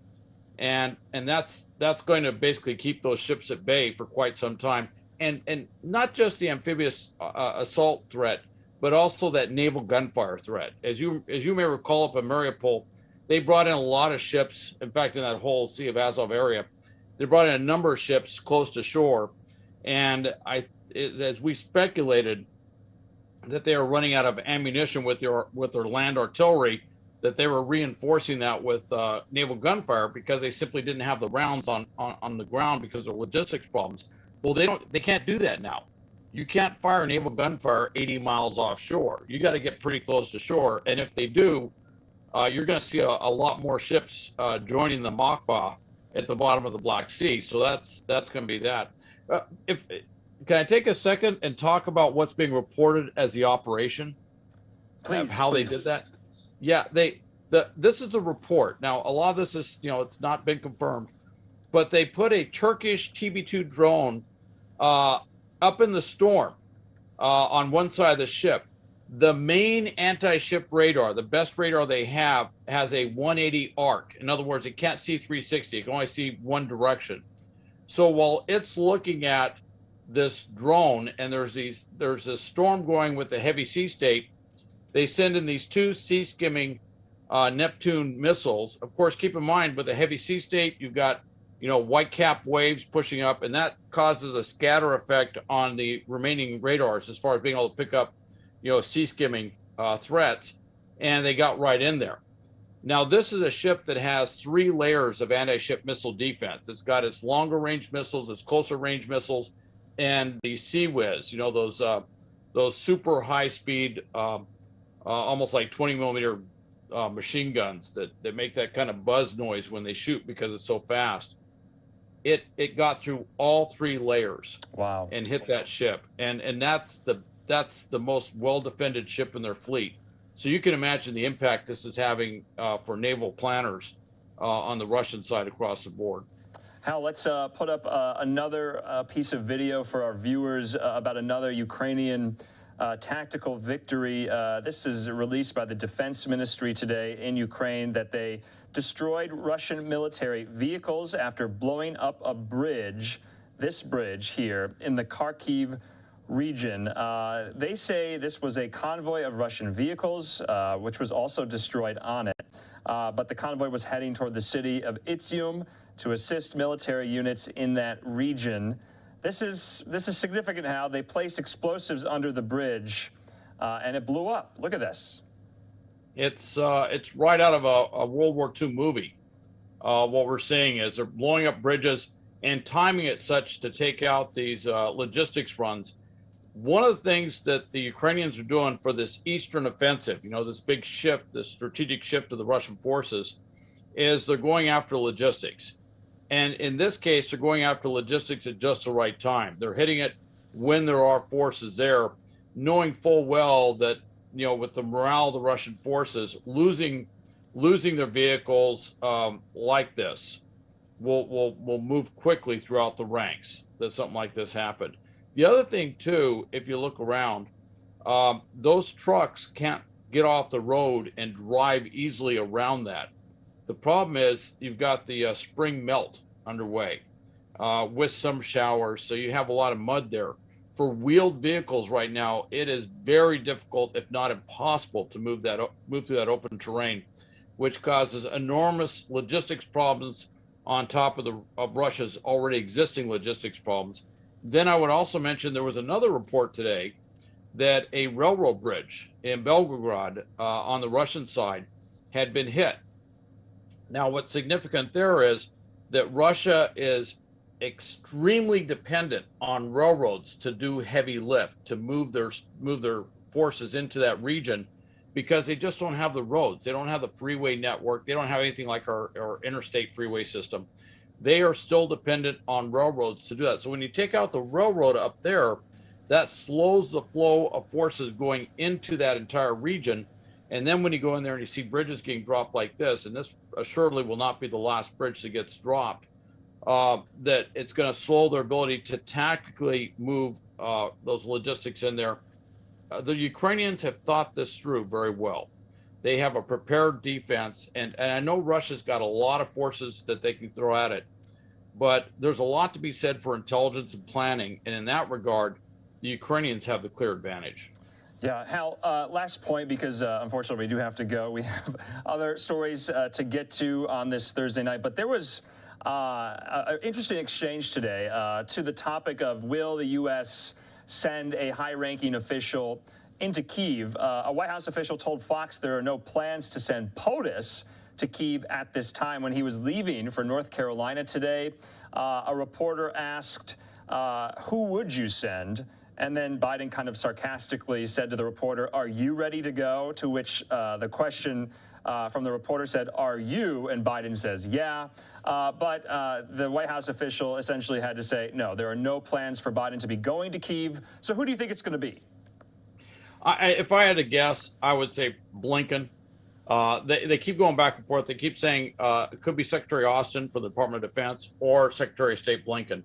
Of the two, the most logical choice would be Secretary of State Blinken.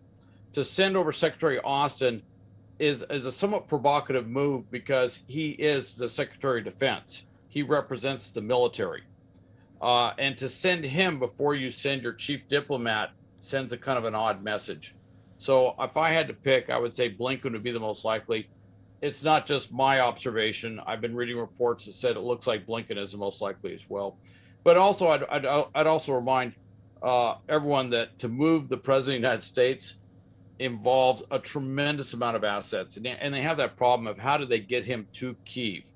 It's one thing to sneak Boris Johnson onto a rail car and send him across the country. Can't really do that with the President of the United States. And if you send in Air Force One, you have to send in all that attack aircraft to protect Air Force One. And there we are. By the way, speaking of attack aircraft, we have given tacit approval for fixed wing aircraft from Eastern Europe to be moved into Ukraine. That's a big shift. It's not a lot. It's out of Slovakia. It's not out of Poland.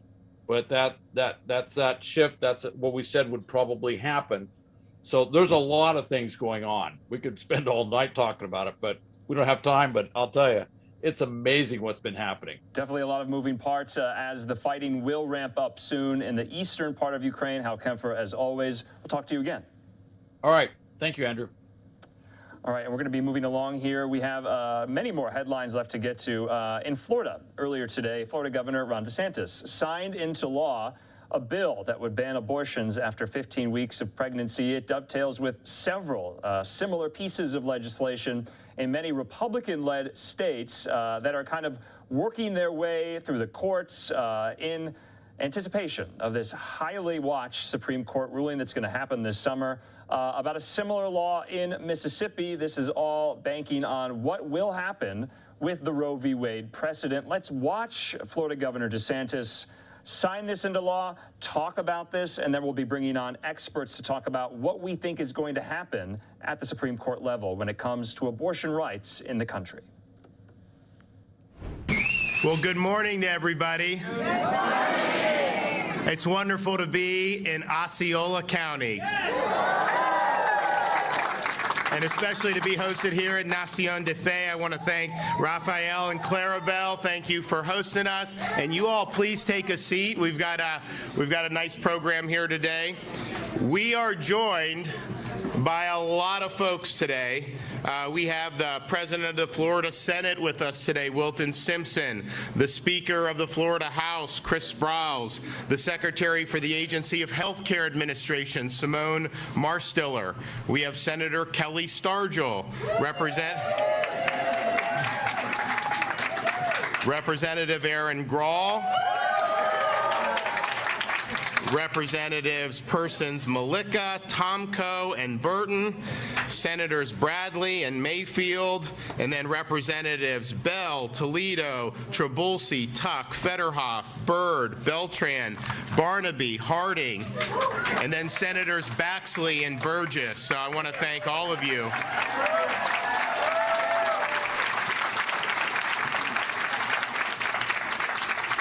We are also joined by pro-life advocates Heather Barwick, Terry Kellogg, Hope Kellogg, and Kelly Terrian. So I want to thank them, and you're going to hear from them when we get on to this. We are here today to protect life. Yes.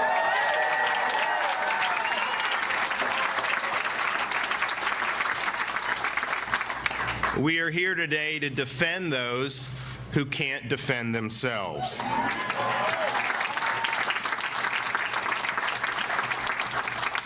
And in just a minute, I will be signing House Bill 5, which protects the rights of unborn children starting at 15 weeks. This is a time where these babies have beating hearts. They can move, they can taste, they can see, they can feel pain, they can suck their thumbs, and they have brain waves. And so this will represent the most significant protections for life that have been enacted in this state in a generation.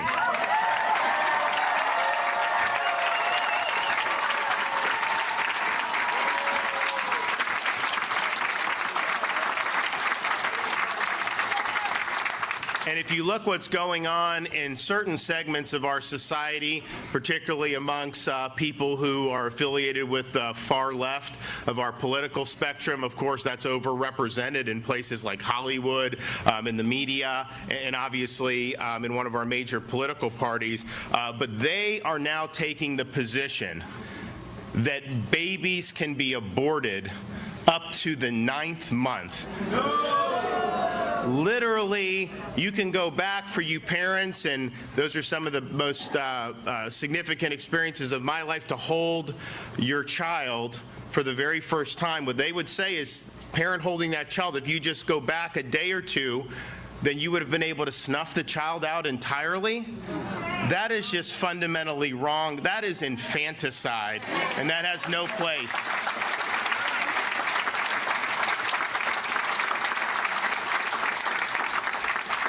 And you see how that type of mindset has led to things that really shock the conscience in our society. We just saw this terrible scandal in Washington, D.C.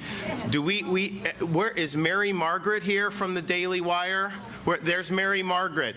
She did this great expose. They found all these remains of babies, and they found 5 who were basically infants, premature they would have been, but they would have been able to survive, outside the womb. And yet Washington, D.C.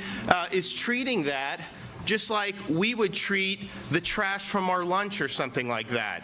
It's really horrifying to see that that could go on in our country, but particularly in our nation's capital. And so that is callous, that is wrong, and I want to thank her and Daily Wire for exposing this.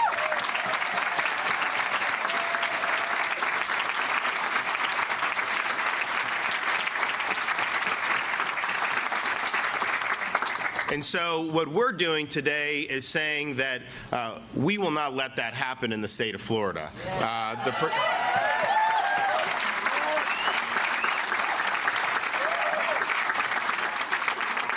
As I said, the bill today will provide protections for unborn children from abortion when the child reaches 15 weeks of gestational age. Of course, these are babies that have heartbeats and that can feel pain and can move, as we said. The bill also expands fetal infant mortality review committees across the state, which engage medical professionals and communities to review infant mortality cases and recommends reduction efforts tailored to their communities. Nearly half of Florida's counties are currently not represented within a review committee, and data shows that mortality rates are higher in these areas. So this bill appropriates funds for up to 11 more of these fetal infant mortality review committees to cover the entire state.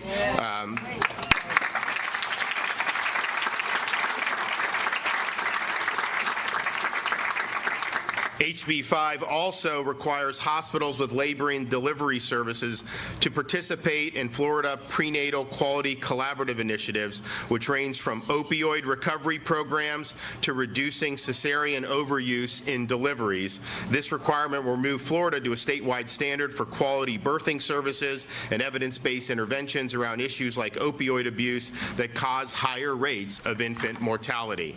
So we are viewing this in terms of protecting life as something that we see through. Really, if you look at what we've done this week, we're promoting fatherhood in Florida.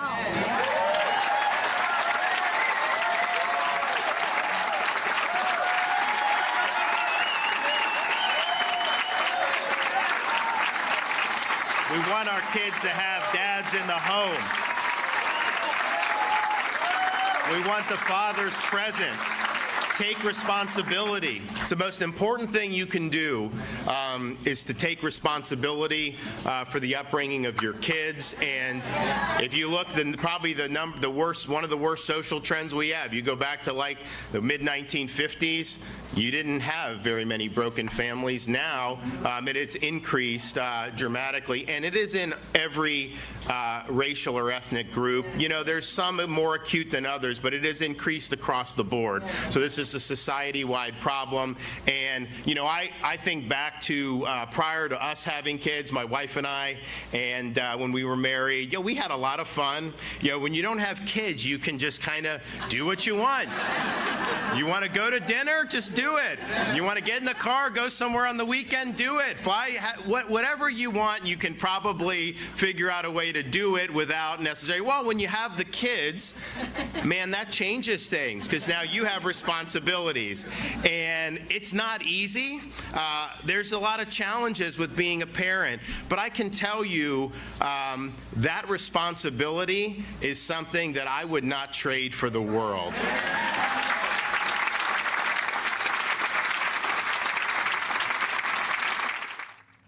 So we've been listening in to Governor DeSantis a little bit earlier, putting forth this massive law banning abortions after 15 weeks. Well, he's not the only governor making changes when it comes to abortion legislation. Here's a breakdown from Fox 35 in Florida.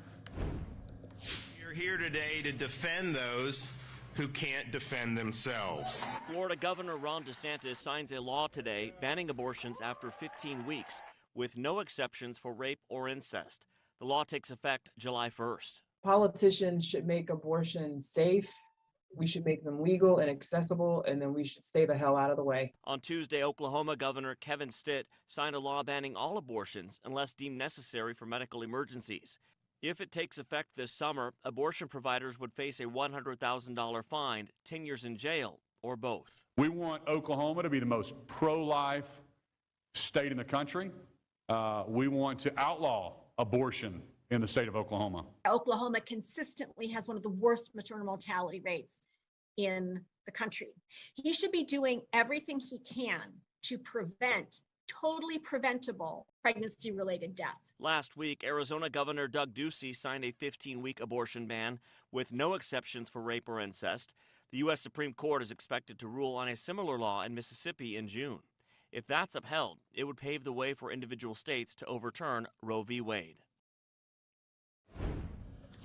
And with that, I want to bring in constitutional law expert Jessica Levinson here on the show with us. Jessica, thanks for being with us on this Thursday. A lot to talk about when it comes to abortion legislation, when it comes to states, when it comes to Supreme Court. What have been your biggest takeaways? Because we had this development today coming out of Florida, but like we said, Mississippi, Arizona, all making changes. States think that the Supreme Court is about to overturn Roe v. Wade because I think the Supreme Court is about to overturn Roe v. Wade. And so they are planning and implementing laws that are currently unconstitutional, but very likely will be constitutional come this summer. So I think that's what we're seeing here is that about half of the states are going to ban abortion outright. And some red states are already making moves to say we're going to severely restrict abortion. They're looking at what happened in Texas, where the court let stand an abortion ban after 6 weeks. And they're saying, okay, well, if you let that stand, then we're going to go ahead with 15 weeks or 10 weeks or a complete ban. I think that's what we're seeing. So what does this mean for women who are in these states where changes are happening? Is this almost immediate? And are there other ways? Could they go to a different state that maybe doesn't have as strict of abortion laws and get it done there? So the laws go into effect at different times. You have to go state by state and look at when does this law become effective? What does it mean for women in those states? So typically, yes, you absolutely can travel to, if you have the resources and ability, you can travel to a neighboring state. Missouri, I believe, tried to say that you cannot, that residents of Missouri cannot go to a neighboring state and obtain an abortion. I don't think that that would be upheld in court. That's one state trying to reach into the jurisdiction of another state. That is very, very unlikely to be constitutional under our current structure. Other options are women could try to have a telehealth appointment and get a prescription for a medication abortion, for an abortion pill. A lot of states are already moving to try and ban those as well, or to try and severely restrict those as well. So I want to get into that a little bit more because we're just scratching the surface on these abortion pills that are in the works of being like fully authorized from the FDA. You know, what's the jurisdiction on that? Are those readily available for women across the country to be able to be doing this? Because I think this is just the beginning of that conversation of how these are going to be utilized. So this is a great question, and this is an answer that is a little legally complex, but I'm going to try and make it fairly simple, which is if the Supreme Court overturns Roe v. Wade, what does that mean? It means no constitutional protection to obtain a pre-viability abortion. And that therefore leaves it to the states. So California will, at least for the foreseeable future, always provide access to an abortion. Texas, I think at least for the foreseeable future, will provide almost no access to an abortion. And then the question is, well, what does that mean? As we just talked about, what does that mean for women who live in red states? One option, as we said, is to travel out of state if they can, and if states don't try and implement laws like the one Missouri's talked about. Another option, as we've talked about, is to try and avail yourself of the FDA approved abortion pill and see an out of state doctor by a telehealth appointment. Now, the problem is that states regulate physicians typically and their guidelines. And so when you have a telehealth appointment, the physician is subject to the laws that are in place for the patient. And so there's going to be this really direct conflict, I think, between states that are saying you can't order abortion pills, or we're severely restricting it, or you can't have telehealth appointments, or a variety of different ways that they're trying to either burden or restrict obtaining these abortion pills. And then a federal government policy that says, actually, these pills are absolutely fine up to 10 weeks. I think a court is going to have to decide, how do we determine who wins in that matchup? And you think this could reach the highest court, the Supreme Court?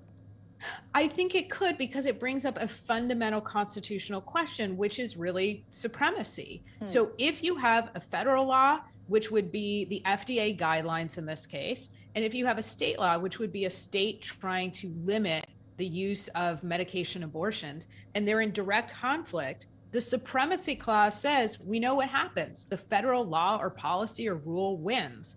But we're, I think, going to need the Supreme Court eventually to say that in order to try and stop states from, I would say, interfering with this federal policy. Right. Well, kind of circling back to the beginning, it really feels like the tides are changing on the abortion conversation. What do you foresee as the future for abortion laws, for Roe v. Wade? So I think Roe v. Wade has about 6 more weeks in this country. I think there is very little chance that Roe v. Wade is going to survive. You know, you and I have talked about, what is the court going to do with this Dobbs case, that case where Mississippi banned abortions after 15 weeks. It clearly violates the current case law, but the court decided to accept that case anyway, again, signaling that I think at least it was comfortable revisiting abortion laws. And everything that's happened since the court decided to take that case, the way it treated the Texas law, the way it's treated other similar laws, the way we heard the justices question the parties during oral arguments, I don't think this is any longer a question of weakening Roe. I think that Roe is on its deathbed, and we'll probably see that by July 4th. All right, any last thoughts on this conversation? Because we're now hearing from lawmakers pushing back on a lot of the moves, and then you have other lawmakers like Governor DeSantis out in Florida taking substantial, historic moves when it comes to banning it. So this is one of these, obviously it's a difficult legal issue, and it's also a difficult societal issue, because you obviously have on both sides of the debate such strongly held beliefs for very understandable reasons. And so I think we all need to prepare ourselves that the fracture lines in American society, once that decision comes out, where I think the court will overturn Roe v. Wade, they will probably fracture even more significantly. There's a big percentage of the American population who really thinks that abortion is murder, and that it is never acceptable, and that we should never condone it. There's a big proportion of the American public who thinks that abortion is medical care, and that it's reproductive choice, and that it's personal autonomy and liberty, and they don't understand why you would ban it and restrict it in this way. One of the big challenges will be finding a place where we can have a civil discourse about those issues. Right, no doubt. And that conversation will continue here. We'll be on the edge of our seat in hearing the ruling on Roe v. Wade. Jessica Levinson, thanks for being with us here on the show, and we'll definitely stay up to date with you. Thank you. And we do want to get that full breakdown from what happened today in Florida with Governor DeSantis as he held that full press conference. It was met by a lot of protesters, too. Here's both sides. The governor signed the bill in front of hundreds of supporters here at Nación de Fe Church in Kissimmee, but opponents are also sounding off. We are here today to protect life. In front of the roaring applause of pro-life advocates, Governor Ron DeSantis signed the state bill that prohibits doctors from performing abortions after 15 weeks of pregnancy. And we believe that that all these kids deserve an opportunity. And so we're not just giving lip service to that. We're actually signing legislation. Supporters of the bill also spoke to the crowd. There are options out there. Abortion's not it. The law, which goes into effect July 1st, does allow exceptions when the pregnancy is a serious risk to the mother or if a fatal abnormality is found, but only if two doctors agree on it. Democrats criticize that requirement and the bill itself. Politicians should make abortion safe. We should make them legal and accessible, and then we should stay the hell out of the way. Critics slammed the bill for not having exceptions for rape or incest. I'm in Kissimmee. Nestor Mato, Fox 35 News. And when we come back after the break, going out to day 3 of the Johnny Depp versus Amber Heard trial, their marriage counseling testifying today in a recorded message. We'll go out to that. We'll listen in for a little bit, and then we'll get legal analysis on the back end on what happens next in this trial, what evidence we'll be hearing, and who could be taking the stand. That's in 2 minutes.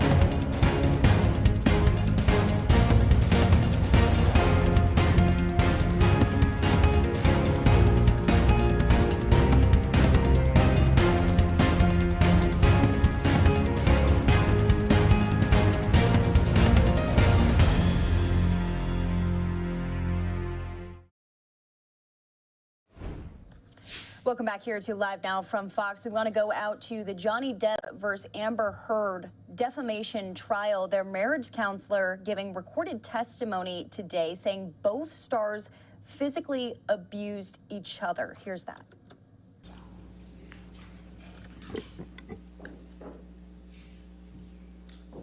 Laurel Avis Anderson. And what is your business address? It's been a while. 10921 Wilshire Boulevard, Westwood Medical Plaza, Suite 1101, Los Angeles 90024. And you're a clinical psychologist, is that correct? Correct. And you practice in Los Angeles? Yes. For how long have you been practicing? Almost 40 years. Have you been practicing in Los Angeles for that entire time? Yes. And you provide counseling for couples? Psychotherapy for individuals and couples. And what is psychotherapy? Just a brief layman's description. It's an evaluation of an individual or a couple's problems, and then it's a conceptualization of what's actually going on and an effort to make intervention that leads to change. Do you recognize what this document is? Yes. What is it? This is my ledger for tracking sessions that I use for invoice billing. And did this ledger come out of your files? Yes, And do you keep this document in the ordinary course of business? absolutely. And I just want to, and this particular ledger, who is it for? It's, well, despite the names that are camouflaged, it's for Ms. Heard and Mr. Depp. At the top, what are the two names that it says there? Ann Henry and Joey Davis. And Ann Henry's Amber Heard, Yes, and Joey Davis is Johnny Depp. yes, And then it says age 29 and 52. Is that right? yes, And 29 was the age of Amber Heard at the time, yes, and 52 was the age of Johnny Depp. yes. So as I understand it, on October 1st, 2015, Mr. Depp and Amber Heard came in for couples counseling for 3.5 hours. Yes. Whether they were in for the full 3.5 or not, I don't know. But that was the amount of, that was when the session started, and they came in when they came in and not together. And it took 3.5 hours to actually do that first session. So as I understand it, for that first session, Mr. Depp and Amber Heard did not come in together? I don't believe that they did. The next session with Amber, with Miss Heard alone for background intake, and that was a 2 1/3 hour session. And that session was on October 6th, 2015? Yes. And what's the next row indicating? The next day. You saw Amber on October 6th, 2015 for 2 1/3 hours, correct? Yes. And what is the next row indicating? The next day, October 7th, Mr. Depp for 3.5.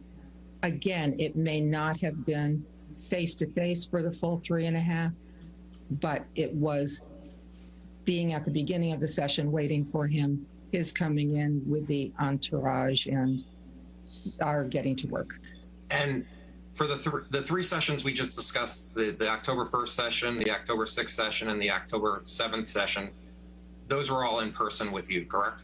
So yes, the first 3 sessions were all in person. And then what does it say under, for the next row, for the 1014 row? Couple, 3 hours. So on October 14th, 2015, Amber Heard and Mr. Depp saw you for a couple session? Yes. There's a couple session on October 14th for 3 hours, is that right? 1014, there's a couple session. On 1021, there's a couple session where someone walked out for 2 hours. On 1024, Ms. Heard was there, did a phone session for 1.5. And how did, and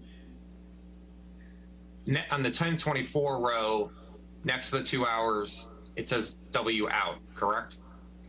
It's 1021. In the 1021 row, what does it say in the 4th column? Walk, for me, that's walk out. And do you recall who walked out of that meeting?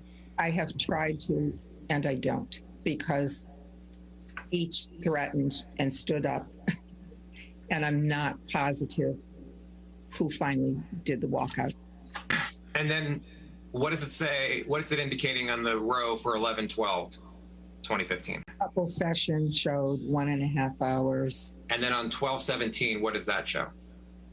Amber alone showed 2 1/4 hours. Based on this ledger, you saw Amber and Mr. Depp for 4 couple sessions? That's right. Dr. Anderson, I'm showing you it's been marked as Anderson 3.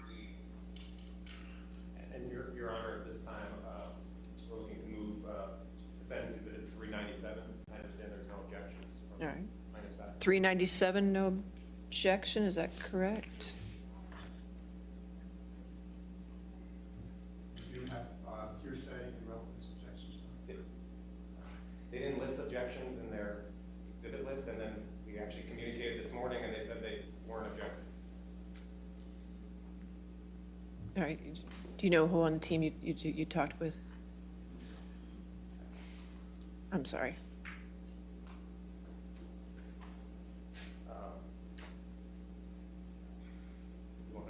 No, that's just who. I believe it was Jessica Myers. Okay.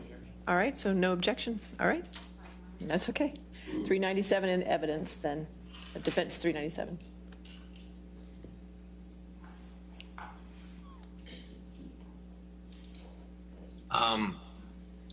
And I will let you, which is CC 000172, I'll let you take a look at it.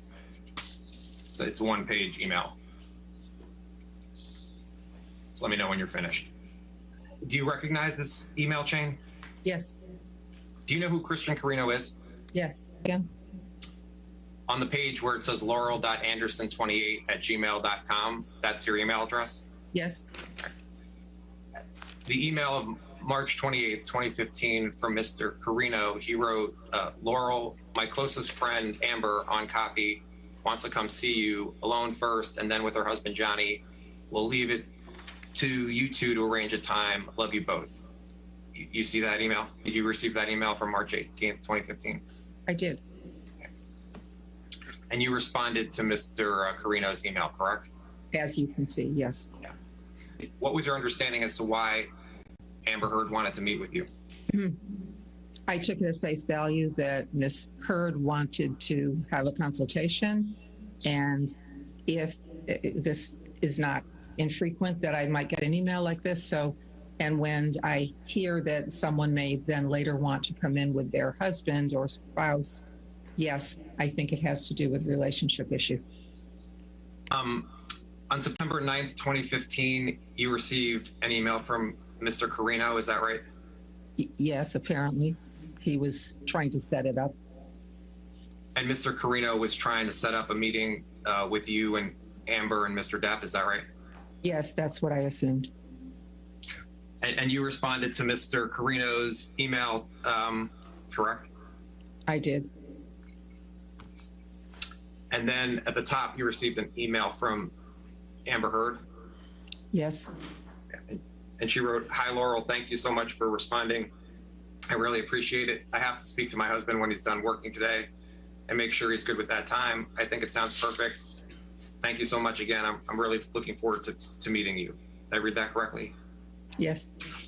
And you received that email from Amber Heard? I did. On September 27th, 2015, you received an email from Amber Heard, correct? Yes. And Amber wrote, "Hi, Laurel. Johnny and I are back in town and would love to know if you have any availability to see us this week. Please let me know. Thanks." You received that email from Amber Heard? Yes. And you responded that you were available on Thursday at 5:30 p.m., correct? Yes. And looking at the top of the email where it says Wednesday, September 30th, would you agree that the next day is Thursday, October 1st, 2015? Yes. Okay. And we can go back to your billing ledger, but the first time you saw Amber Heard and Mr. Depp was on October 1st, 2015. Is that right?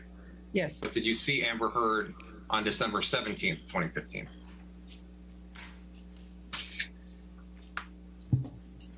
Yes. We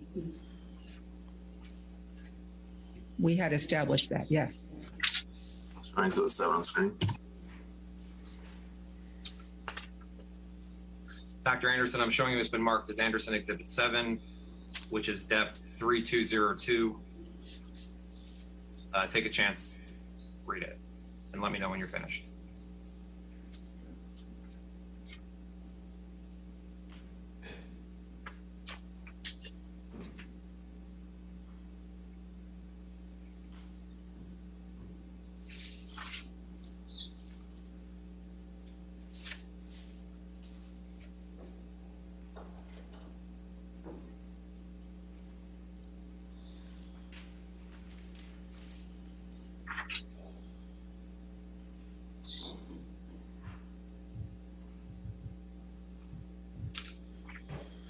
Yes.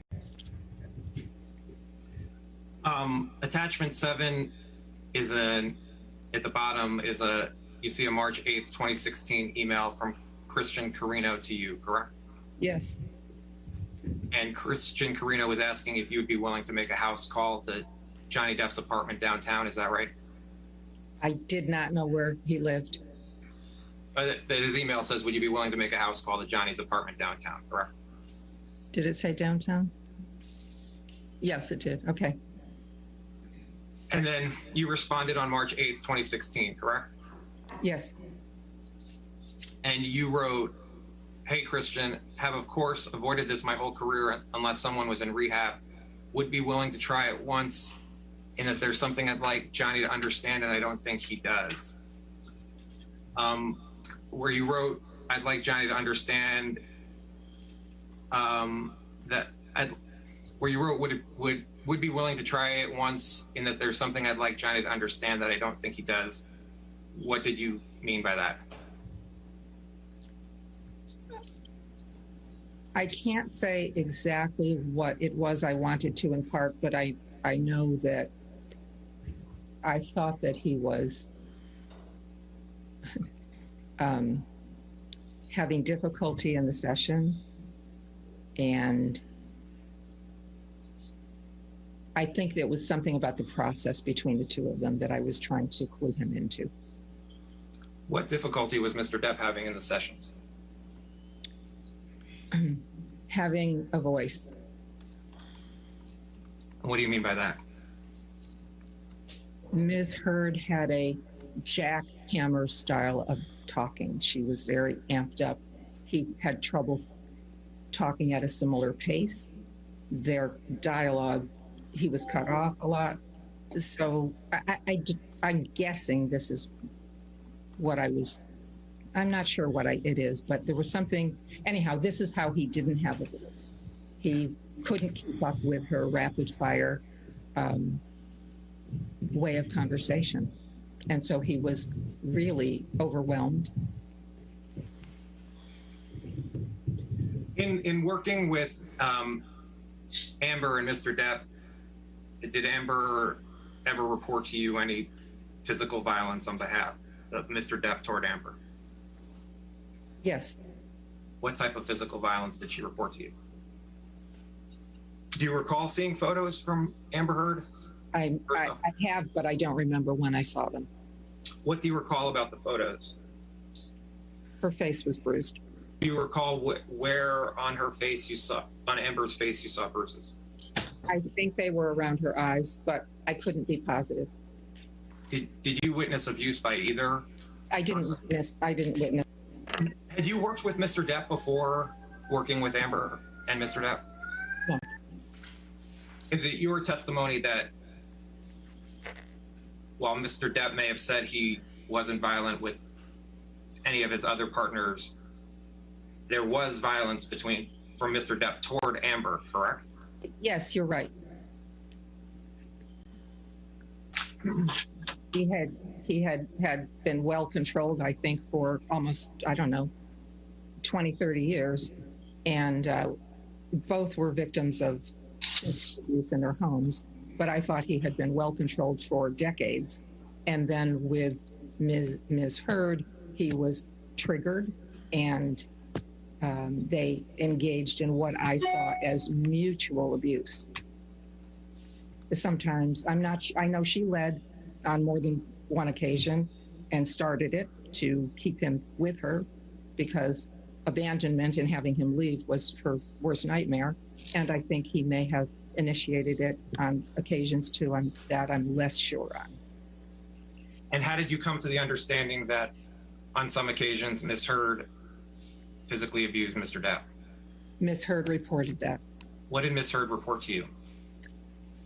That it was a point of pride, two things. It was a point of pride to her if she felt disrespected to initiate a fight, and her father had beaten her. She was not going to. And the second,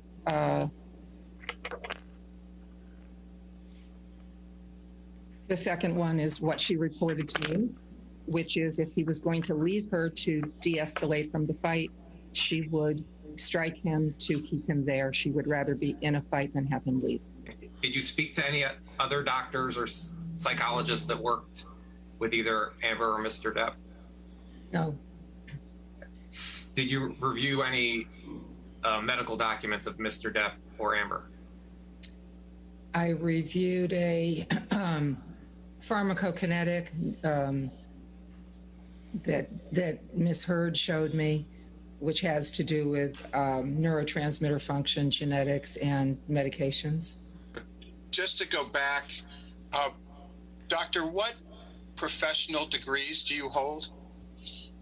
I have a couple of masters, a PhD, and a certified clinical nutrition certification. Would you mind please just elaborating on that for the record? Yes, I have a master's from early in my life in teaching and curriculum. I have a master's in psych. I have a PhD in clinical psychology. I have a CCN, which is a certified clinical nutrition certification. And do you recall, Doctor, in what year you obtained your PhD? Yes, I got it in '82.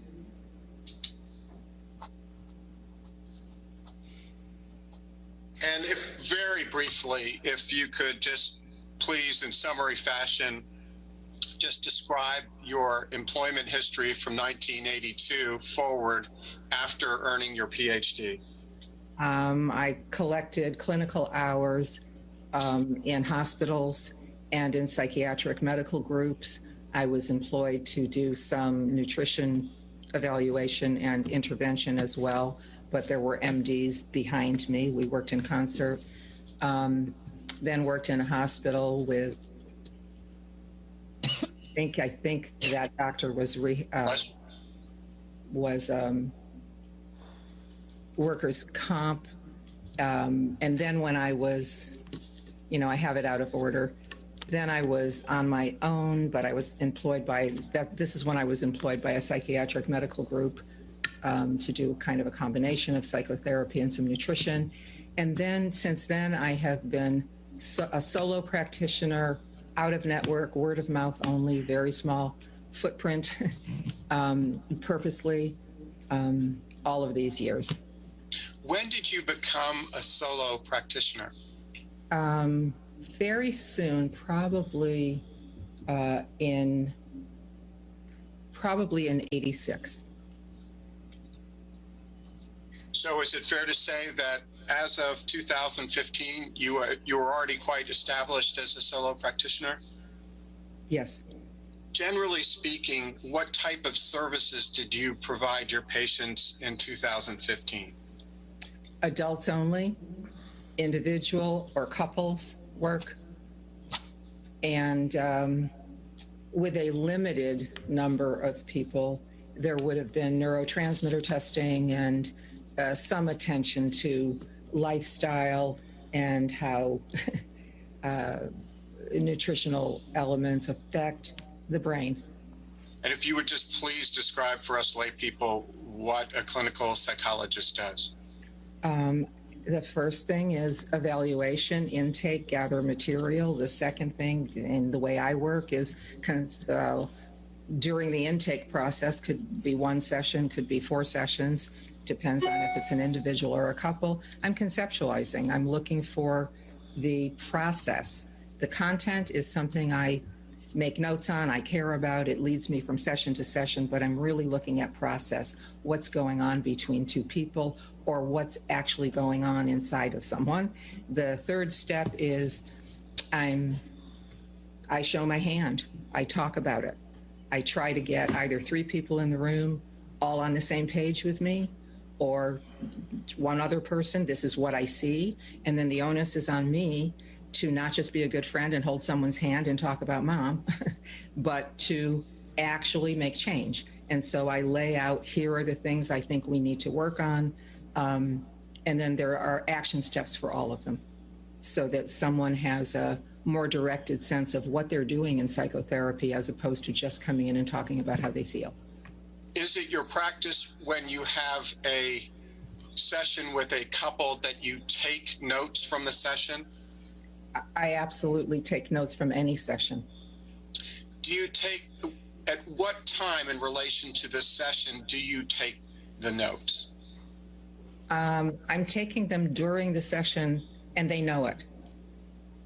Because I don't want hours and hours and hours of homework at the end of a clinical day. So the notes are often, a lot of typos, wrong pronouns here and there, but essentially I'm just trying to gather facts as I go.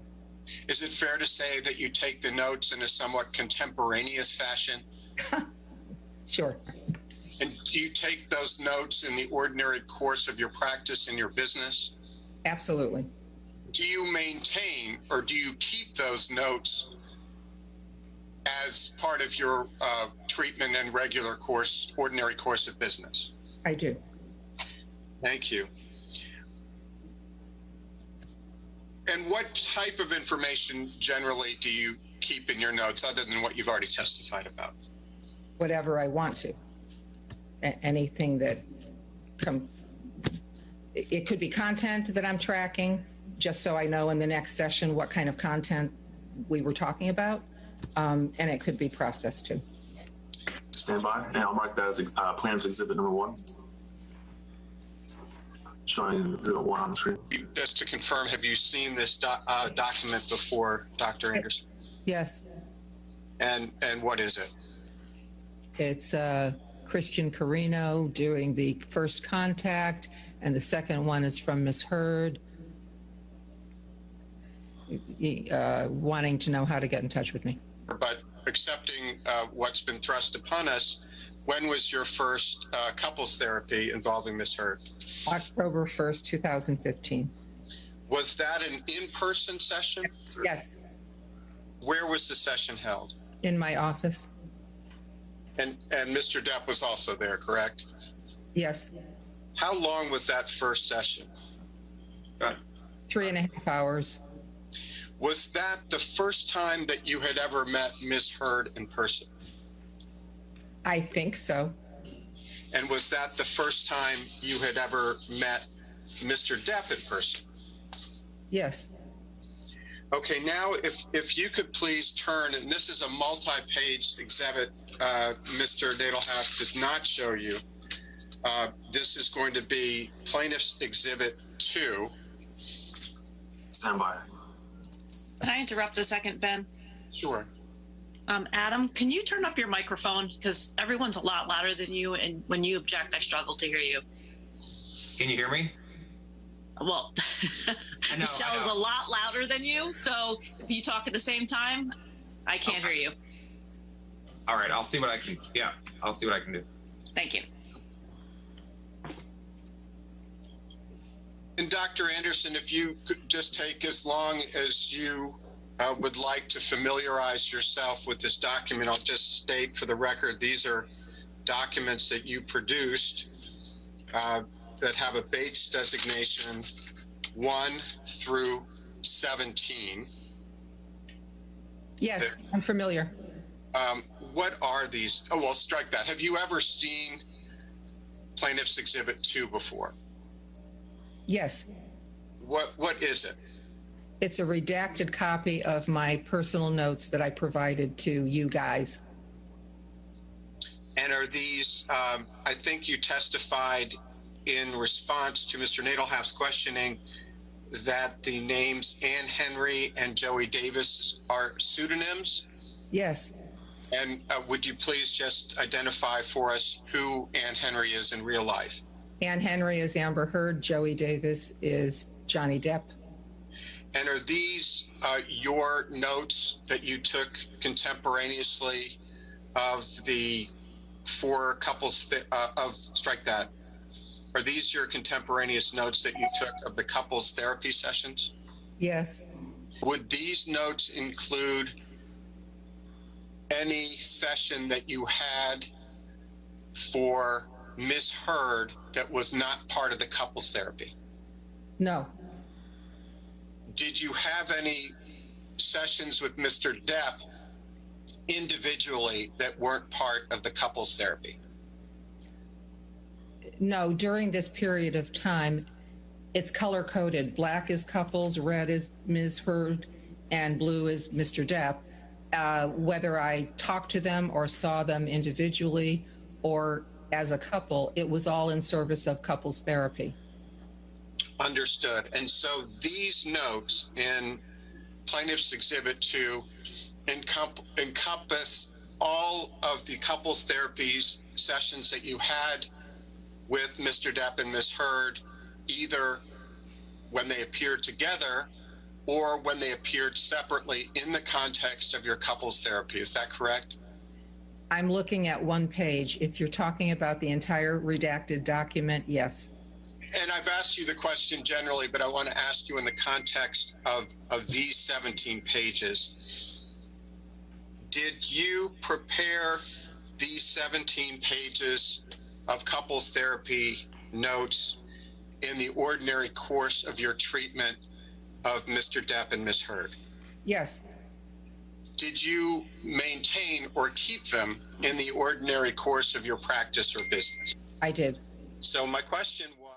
We've been listening in to the marriage counselor of Johnny Depp and Amber Heard as she testifies that she saw mutual abuse during their time, the counseling sessions that they had, as they go into detail about her note-taking during those conversations. We're going to take a quick commercial break. When we come back, we're going out to some of the other courtrooms of the day, including out to Florida, where a man, you may have heard of his name, Anthony Tote, found guilty on all counts in murdering his own wife and 3 kids and living with them for a few weeks following that murder.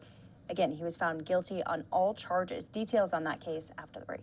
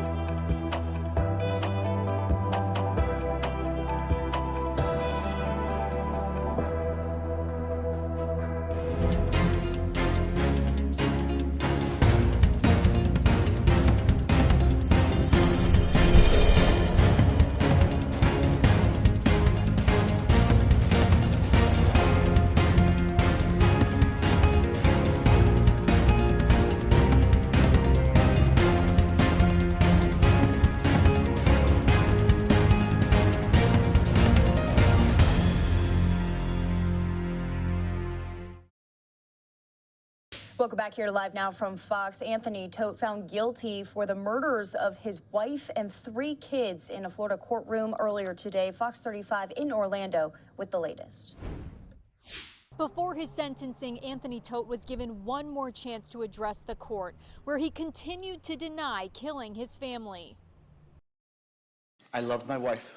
I loved my kids. They were first and foremost in my life.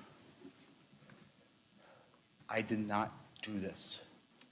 I provided for my wife, provided for my kids, did everything I could. Just minutes earlier, this was Tote's reaction to the verdict, shaking his head as he was found guilty on 4 counts of first-degree murder and 1 count of animal cruelty. Tote's wife, Megan, their 3 kids, and the family dog were all found dead in their Celebration home in 2020. During this trial, Tote testified that his wife killed the kids and then herself, even though deputies had a videotaped confession where Tote explained how he killed each family member after his arrest. Jurors not buying Tote's story, convicting him after about 7 hours of deliberations. During sentencing, Megan's family spoke about her and the 3 kids, Alexander, Tyler, and Zoe. Our families will always remember the children as beautiful young beings that we have memories and pictures of, and we love them dearly.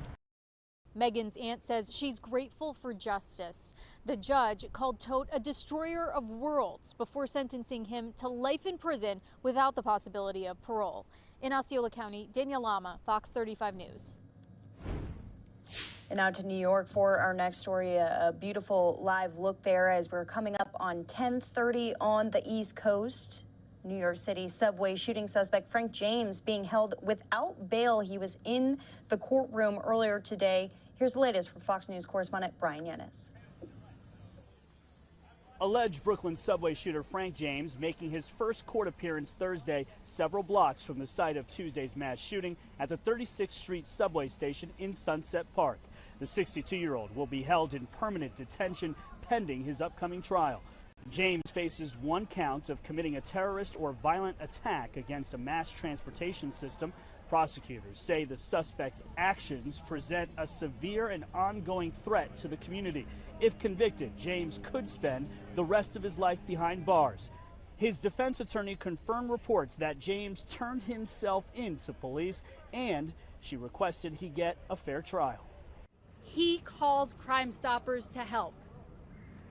He told them where he was.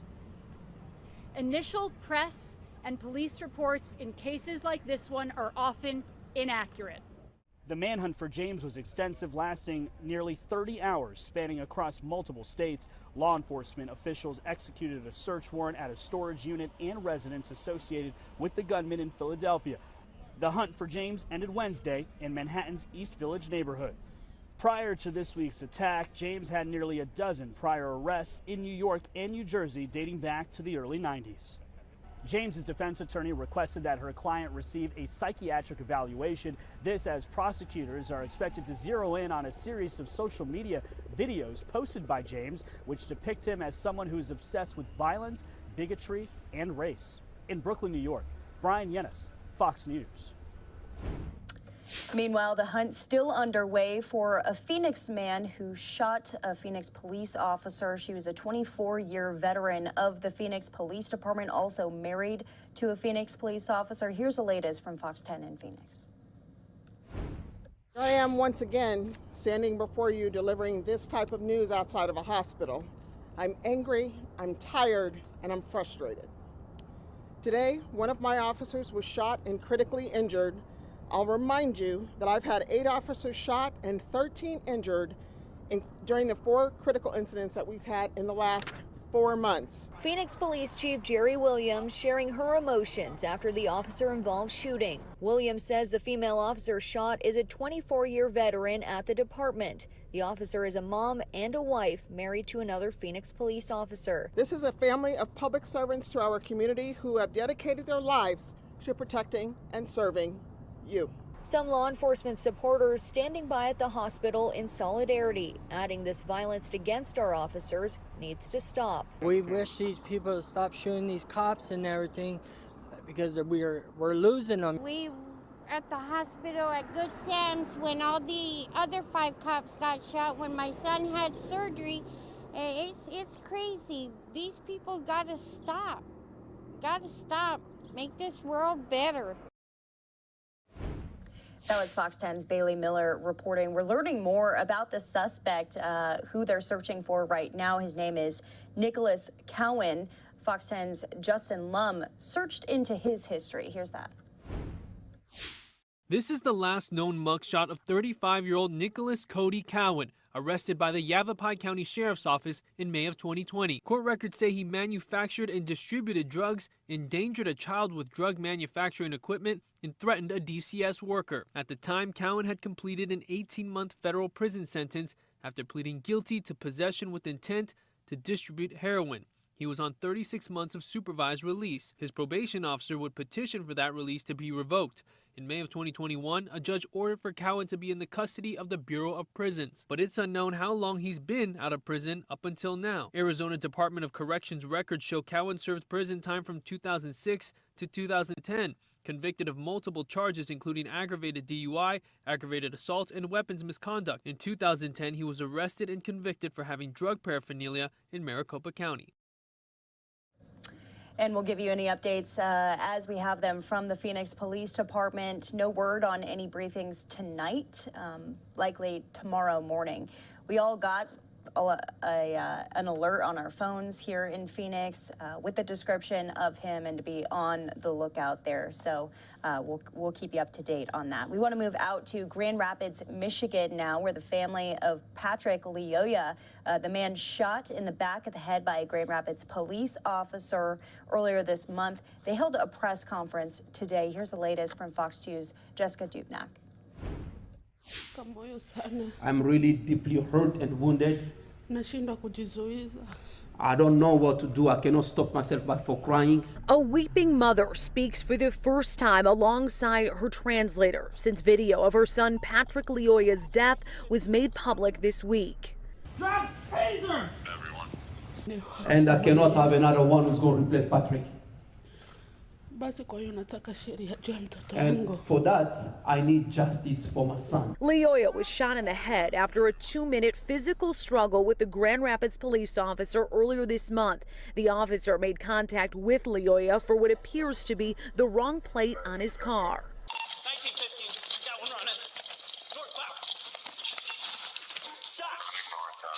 The video shows Lyoya run from the officer, which led to that struggle.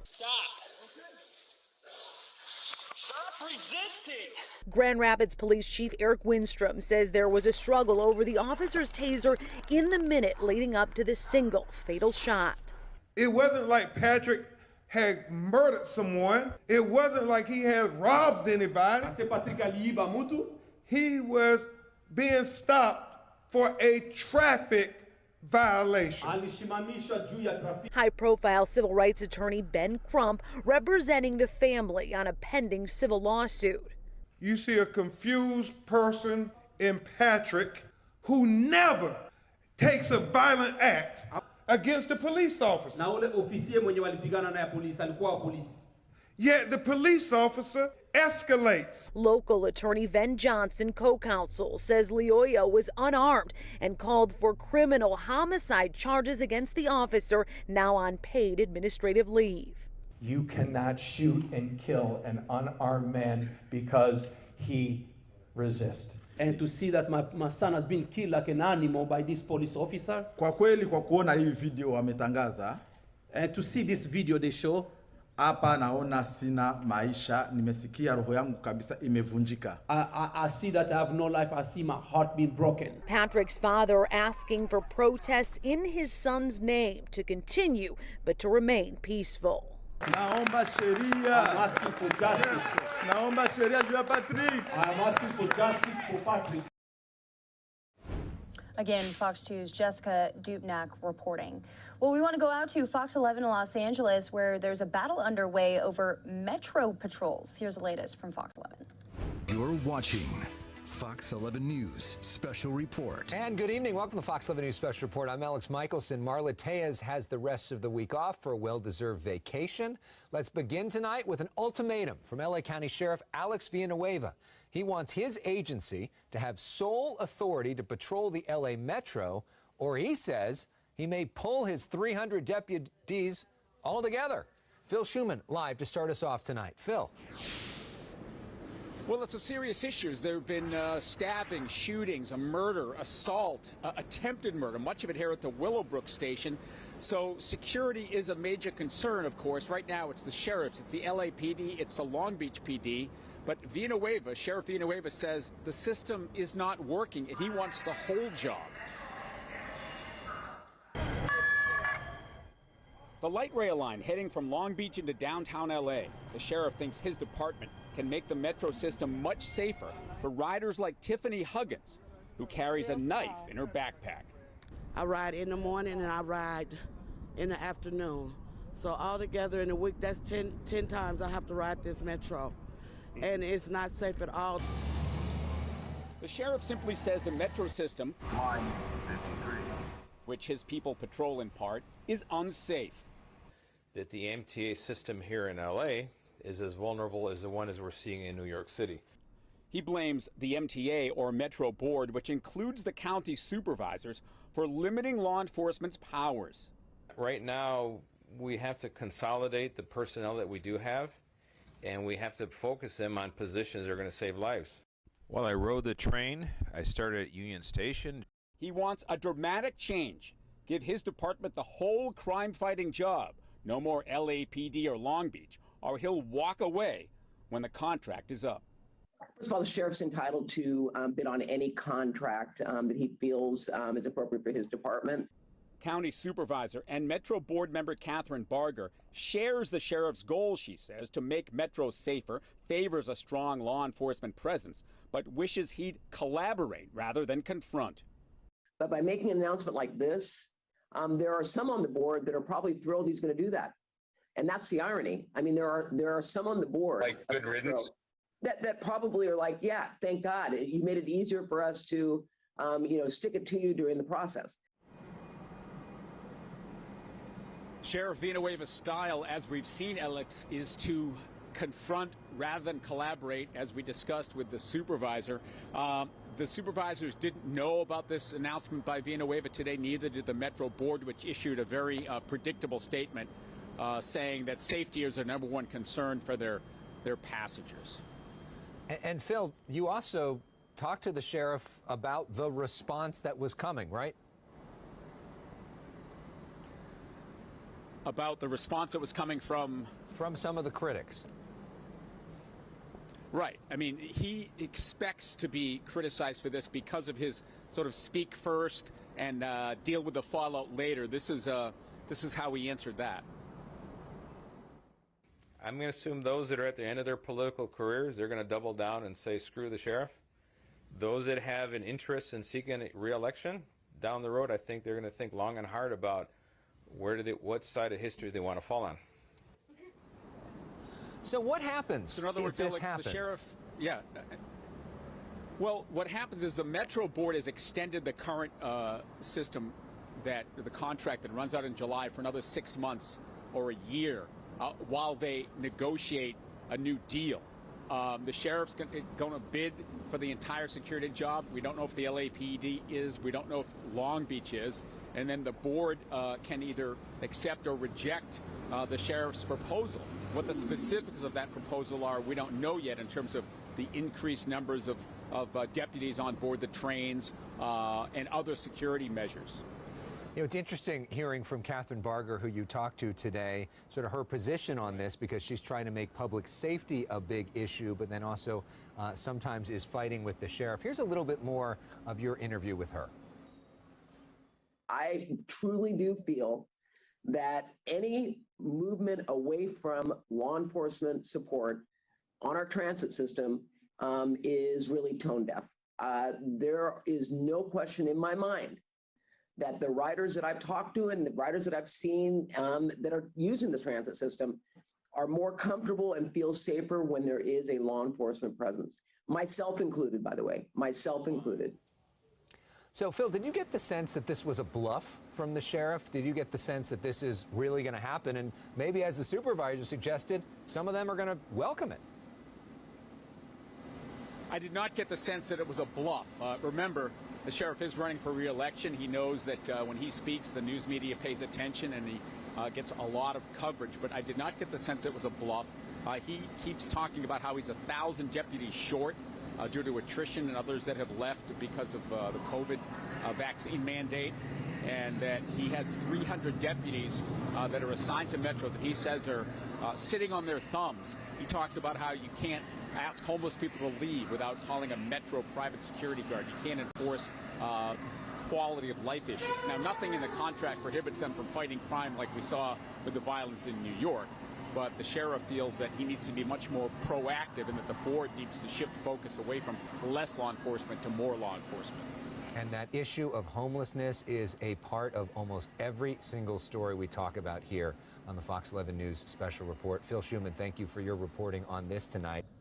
All right, again, Fox 11 in LA right there. We'll be tracking that story along with the other stories of the day. When we come back, we are diving deeper into the Johnny Depp defamation trial that all eyes are on. Their marriage counselor giving recorded testimony today, what she had to say after the break.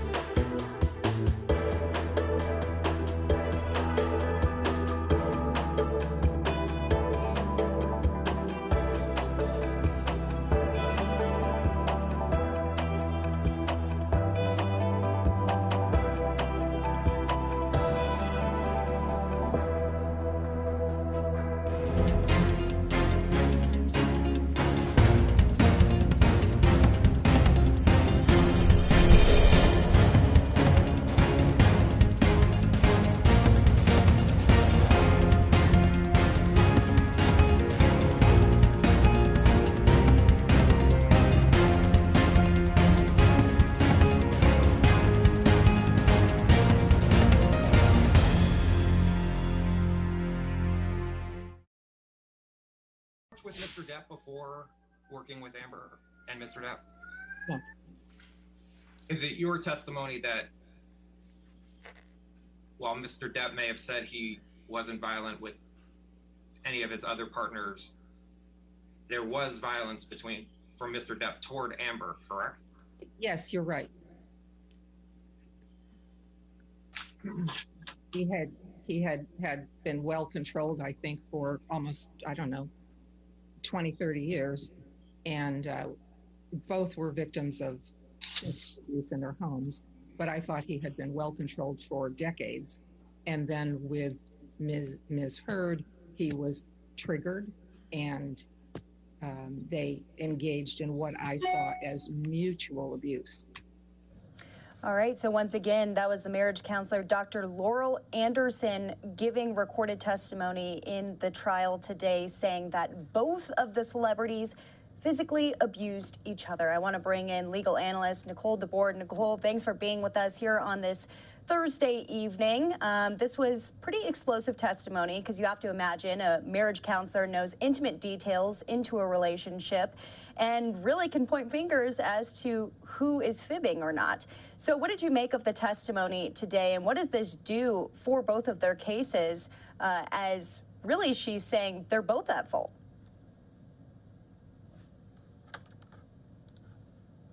She really is. I do think that she was much stronger for Johnny Depp's side of the case than she ultimately was for Heard's, which of course makes sense considering she was presented as a witness for Depp's side of the case.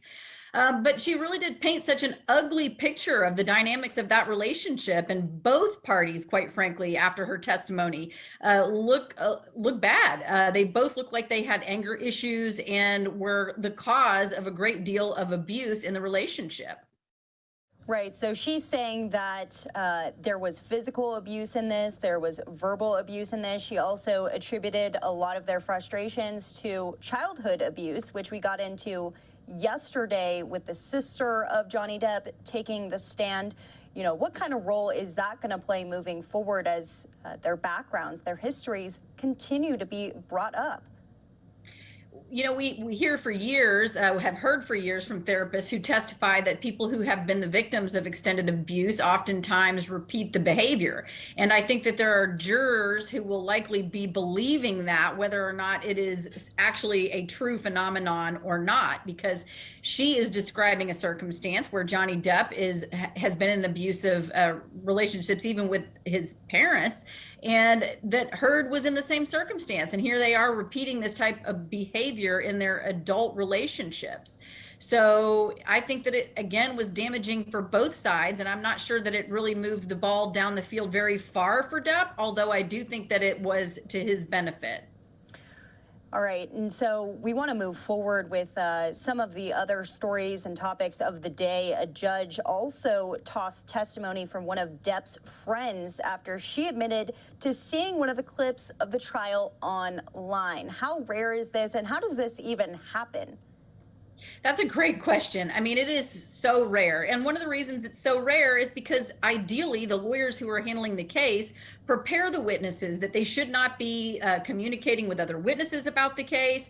They shouldn't be talking to people about the case while it's pending. And they certainly shouldn't be watching live coverage of the case before they testify, because the judge wants the jurors to receive this witness's opinion fresh. Only this witness's opinion, not in comparison to what this witness believes other witnesses are saying that is correct or not correct. So it is a pretty damaging thing. It's very unusual. And I think that it's very unfortunate that this witness crossed that line without either notifying the lawyers or the lawyers not notifying her that this was something she needed to avoid. Right. I want to go back into some of the testimony from the marriage counselor, because we've spoken about this, the fact that it's a televised case. And this was the first time today that I really saw Amber Heard get a little bit frustrated with some of the testimony from their counselor when she was recounting the way that Amber communicated with Johnny Depp. She went on to say something really interesting. She said that Amber would want to keep him with her because abandonment was her worst nightmare. You've dealt with a lot of sexual trauma victims and even just sexual abuse in general. Is that pretty standard for someone who has experienced something like that in the past to be reactionary in that way? It certainly can be. It is definitely portraying Heard, though, as a manipulator. It is saying to this jury that Heard was doing anything that she could so that she could keep Depp in her orbit. In other words, she would rather fight, and I think this was almost the exact testimony, she would rather fight with him than lose him. And I think that that is damaging for Heard's case, because it does sound like very manipulative behavior. Yeah, well, she did report a couple of small bruises that she saw on Heard's face in in-person meetings too, which up until now, and I could be wrong, but there was lack of evidence on seeing actual physical abuse on Heard. So this testimony now of saying, hey, actually, I did see bruises on her face, does that provide evidence for the jury? I think that it really does. And I think that the jurors now have, as you've pointed out, real testimony about actual bruising and abuse for which she suffered injury. And before, we haven't had a witness who could actually verify that there was any injury beyond what these parties were testifying to. It was interesting, though, the testimony also seemed to say that she was giving out physical abuse as much as anyone in the relationship. And so it sounded like in some circumstances, this witness anyway believed that she was the instigator. Yeah, it's really tough. It's still very much a he said, she said situation. And now bringing in these witnesses and the marriage counselor, who they were going into detail about how she took her notes and how quickly she had to take them, how accurate they are. It's just tough to say, because this is going back years and years here. We resume again court appearances on Monday. So we're taking tomorrow off, and then obviously Easter weekend. What are your expectations going into next week? Possible testimony on the stand from friends and family members and romantic partners too. You know, it's an interesting thing. This judge has become frustrated with the speed at which this trial is moving and has admonished the parties that he intends to keep this trial on schedule. And so we have a list of approximately 100 witnesses the parties intend to call. I think that the trial will move more quickly starting on Monday, and that the lawyers will need to do what they can to try to get to the point with each of these witnesses. I think that we are going to hear somewhat repetitive information from witnesses about what they saw in the relationship and the dynamics between Heard and Depp. All right, legal analyst Nicole DeBoard, thanks so much for being with us here, and we'll talk to you next week when things resume. Thanks for having me. No problem. We want to leave you with this live look of New York. They're a beautiful shot as we get into the other top of the stories of the day, including President Biden touting the Build Back Better plan, also explaining how he is going to expedite issues when it comes to the supply chain. Details on that after the break.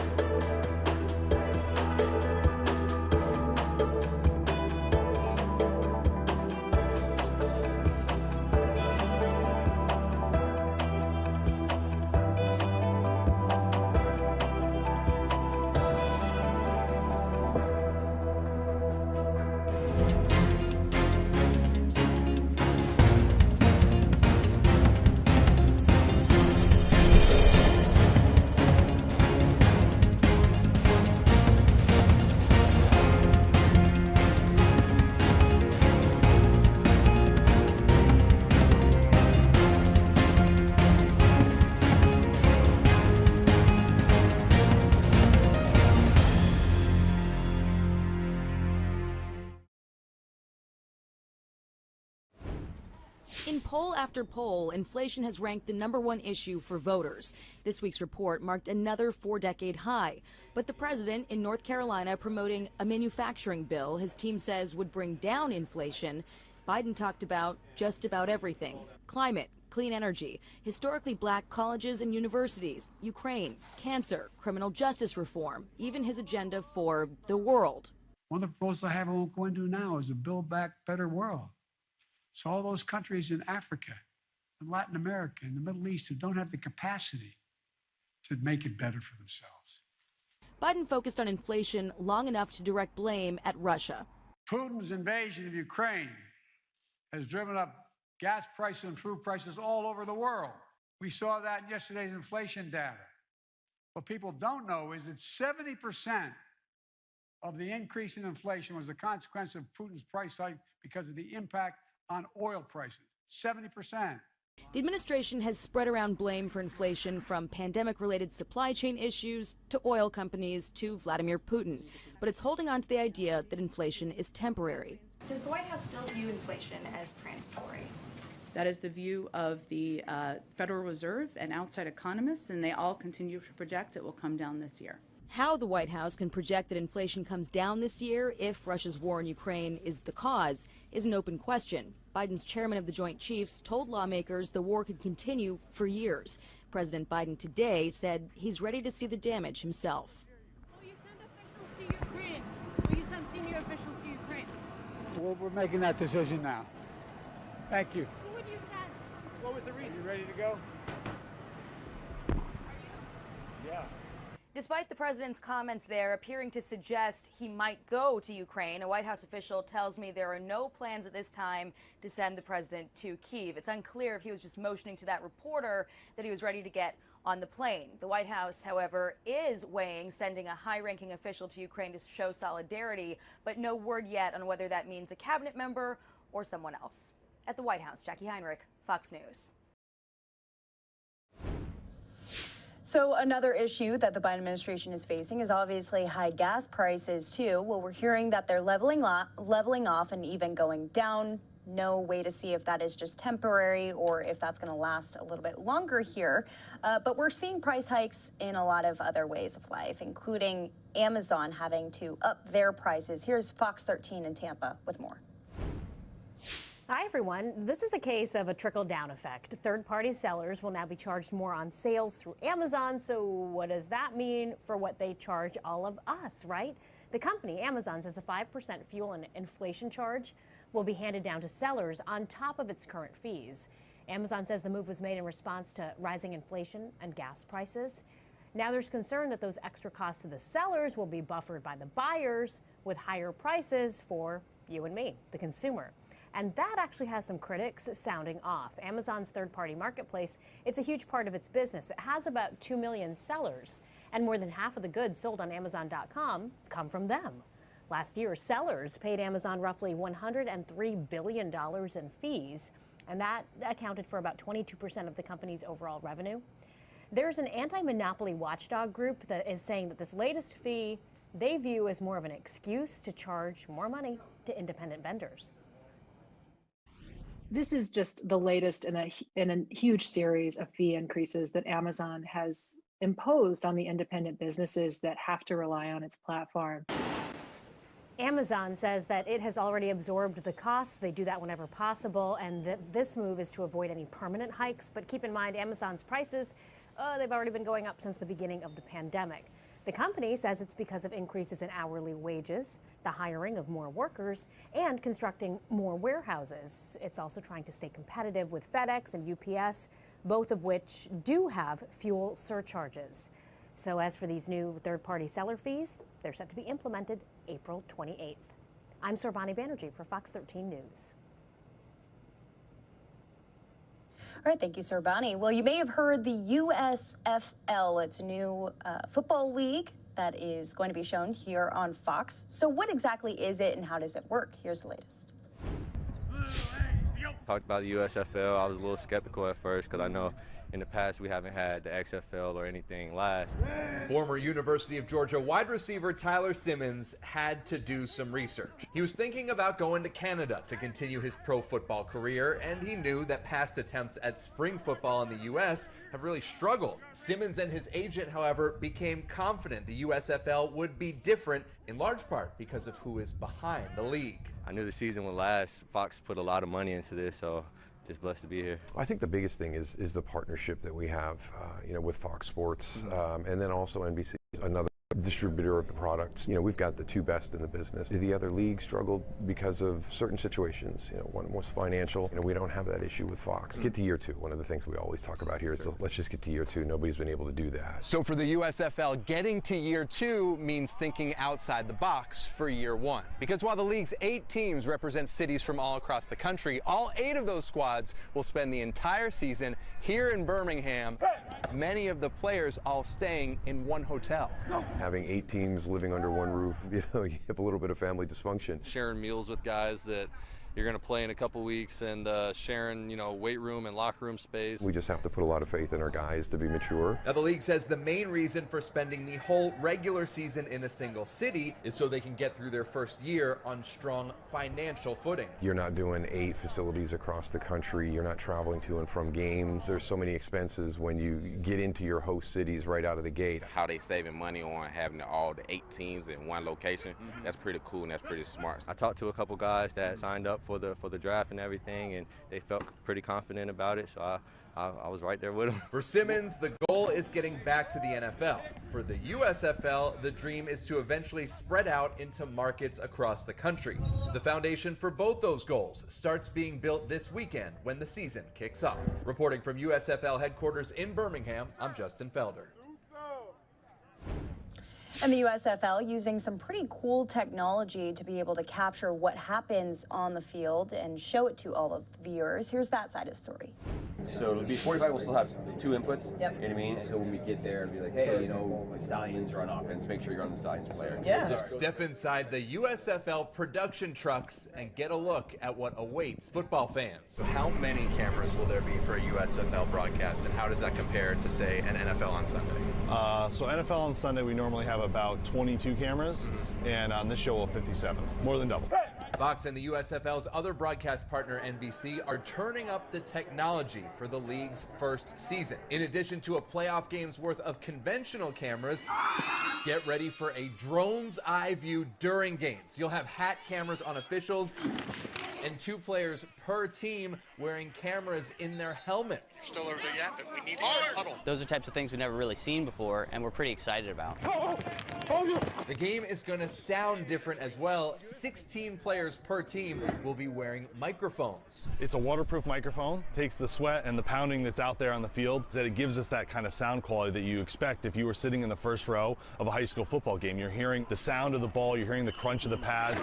Really, it's going to add another dimension to what is the game. And there are more differences in the way the game is played and the way you watch it as well. You know those moments in an NFL game where you wonder, was the ball spotted just right? Did it get across the line for a first down? Did the referee put his foot in the incorrect place? Well, the USFL has some technology so you don't have to wonder. The ball is tracked by 8 4K cameras, gets it down to 3 to 5 millimeters of accuracy.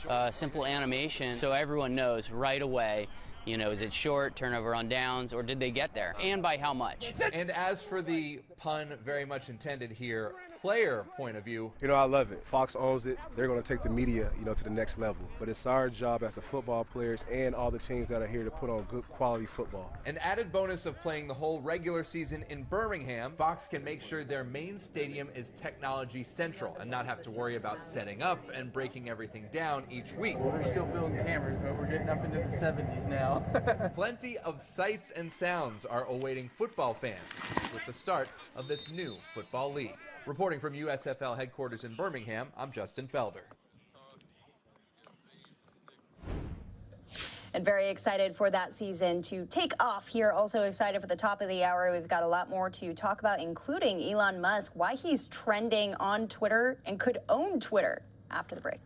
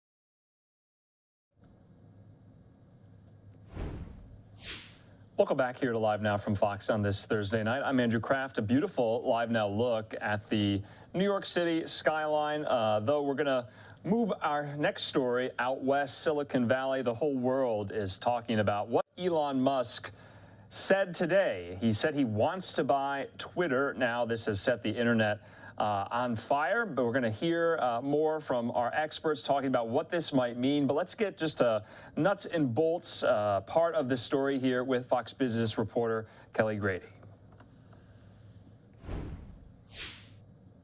I think it's very important for there to be an inclusive arena for free speech. Tesla CEO Elon Musk making a $43 billion bid to take over Twitter.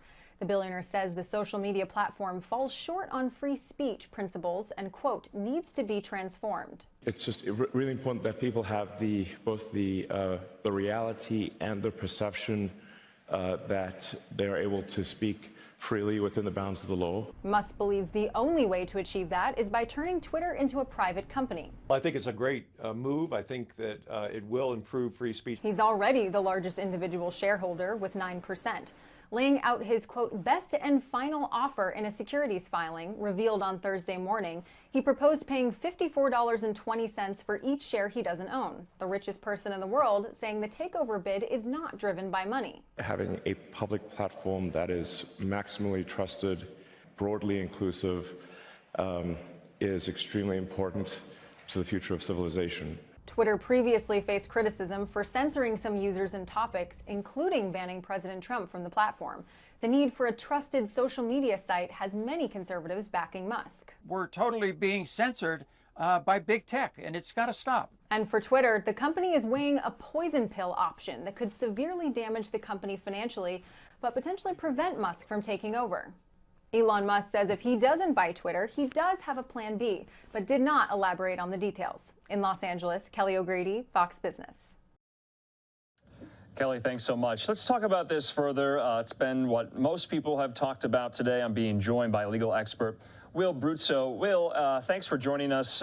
You know, when Elon Musk said this today, you know, so many people were saying, you know, how is he going to do this? But he outright said he wants to buy Twitter for $54.20 a share. That would value at $43 billion. Do you think he has what it takes to do this? I think he would have to sell a whole lot of Tesla stock, which means he would have to realize the profit from that. He'd be paying a huge tax bill.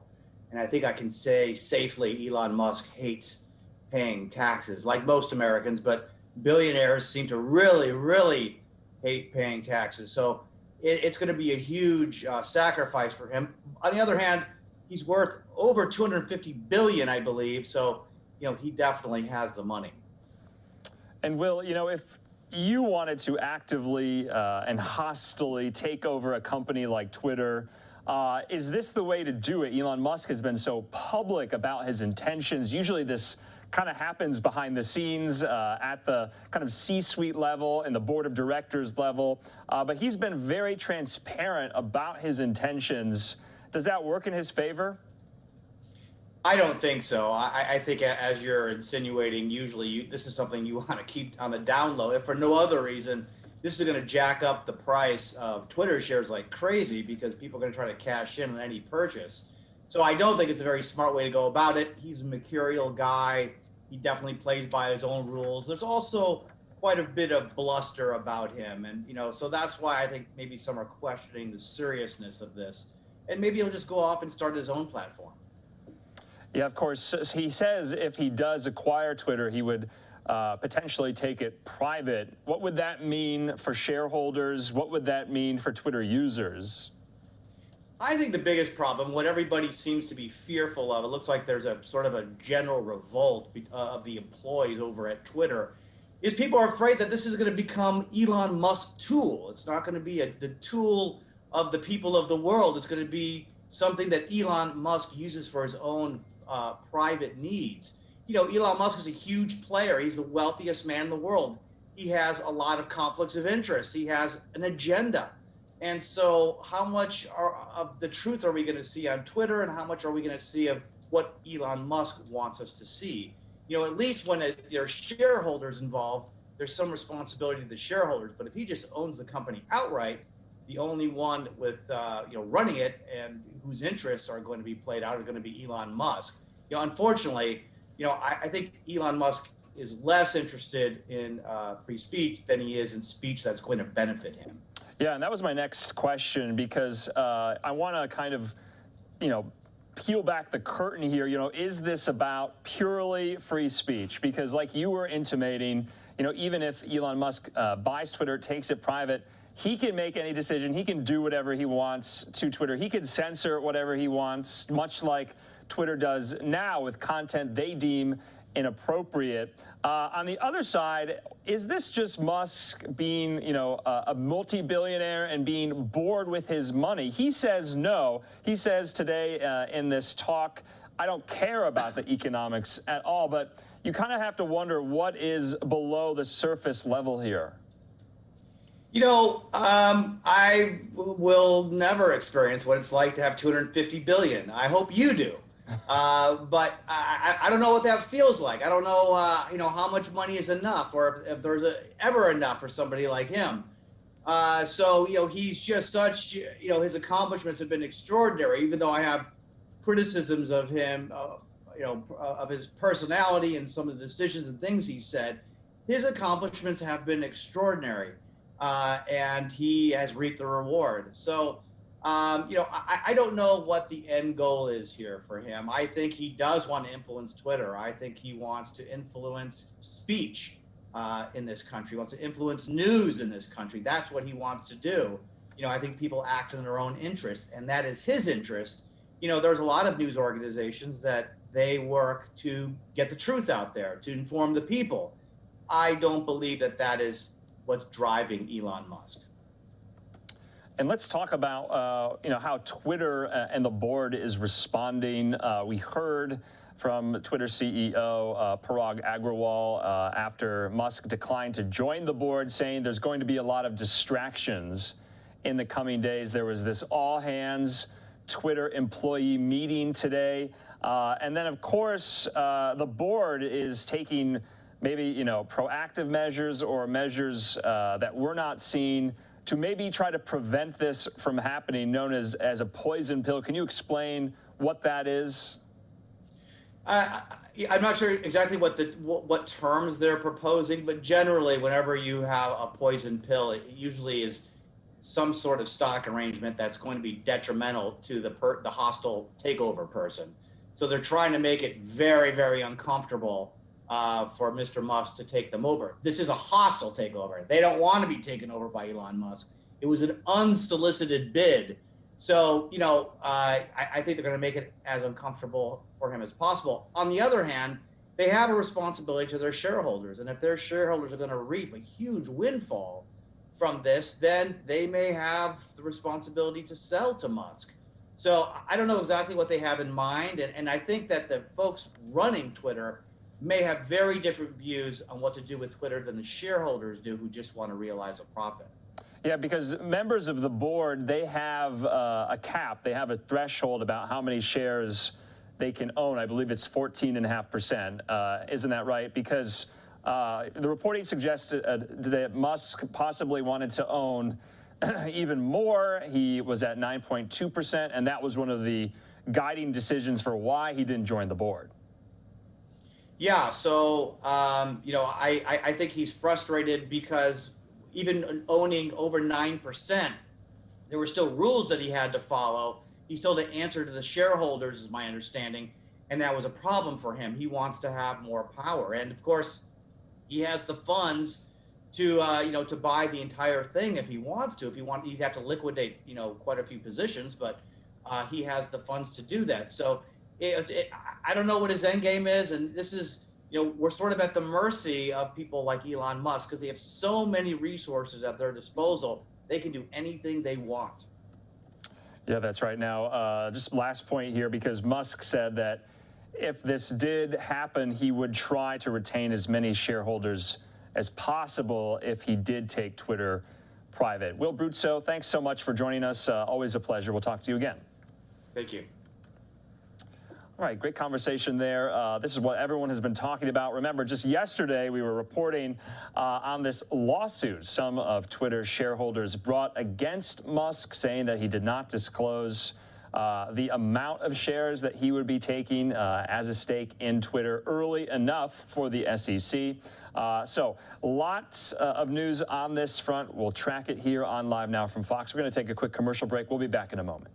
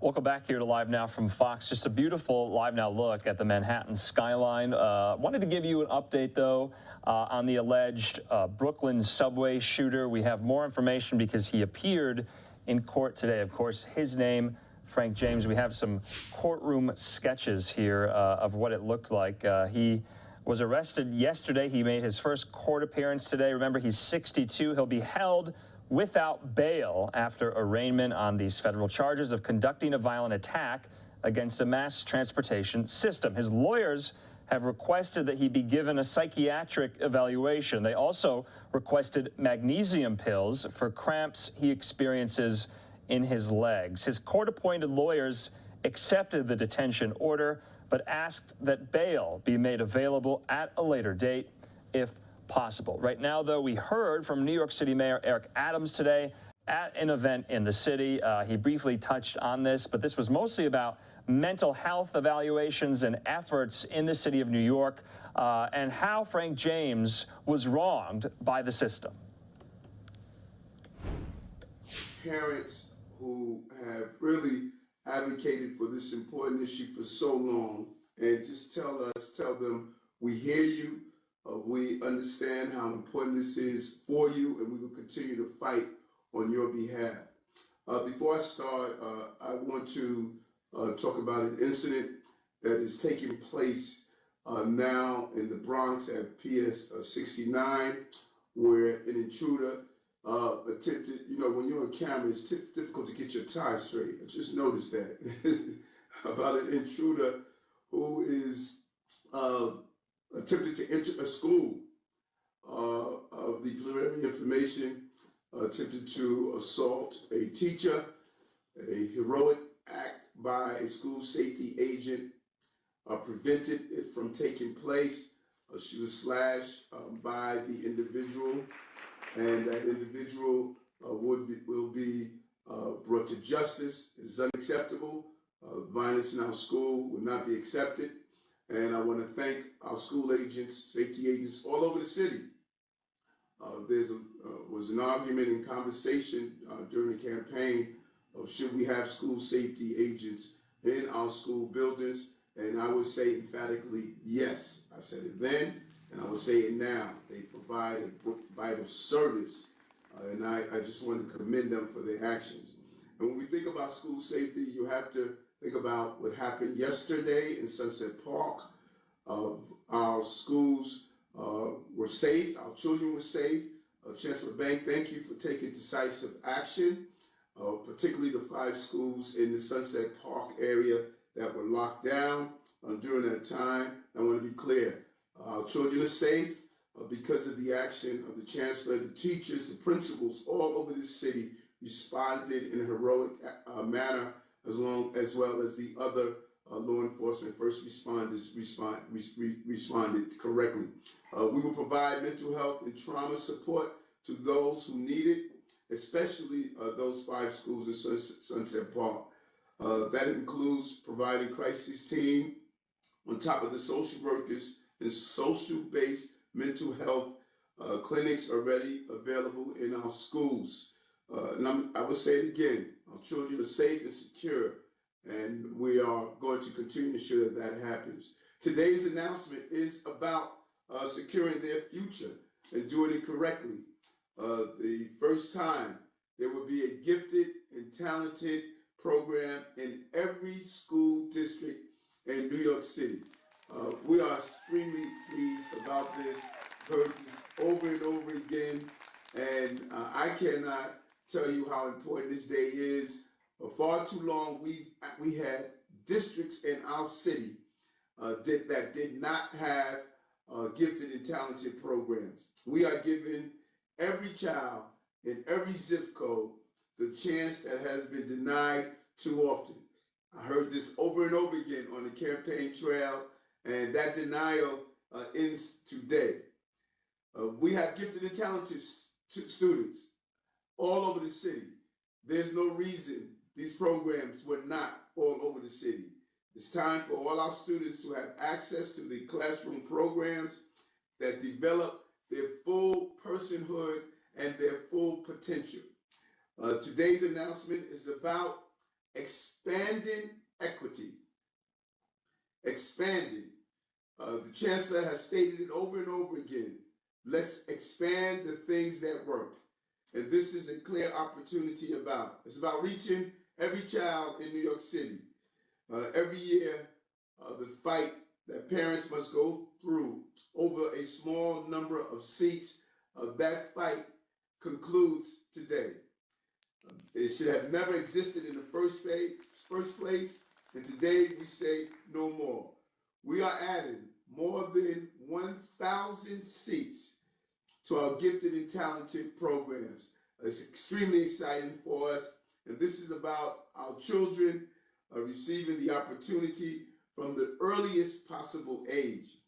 And we are making it easier for families to get access to the program, providing 2 entry points, kindergarten and 3rd grade, for every child in every district.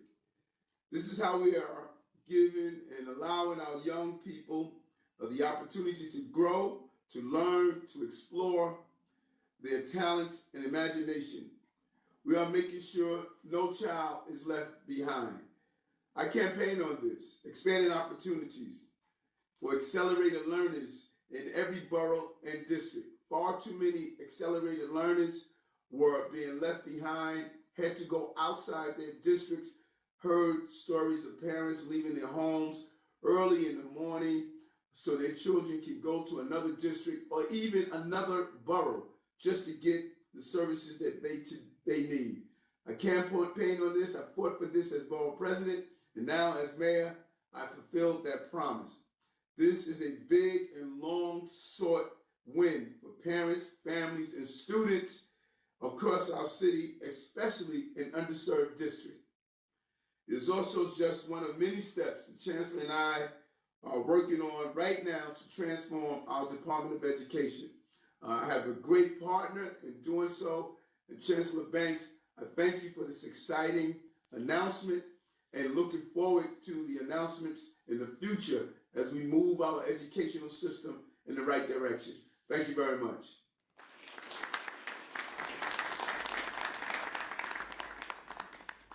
Thank you, Mr. Mayor, and we all are wishing you a speedy recovery, and we can't wait to get you back out here. We need you in the worst way.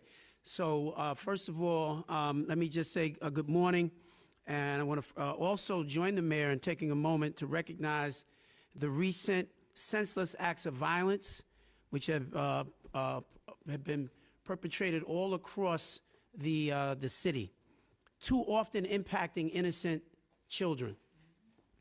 On Monday, I visited the schools of our students who were killed or wounded by the shooting in the South Bronx. On Tuesday, I visited our schools, which were impacted by the attack in our subways.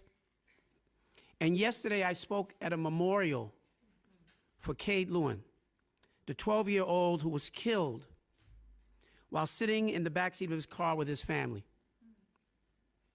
Before our young people can reach their full potential inside the classroom, they must first feel safe inside and outside of our schools.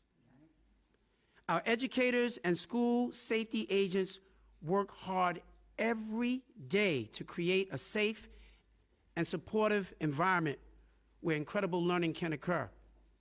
As the mayor just mentioned, as we were making our way here to this press announcement, this terrible incident in the Bronx.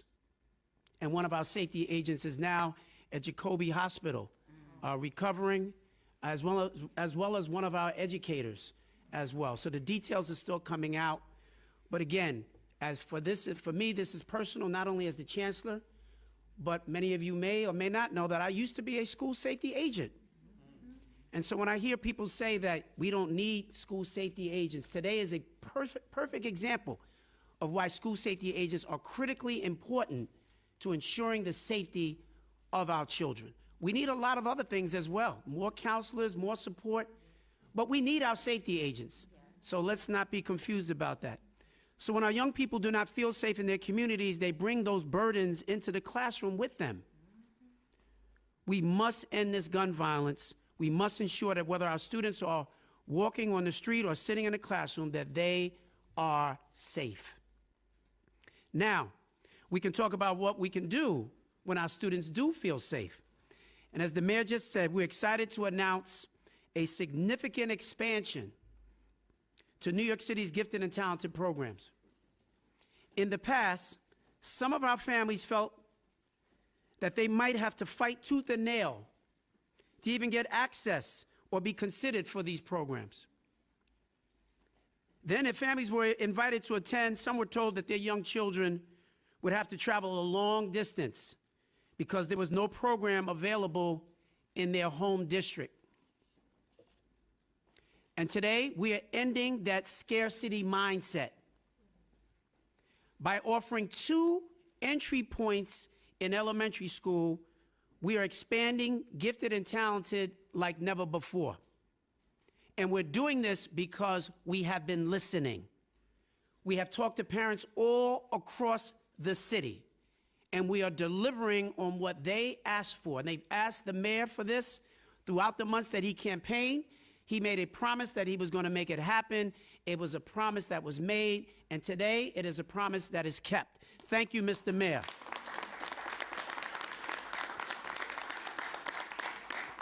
We currently have 2,400 kindergarten seats for G&T, and we're proud to create 100 additional seats to our kindergarten program so kids in every single district have access to a program that's close to home.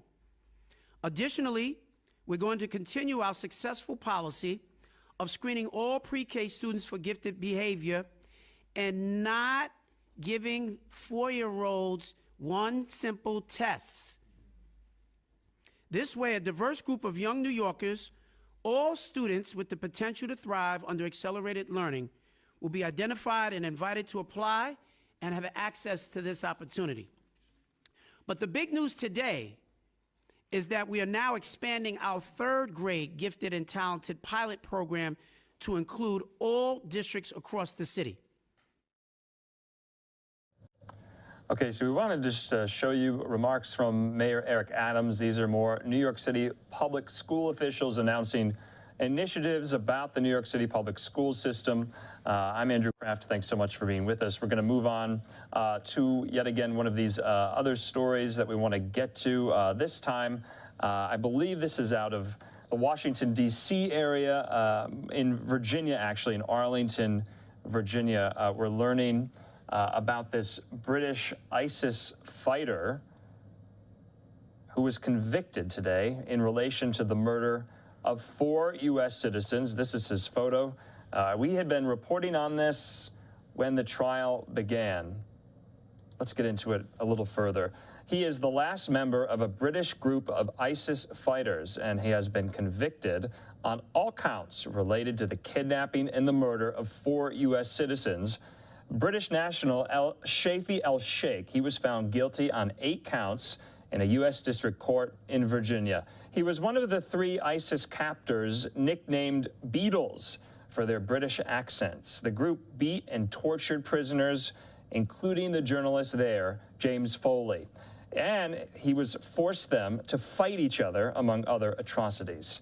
26 hostages were said to have been taken captive between 2012 and 2015, when ISIS controlled large areas of both Syria and Iraq. You'll remember not only James Foley, but the American aid worker Kayla Mueller, and 2 others who died at the hands of these ISIS fighters and held them in captivity after kidnapping them, all during ISIS's reign in Syria and Iraq from 2012 to 2015. So just wanted to update you on that story there. We're going to take a quick commercial break. When we come back, we'll be hearing from Pentagon Press Secretary John Kirby about the situation and the war in Ukraine. Also, Fox News senior foreign affairs correspondent Trey Yingst with the latest on the ground.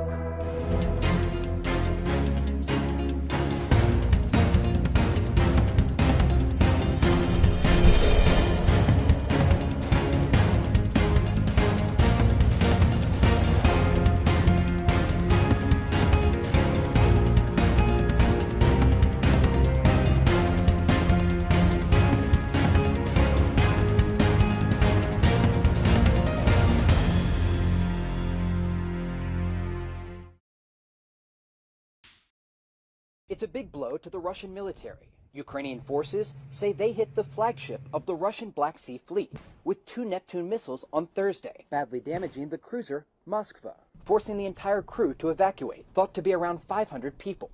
Moscow claims the evacuation was due to a fire that started on board, but American officials say that's not likely. They've had to kind of choose between 2 stories. One story is that it was just incompetence, and the other was that they came under attack, and neither is a particularly good outcome for them.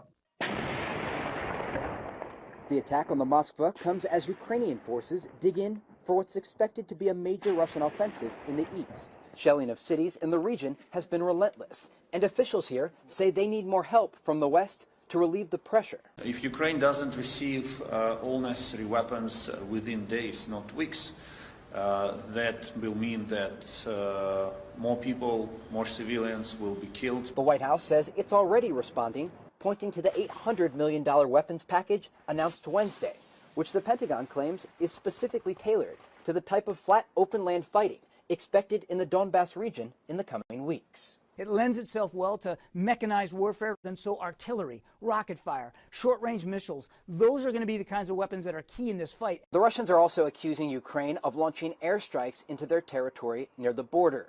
In Kyiv, Ukraine, Trey Yingst, Fox News. Trey, thanks so much. Let's hear from Pentagon Press Secretary John Kirby at the Pentagon today, taking questions from reporters about the war in Ukraine.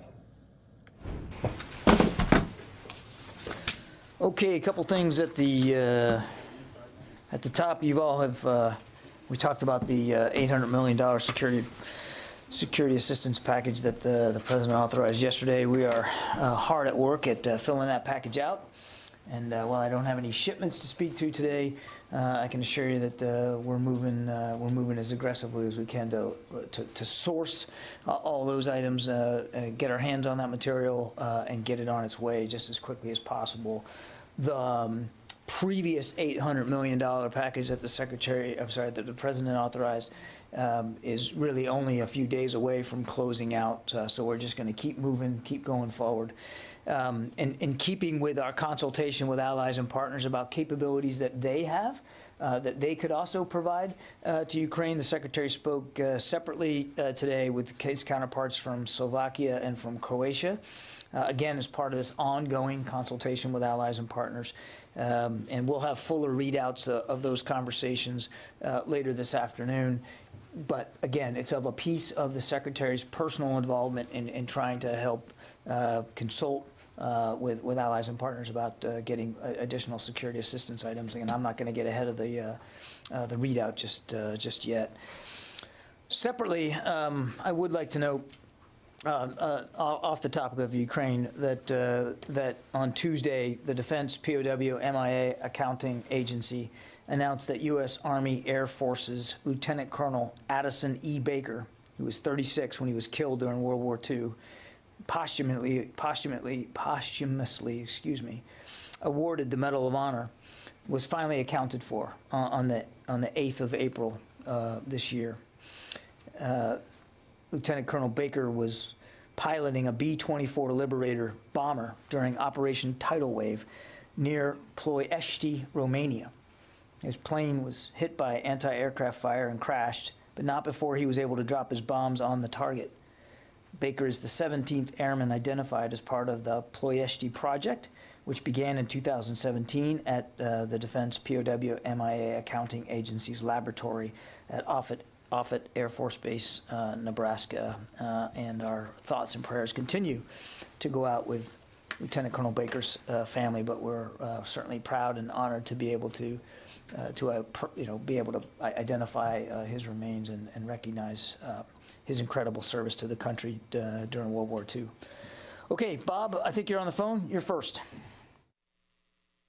Yes, thank you. I am on the phone today. I hope you can hear me.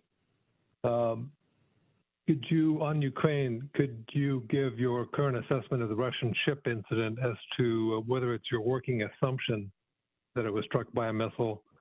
Is it still moving under its own power? And lastly, could you offer your assessment of what the significance of this loss is for the broader Russian campaign? Thank you. So I'll just tell you what we know, and that's, to be very honest with you, that we don't know everything. We cannot confirm the Ukrainian reports that it was hit by a missile, but we are also not in a position to refute that it could have been a Ukrainian missile which struck the ship. We just don't have perfect visibility on exactly what happened. We do believe that there was a significant explosion on this cruiser, the Moskva, of the Slava class of cruisers in the Russian Navy. We do believe that that explosion caused a significant fire, which as of this morning was still raging aboard the ship. We do assess that at least some of the crew members evacuated the ship and were placed aboard other Russian Navy ships. I can't tell you if it's the whole crew. We just have a sense, we have assessment that some crew were evacuated from the ship. We are, this morning, we had assessed that the ship was underway under its own power. We are no longer able to make that certainty today, this afternoon. We're not exactly sure that the ship is actually still able to make its own way. So that's the update. That's the best that we can provide you in terms of what we know and feel comfortable speaking to. As for the impact on the Russian Navy, that's a little difficult to know with great certitude. They have and have had anywhere from a dozen to 24 ships operating in the Black Sea and the Sea of Azov since the beginning of this invasion. They have ports, as you know, on the Black Sea, so they historically have operated there. It'd be difficult to be able to tell you that this one ship being out of commission, what exactly the impact's going to have. And the reason I say that is because their naval component here to the war has been fairly limited to two things. One, cruise missile strikes inside Ukraine, and two, replenishment and resupply of their efforts in the south. They've only conducted one amphibious landing, and that was on an uncontested stretch of beach near Berdansk in the Sea of Azov. And they hadn't really made any concerted naval efforts towards Odessa. So I guess it remains to be seen exactly what the major impact is going to be. Again, that said, this is a cruiser. They only have 3 in this class. It's a ship that is roughly 600 feet long. It has a crew of almost 400, more than 400, almost 500 sailors on board. And it's basically designed for air defense. That's what this ship is designed to do, not unlike our own cruisers. So it's going to have an impact on their capabilities, certainly in the near term. Whether it has an impact on their naval capabilities in the long term is just unclear right now. We don't have, as much as I know we'd like to have and you'd like us to have, we just don't have a better, clearer sense of the damage done and what impact it's going to have to the ship's future here in the near term. Whether she can and will be repaired and put back into service or not, we just don't know. David. So earlier today, a defense official said that other ships in the Black Sea had, since this explosion, moved further away from the coast for whatever reason. Does that change the fact that these other ships have moved further away from the coast? Does that change their ability to launch cruise missiles against targets inside Ukraine, or are they still around? I wouldn't take away from this that that's going to have a dramatic impact on their ability to launch surface cruise missiles into Ukraine. I mean, they have a long range, as you know, David, and the fact that some of them may have moved away from the northern Black Sea, away from Odessa and the coast, doesn't mean that they are completely incapable of maneuvering to other parts of the Black Sea and launching cruise missiles. I don't think we'd be willing to go that far just yet. Yeah. We hear about the airspace still being contested. The sort of Sea of Azov, northern Black Sea, is that considered contested? Is that Russian hands? What's sort of the definition of that? You mean the maritime environment? In the maritime. I think you would be going too far if you said, or we were to say, that the northern areas of the Black Sea were not contested, that the Russians had freedom of maneuver completely inside the Black Sea. I think that would be going too far, for a couple of reasons. One, the Ukrainian Navy, though small, still has operating craft. Two, they do have coastal defense capabilities. You saw the Brits had given them some coastal defense missile capabilities. We, in this latest package, are offering them some coastal defense unmanned surface capability. And three is the issue of mines. We know that mines have been a factor, particularly south of Odessa, and that some of those mines could be free-floating and therefore not moored to a specific area, and therefore could affect a Navy's ability to freely maneuver in that maritime space. So while they certainly, from just a purely naval perspective, the Russians have superiority in the Black Sea to the Ukrainians, more ships, more firepower, certainly more naval capability, we would not assess that they have achieved, complete freedom of movement. Again, they have used the maritime environment to strike inland. They have used the maritime environment to assault the mainland in terms of an amphibious assault. And they have used the maritime environment to intimidate. And in some cases to try to, we think, in some cases, try to pin down Ukrainian ground forces near Odessa. So they still have quite a bit of naval capability available to them. And just a quick follow-up. When the embassy in Kyiv was moved to Lviv and then to Poland, the Marines obviously moved out as well. Correct. Are they still with the contingent of U.S. diplomats in Poland, or have they dispersed? I guess what I'm getting at is the French have opened up their embassy, or have said they're going to open up their embassy in Kyiv. So if the U.S. were to make that decision, are the Marines with the contingent and able to move out pretty quickly back into Kyiv, or how does it work? I can't say definitively how many of the Marine security detachment is with the now displaced embassy personnel. I suspect that there is still some physical security being provided them, even though they're in Poland.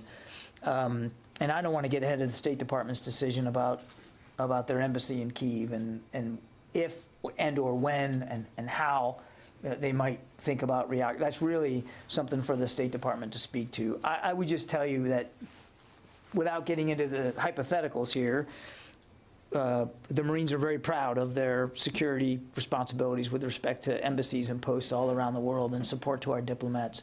That would be an active part of any consideration of bringing an embassy back up to speed. Would be force protection and security for our diplomats, and clearly the Department of Defense would be a part of that discussion. But there's been no decisions made. Tara. Thanks, John. Of the few cruise missiles that have been launched by the Russian Navy into Ukraine, can you tell us, did these originate from the Moskva, or did some of them originate from the Moskva? And then I have a couple others. I couldn't tell you for sure. I mean, this is a cruiser by definition. I mean, they can do lots of things, but they're basically an air defense platform. So typically, they're designed for air defense purposes, but I'm not suggesting that she wouldn't have offensive capabilities. We know, I would just tell you that we do know that some, not a lot, but some cruise missile attacks inside Ukraine have emanated from surface combatants in the Black Sea and the Sea of Azov. I couldn't tell you whether the Moskva participated in that and how much. Okay, and then just two others. On the USVs that the U.S. will be providing to Ukraine, will these unmanned surface vehicles be armed, and kind of what will their purpose, or what will they be able to provide Ukraine? Yeah, they're designed to help Ukraine with its coastal defense needs, and I think I'm just going to leave it at that. I'm not going to get into the specific capabilities, but they're designed to help Ukraine with its coastal defense needs. And as the next tranche of $800 million goes in, is there any concern that because these are more advanced weapons, Russia may contest those supply lines? Can have those supply lines remain uncontested to this point? Yeah, all I can do is tell you what we're seeing today, and flights are still going into to transshipment sites in the region, and ground movement is still occurring of this material inside Ukraine. That every single day there are security assistance weapons and material and support equipment that is getting into Ukrainian hands. And as we've said before, we're going to keep doing that as much as we can, as fast as we can. There have been we have not seen any Russian efforts to interdict that flow, and so we're just going to keep doing it. And as you know, we don't talk about the specifics of that flow so that we can preserve a measure of operational security, and we constantly look at it every day, monitor it, change it, adapt it as needed. Yeah, Sylvie. You said that Russia has still naval superiority in the Black Sea. Just in terms of numbers of ships and capabilities, I think that's a mathematical truth. Yeah. Okay. Do they block naval movements of other countries around the Black Sea, Romania, for an example? I'm not aware of anything that they've done to affect the other sovereign states on the Black Sea. They have blockaded Odessa, clearly. They have prevented Odessa from its economic trade and flow of maritime traffic in and out of Odessa, but I'm not aware of anything they've done to threaten or to pose a problem for the economies of other Black Sea nations. I am not thinking about economy. I'm thinking about how you are going to give those unmanned defense coastal ships to Ukraine. They have to go somewhere. They'll get there. Travis. Thanks, John. Is there any update from EUCOM on the plan for U.S. troops to train these Ukrainians on any of these systems? I don't have any details to speak to today. As I said yesterday, we're mindful of the clock, and we're mindful that there will be a basic fundamental training need for some of these systems. I want to stress, Travis, that as I tried to do yesterday, perhaps not perfectly, while some of these systems, the radar, the howitzers, will require some familiarization and some basic training, it's not exorbitant. It won't take a long time. It won't require a large pool of trainees. We'll work it out. We'll try to get opportunities for a small number of Ukrainians to be familiarized with these systems, but we don't believe that it's going to be an onerous task or lengthy in time or in resources. General Walters was able to brief Secretary Austin just this morning on his efforts to work this out, and he's, believe me, he knows that it's a requirement, and he's working on it. If I could just follow up, you had mentioned the identification of the remains at the top of the briefing. Yeah. And this question may come out of left field a little bit, but there are still thousands of U.S. service members missing in North Korea. And during the last administration, there was really a high-profile return of remains from North Korea to the United States. I'm just wondering if this administration still has that as a priority, and if it's working that in any way, or whether it's looks at the situation with North Korea now as just being unrealistic to expect some kind of agreement. Yeah, I'm going to take half your question because I don't know what progress has been made with respect to the Korean Peninsula. So let me see if I can find out. I'll check with DPAA and see where that is. But on the larger issue that you raised, it's absolutely a priority for the Secretary. In fact, on one of his very early visits to Hawaii, he took time to go visit DPAA and talk to them about their recovery efforts and walk through the laboratory, talk to the scientists and the forensic experts. It was quite a fascinating day, and he is 100% committed to doing everything that we can and he can to support DPAA in this mission. And it's not just Korea, it's Vietnam, it's from World War II. I mean, there's a lot of work that they're doing, and he's 100% supportive of that. He certainly understands and respects the closure that this offers to families of the fallen and the lost, and it's an incredible effort that has spanned multiple administrations, of course, going back. So I can tell you he's 100% committed to that. Now, exactly what that looks like on the Korean Peninsula, I'd have to get you a better answer. Yeah. Thanks, John. I got my audience in Ukraine, so I got a question on behalf of my audience. You know, people just started to return to Kyiv right now because the Western embassies are returning too. It's a good sign. And right now, people are just concerned so very much, and I spoke with my colleagues on the ground, I spoke to politicians today about this Russian military threat to strike Ukrainian decision-making centers, including those in Kyiv. Possibly means Minister of Defense, possibly means Office of the President. Sure. So could you share your assessment? Firstly, is Russia, from military point of view, able to do it? And secondly, if it will happen and Ukraine will, strike back, might it be the significant escalation of the situation? So, I mean, the first answer to your question is yes, of course, Russia still has the capability to strike Kyiv. I mean, even as we started to see their troops retreat from Kyiv, and Chernihiv from the north. I said many times that we do not believe that Kyiv was no longer under threat, particularly from airstrikes. I mean, we said that many times in the early stages of this this retreat and this repositioning of Russian troops. The Russians still have long-range airstrike capability available to them, whether it's through missiles or from air-launched cruise missiles.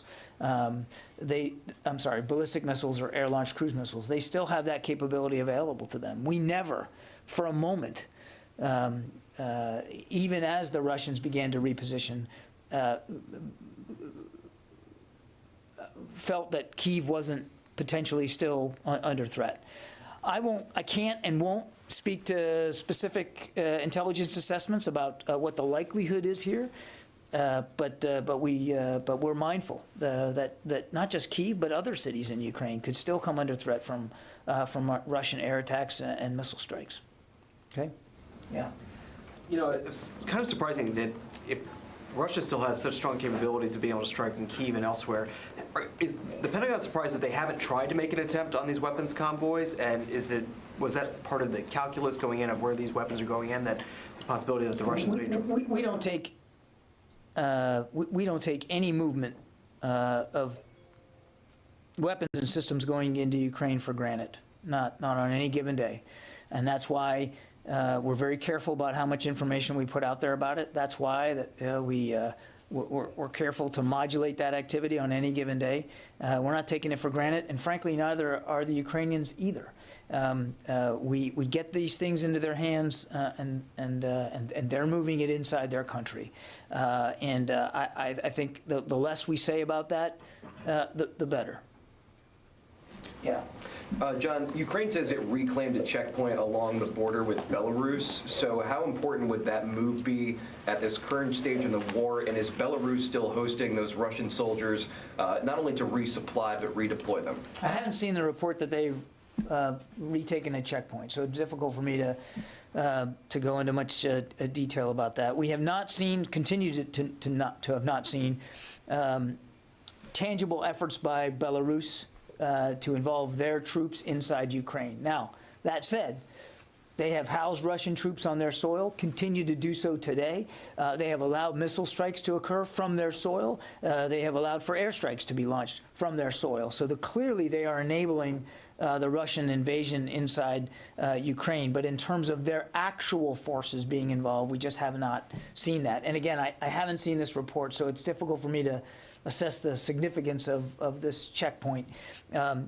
But it certainly wouldn't surprise me, given that that as the Russians were retreating from the north, the Ukrainians were in hot pursuit and doing the best they could to make that retreat more difficult for the Russians, more hasty than I think they wanted it to be. And of course, they had to do a significant amount of clearance because of concerns for landmines. So, yeah, back there. Mike Stone at Reuters. It was just yesterday, that's all. I just didn't know. Just reminding you. But I got it. Your face is burned on my brain. Mike Stone for Reuters, got it. Go ahead, Mike Stone. Yesterday's package didn't include any Stinger missiles. Is there a reason for that? Did the Ukrainians rescind their request for Stingers? Or has the United States par stock been reached? No. Again, every shipment is based on consultations that we're having directly with the Ukrainians. I think, we detailed for you pretty specifically what was in this $800 million. And these were items that we knew and the Ukrainians made clear that they wanted. I mean, we'll have some later after the briefing today. I think we'll be able to give you an update on the total numbers of things that we provided, including Stingers, and you'll see that it's quite a lot. I would not rule out going forward in future drawdown packages or deliveries of security assistance that there might be additional Stingers going forward. But this package was very much tailored in consultation with the Ukrainians on what they believed they needed specifically for the fight in the Donbass. And as we talked about yesterday, given the terrain, given the kinds of reinforcements, given the kinds of capabilities that the Russians, bless you, are beginning to push into that region, things like artillery and counter-artillery radar, those were some of the big items that we really believe were most important for this next tranche, but wouldn't rule out additional deliveries of Stingers going forward. Yeah, Barb. I wanted to follow up and clarify on your answer to Idris on the embassy.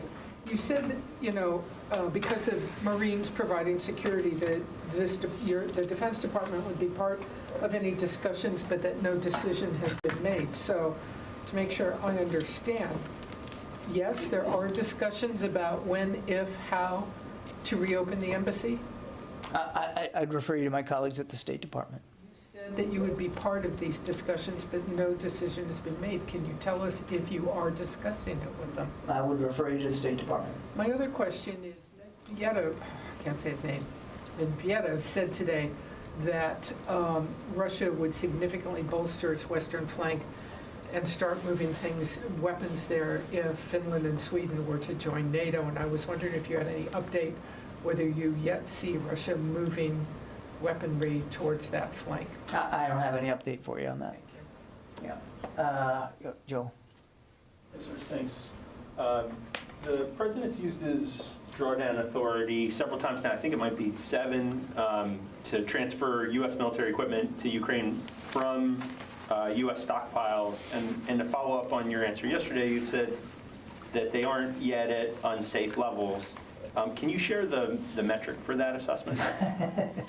We're going to be careful about that, Joe. I think you can imagine. I would just tell you that this is something we're watching every single day. And it's one of the reasons why we wanted to have that roundtable yesterday with CEOs. I'm not going to get into specific metrics, but I can assure you that we are not at the point where our inventories of these systems have or will imminently affect our readiness. We're watching this literally every single day.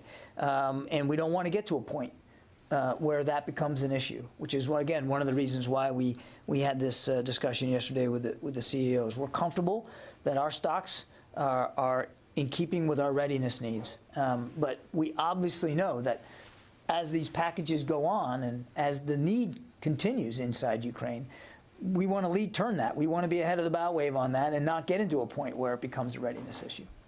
To that end, will the Secretary be recommending at any point that the Defense Production Act be used to ramp up production? I don't have anything to predict with respect to that, Joe. I'm not anticipating that, and obviously that would be a discussion between the President and the Secretary, but I know of no such discussions on that right now. Janie. Thank you, John. I have 2 questions on North Korea, Russia, South Korea. Recently, the Russian defense minister has asked the North Korean leader Kim Jong-un to provide missiles, ammunition, weapons to use for Ukraine war. What can you say about the military cooperation between North Korea and Russia? I don't have much context on any cooperation between North Korea and Russia. Obviously, we wouldn't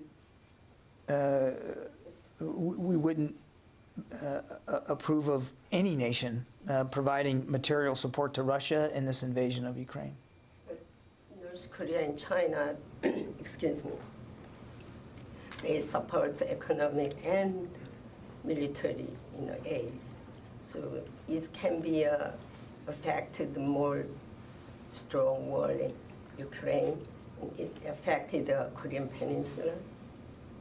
How did you estimate this? Yeah, again, let me put it this way. We haven't seen any tangible support from either China or North Korea to Russia, point 1. Point 2, we, in addition to doing everything we can to help Ukraine defend itself, we also have responsibilities in South Korea to help the South Koreans defend themselves and to reinforce our security commitments on the Korean Peninsula, and we're still very able and very capable of doing that. One more South Korea. Excuse me, because I have with the aircraft carrier Abraham Lincoln is in Korea right now, in Korean Peninsula.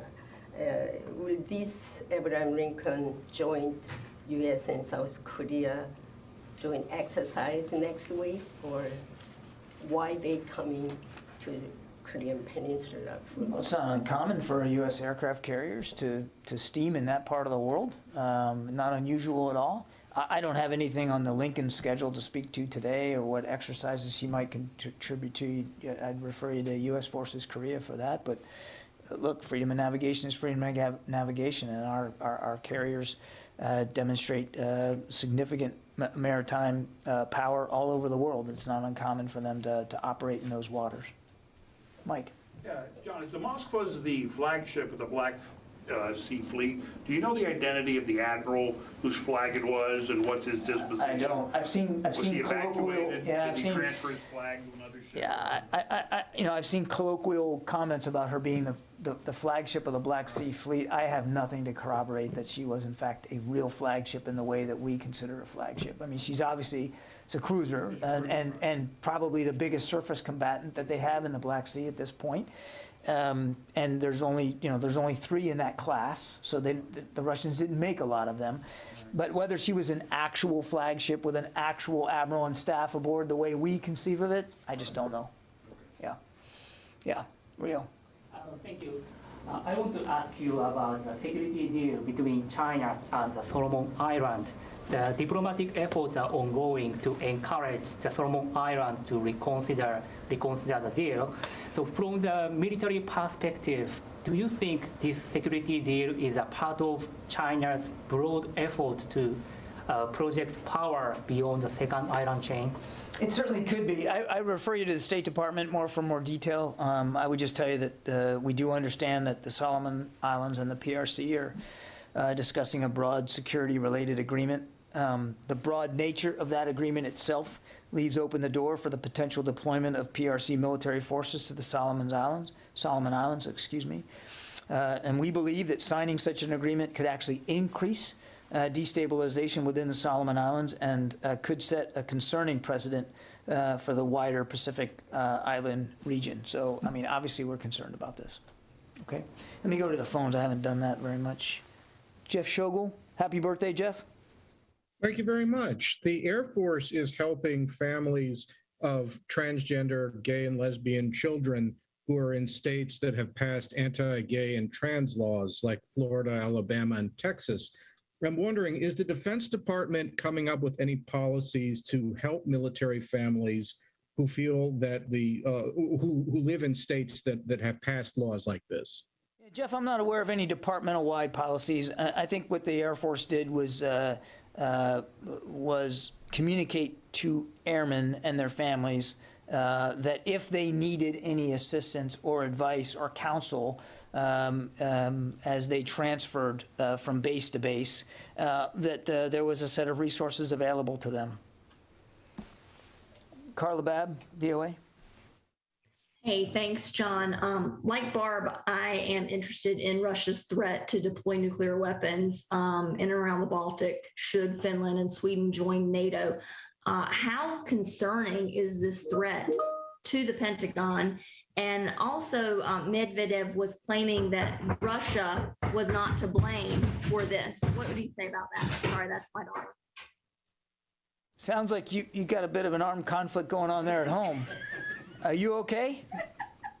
We are okay. That is what happens when you try to lock your office door and you have a 4-year-old. That did not sound nonviolent. Oh man, I got to get my brains wrapped around this again. Look, we obviously take any potential nuclear threat very, very seriously. And when we noted early on in the conflict when Mr. Putin decided to offer some bellicose rhetoric with respect to nuclear capabilities, that we noted at the time that we took that seriously, and that we continue to monitor it as best we can. So with respect to any recent rhetoric, we're obviously watching that very closely too. I would just tell you, again, 2 things. Our strategic nuclear deterrent posture is something that the Secretary checks in on every single day. It is not something that we take for granted. And number two, we have seen nothing in the space out there that has given us cause to change that posture in any tangible way whatsoever. So we're watching this every single day. Tony Capaccio. Hi, John. I want to go back to the unmanned coastal defense ships. A senior defense official told reporters today that Ukraine officers in the U.S. have already trained on them. A couple questions for you. Are the vessels coming from Navy prototype programs? When are they expected to arrive in Ukraine waters? And third, are they designed or intended to attack Russian vessels like the cruiser Moskva? I don't have a shipment details for you, as I said at the very top of the briefing. As I can get you more information about actual deliveries, we'll do that. I'm just not in a position to do that. The authorization just came down yesterday, and we're working very hard at sourcing these things and getting them on the way to Ukraine as quickly as possible. I'm not going to talk about the specific capabilities of these USVs. I've talked about them to the degree that we're going to go, and they are designed to help Ukraine with its coastal defense. Coastal defense is something that Ukraine has repeatedly said they're interested in. It is particularly an acute need now as we see the Russians really refocus their efforts on the east and the south. And of course, when you talk about the east and the south, you're talking about the Sea of Azov in a maritime environment, and you're talking about the northern Black Sea. So these capabilities will be, we hope, helpful in their coastal defense needs, and I really think that's as far as I'm going to go on it. Okay, thanks everybody, appreciate it. We are not briefing. Okay, not briefing tomorrow there. That's what John Kirby was saying. Of course, Good Friday tomorrow. But so much news there in the Pentagon press briefing. Glad we could show it to you in full. That's what we do here on Live Now from Fox. We're going to take a quick commercial break. When we come back, though, as we've been reporting for a couple weeks now, Title 42 is going to be lifted, but the federal mask mandate for public transit is being extended. We'll have more on that in 2 minutes.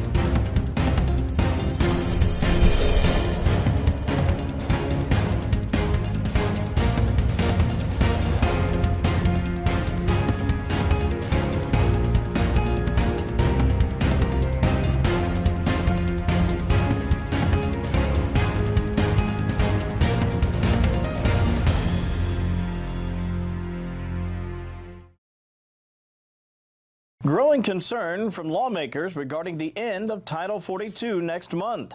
The public health order, introduced at the beginning of the pandemic, allows for the quick removal of migrants arriving at the U.S. southern border. The Biden administration argues the country is in a much different place now than it was back in 2020. If you look at the CDC map, right, 97% of the country is in green. There are not very many restrictions. And the CDC scientists determined on Title 42 that it was an appropriate time from a public health point of view to lift the Title 42 restrictions. However, several Democrats in Congress disagree with the administration's decision. And this week, an announcement by the CDC to extend the mask mandate for public transportation bolstered that view. Senator Kyrsten Sinema of Arizona released a statement Thursday saying the extension, quote, proves the need to delay lifting Title 42 to protect the health and safety of Arizona communities and migrants. Public policy should not be about mandates. It should be about choice and consistent direction. Last week, a bipartisan group of senators introduced a measure that would temporarily block the repeal of Title 42. A similar measure is now being negotiated in the House. Title 42 is the only thing holding together any sort of semblance of border security right now. In addition to the legislation, more than 20 states are now suing the administration over Title 42. In Washington, I'm Kevin Cork, Fox News. Kevin, thanks so much for that update. Now we're going to focus our next story down in Texas. We heard from Texas Governor Greg Abbott. He's been meeting with some of his Mexican counterparts. Today, the Mexican governor of the state of Chihuahua talking about this border blockade, these inspections on cargo trucks. Well, he's lifting them in certain international ports of entry after reaching a negotiation with there in Chihuahua today and yesterday, the governor of Nuevo Leon. So we're going to hear from the governor, talk about why this is happening and his message to President Biden about what he needs to do to combat the border crisis.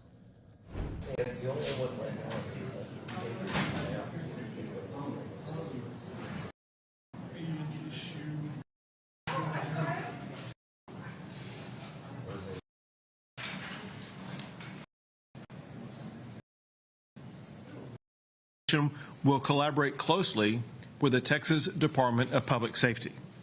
Since Chihuahua has detailed a plan to secure the Mexico side of the border, the Texas Department of Public Safety can return to its previous strategy of random searches of vehicles crossing the bridge from Chihuahua. As a result, the effect will be that the bridge between Chihuahua and Texas will return to normal immediately. My office and the Texas Secretary of State have also been contacted about border issues by the governors of Tamaulipas and Coahuila.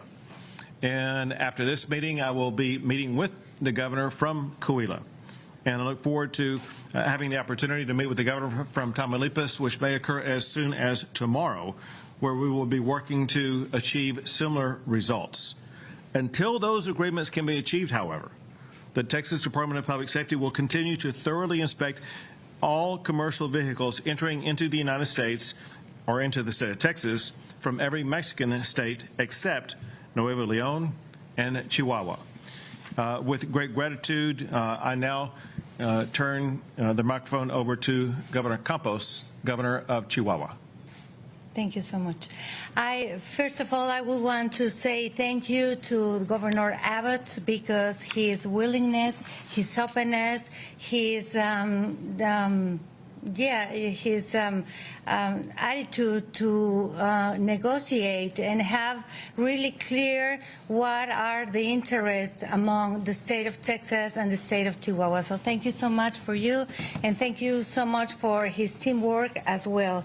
And I would like to tell you that I presented as a Texas state a very sound public policy among the security of the border, which relates Juarez and Texas, and it's a sound public policy that it was implemented when myself was mayor in Chihuahua City during 6 years, and it was evaluated as a successful public policy.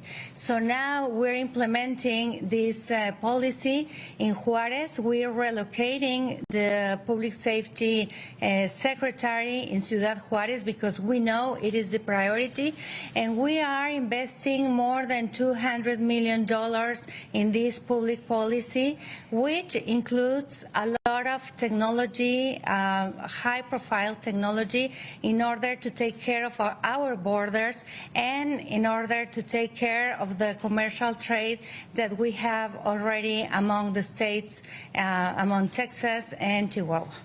Very good. We're going to sign the agreement, but before we do, I want to highlight one paragraph that is of great importance.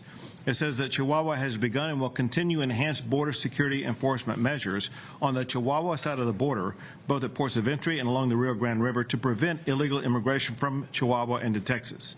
These measures will include the Sentinel platform, which is a technological investment of approximately $200 million that will allow Chihuahua State Police to track vehicles from the moment they leave an industrial park in Juarez until they cross the border into Texas. In addition, the state of Chihuahua is incorporating technologies such as drones to patrol the border, artificial intelligence databases connected to driver's license registry, and biometric filters to assist in the capture of cartel leaders. This is a demonstration of commitment from a strong governor who's working collaboratively with the state of Texas, and I'm proud to sign the agreement with her at this time. I will call it as a new border model. So thank you very much, Governor Abbott, for making it possible. Thank you, Governor. Thank you so much.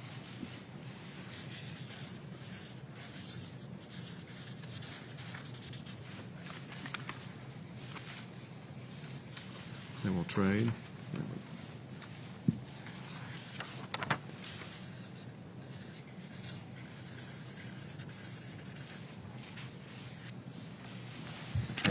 Here we go.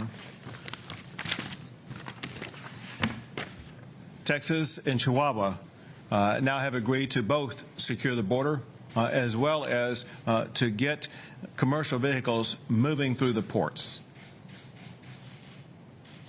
We'll take a few questions. Governor Campos, will this inspection be of every commercial vehicle that comes through? Or Yes. Well, the difference, let me tell you, let me enumerate an order of tools that we are expecting to implement in this Sentinel platform. And this Sentinel platform is the tool that we are having in order to keep the security of our borders. We're talking about these tools, we're talking about sharing information and intelligence among states. Which means that the state of Texas could have eyes in this side of the border. I don't know if you had it before. The Sentinel platform will include almost 10,000 cameras, 2,000 video analytical and license plate recognition, 11 biometric filters and facial recognition, and we will build a safe border through air patrol as well. Migrant biometrics and personal information database by driver license registry. Anti-drone system, which is not happening already. Capture cartel leaders. We have captured some cartel leaders. We have 7 months already in office, and we have extradited 2 important cartel leaders to the U.S., and we have captured more of them, but well, it's not like really public. And these captured cartel leaders are based in both databases, which means drugs and human trafficking. Artificial intelligence system based in algorithm. And trade, as Governor Abbott said, commercial trucks that come from industrial parks in Juarez, as well as other parts of our state, and keep a permanent track of every shipment. This is the difference. It's an investment that never before in the history of Chihuahua State has been done, and that the information that we will get will be analyzed from the Texas state and from the Chihuahua state. So we will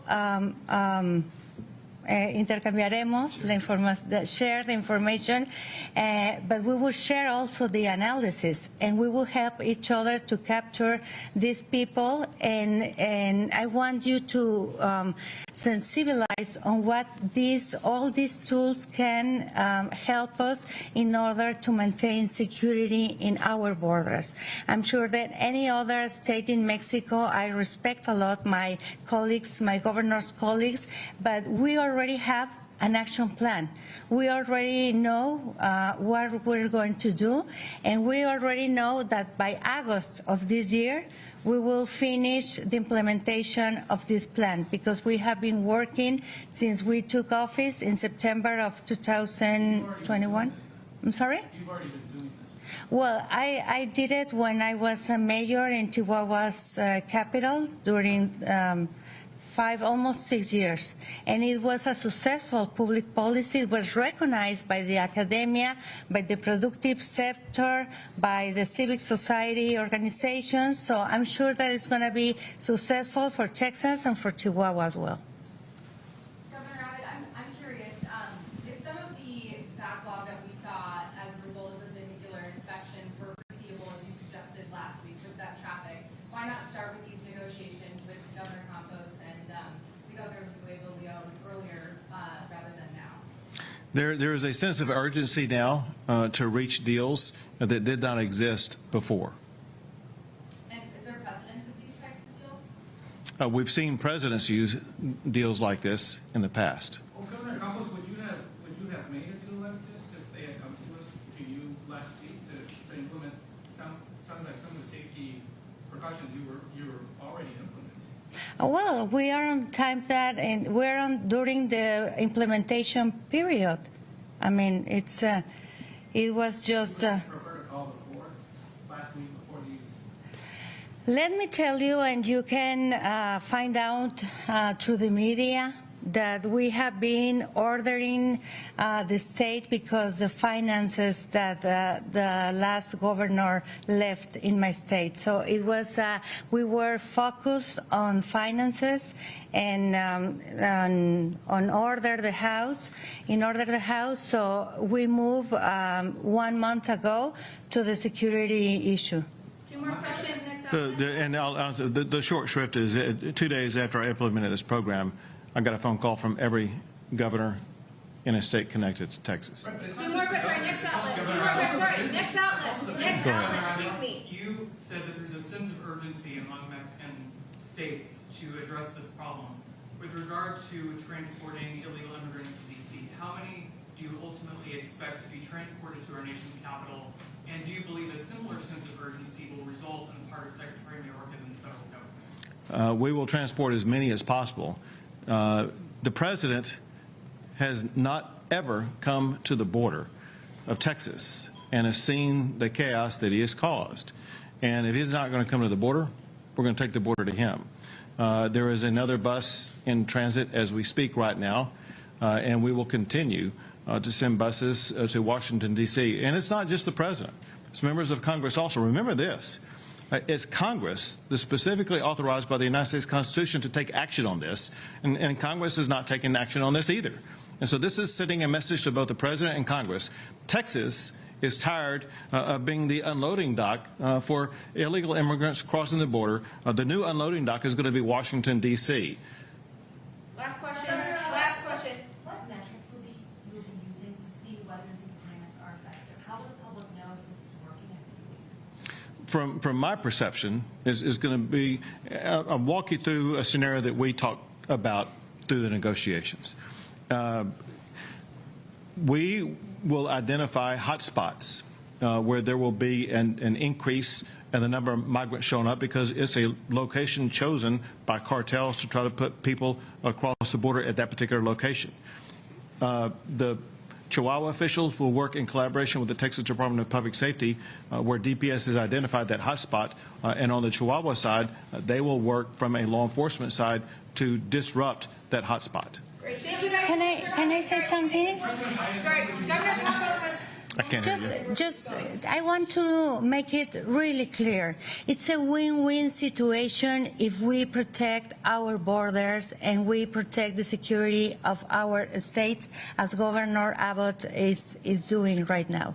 So we are ready, and we have the willingness to be evaluated by an external agency, a private agency, in order to tell us the state of Chihuahua if we are on the right track implementing these tools or not, how have been implementing, and we will work so hard. We have a commitment with Governor Abbott, and we have a commitment with all people in Texas, because Governor Abbott has been asked us to think in Texas, in its people, and we are also thinking about people in Chihuahua. So you'll be sure that it will be evaluated and it will be successful. Thank you, guys. Thank you, Governor. Q&A is over. Thank you so much. Sorry, Q&A is over. Thank you. Sorry, no, thank you. We're done. Sorry, we're done. Thank you.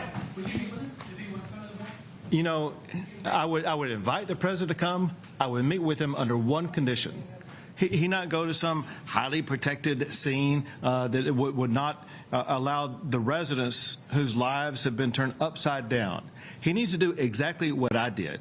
I went down to Del Rio. I met with a town hall of about 500 or more people down there who were very angry about what was going on the border. The only way that President Biden is going to understand what is going on the border is not going down visiting with a handful of selected people. He needs to meet with the masses whose lives are affected every single day by this. If he were to do that, I'd be honored to be there with him to let him know the needs that we have here in the state of Texas, and he will have a better understanding. Great. Thank you, guys. Press conference is over. Thank you. No.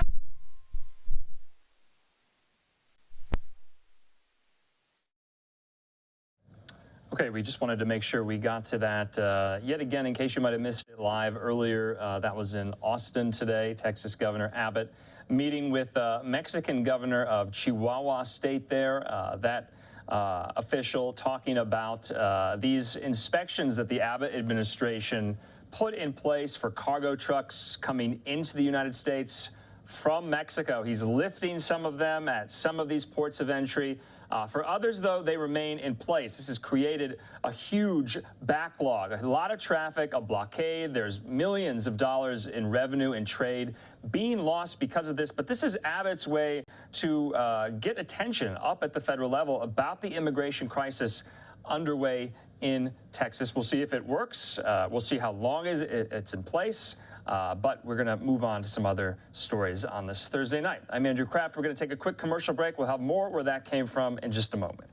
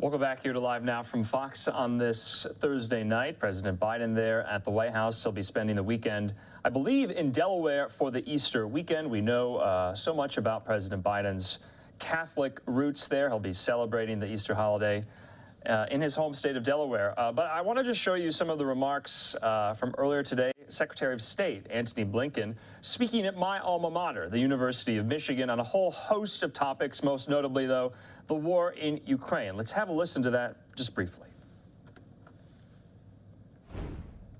And welcome to those of you who are just tuning in.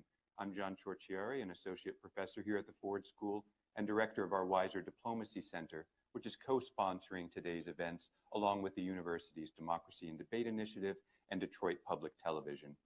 In the past hour, my colleague, Dean Michael Barr, spoke with Senator Chris Coons about the war in Ukraine and about forging a new foreign policy consensus in Washington.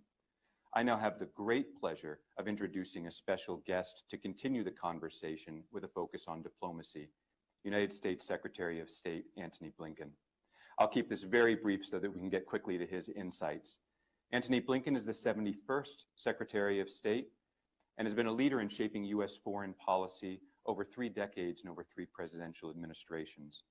Among other senior roles, he served as Deputy Secretary of State between 2015 and 17, as President Obama's Principal Deputy National Security Advisor before that, and also as a Senior Director at the National Security Council, as a senior official at the Senate Foreign Relations Committee, and elsewhere at the State Department, including a start to his career focused on European affairs, which will be a particular focus of today's conversation. I'm joined in this conversation by Dean Barr and a classroom full of very excited Ford School students, including 3 of whom will join us here on the chairs to ask some questions of their own. With that, please join me in welcoming Secretary Blinken to the 4th Annual Vandenberg Lecture and to the Ford School.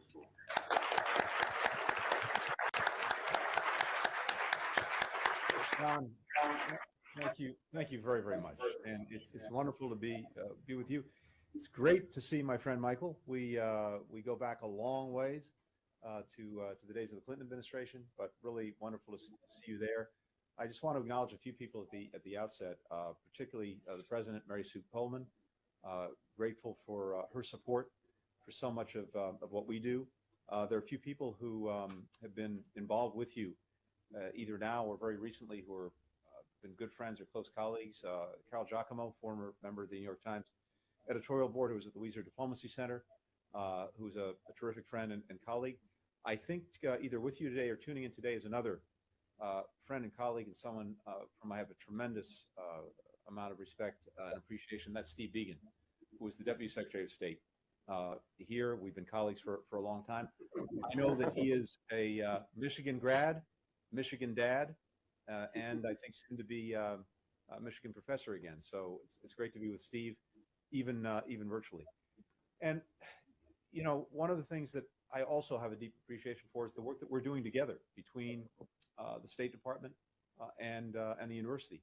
We have the Diplomacy Lab, which is, I think, a great initiative that really puts together students with foreign policy practitioners to try to solve concrete problems and bringing new ideas to us, new insights to us, and we're really thankful for that collaboration. We have a diplomat in residence in Shannon Farrell, who's there as well. Now, part of this is all part of a very devious plot, which is to try to encourage folks from Michigan to think about making a career in diplomacy, in foreign policy, maybe even here at the State Department. We want to do everything that we possibly can to open your eyes, open your minds to that possibility. And so through some of these initiatives, through some of the people who've been involved in the university, I hope that happens. I just want to say a couple of things at the outset, and I'm really eager to get to questions and conversation with each of you. There's obviously been and remains a huge focus on Russia's aggression against Ukraine, and I suspect we'll have a chance to talk about that. But one of the challenges that we have, one of the obligations that we have, is to make sure that even as we're focused relentlessly on something like this aggression, we're also doing the rest of our business, and that we're carrying out the responsibilities that we have to try to advance America's interests and values in the world, day in, day out. I have a really hackneyed acronym that I've been using with my team here, which is ROW, R-O-W, rest of world. We can't lose sight of that, even as we're dealing with something as all-consuming as Russia's aggression in Ukraine. And in fact, we are rowing. And I just point to a couple of quick things to demonstrate that this department is working around the world, around the clock. Just in the last couple of weeks, thanks to American diplomacy, determined American diplomacy, sometimes quiet, but effective, we helped get a ceasefire in Ethiopia, which after many months, where among many other things, humanitarian assistance was not getting through, particularly to the northern part of the country in Tigray, that is now moving again. It's fragile, but it's a start. Yemen, a horrific war, one of the worst in the world for the last almost decade. American diplomacy helped get a truce. And again, fragile, but that could lead to a more enduring ceasefire. Already we're starting to see humanitarian assistance flow again. My hope would be that we create a foundation for a negotiation that leads to the end, finally, of that conflict. We're a ways from that, but that is happening. Just a couple of weeks ago, more or less unnoticed, we got our 500 millionth dose of COVID-19 vaccine around the world. We're on our way to donating 1.2 billion vaccine doses by the end of this year, doing it primarily through this thing called COVAX, which makes sure that it's done equitably, that those who need it and can't afford it are getting it. We do it with no political strings attached, unlike some other countries out there. That's happening too, and a lot of American diplomacy and effort goes into that. We got a couple of people who are being illegally detained in Afghanistan out just a few days ago, an American citizen and a legal permanent resident, it's a British national. So I say all of that to illustrate the fact that even as the world is focused and we're focused on Ukraine, a lot is also going on every single day to try and advance our interests around the world. And finally, this. The bread and butter of this institution for many years has been dealing, when necessary, with great power competition. And of course, we had that throughout the Cold War. We have that now in different ways with Russia, with China, which I suspect we'll talk about. And that remains at the heart of what we do. So do issues of peace and security, of trying to resolve conflicts, prevent conflicts.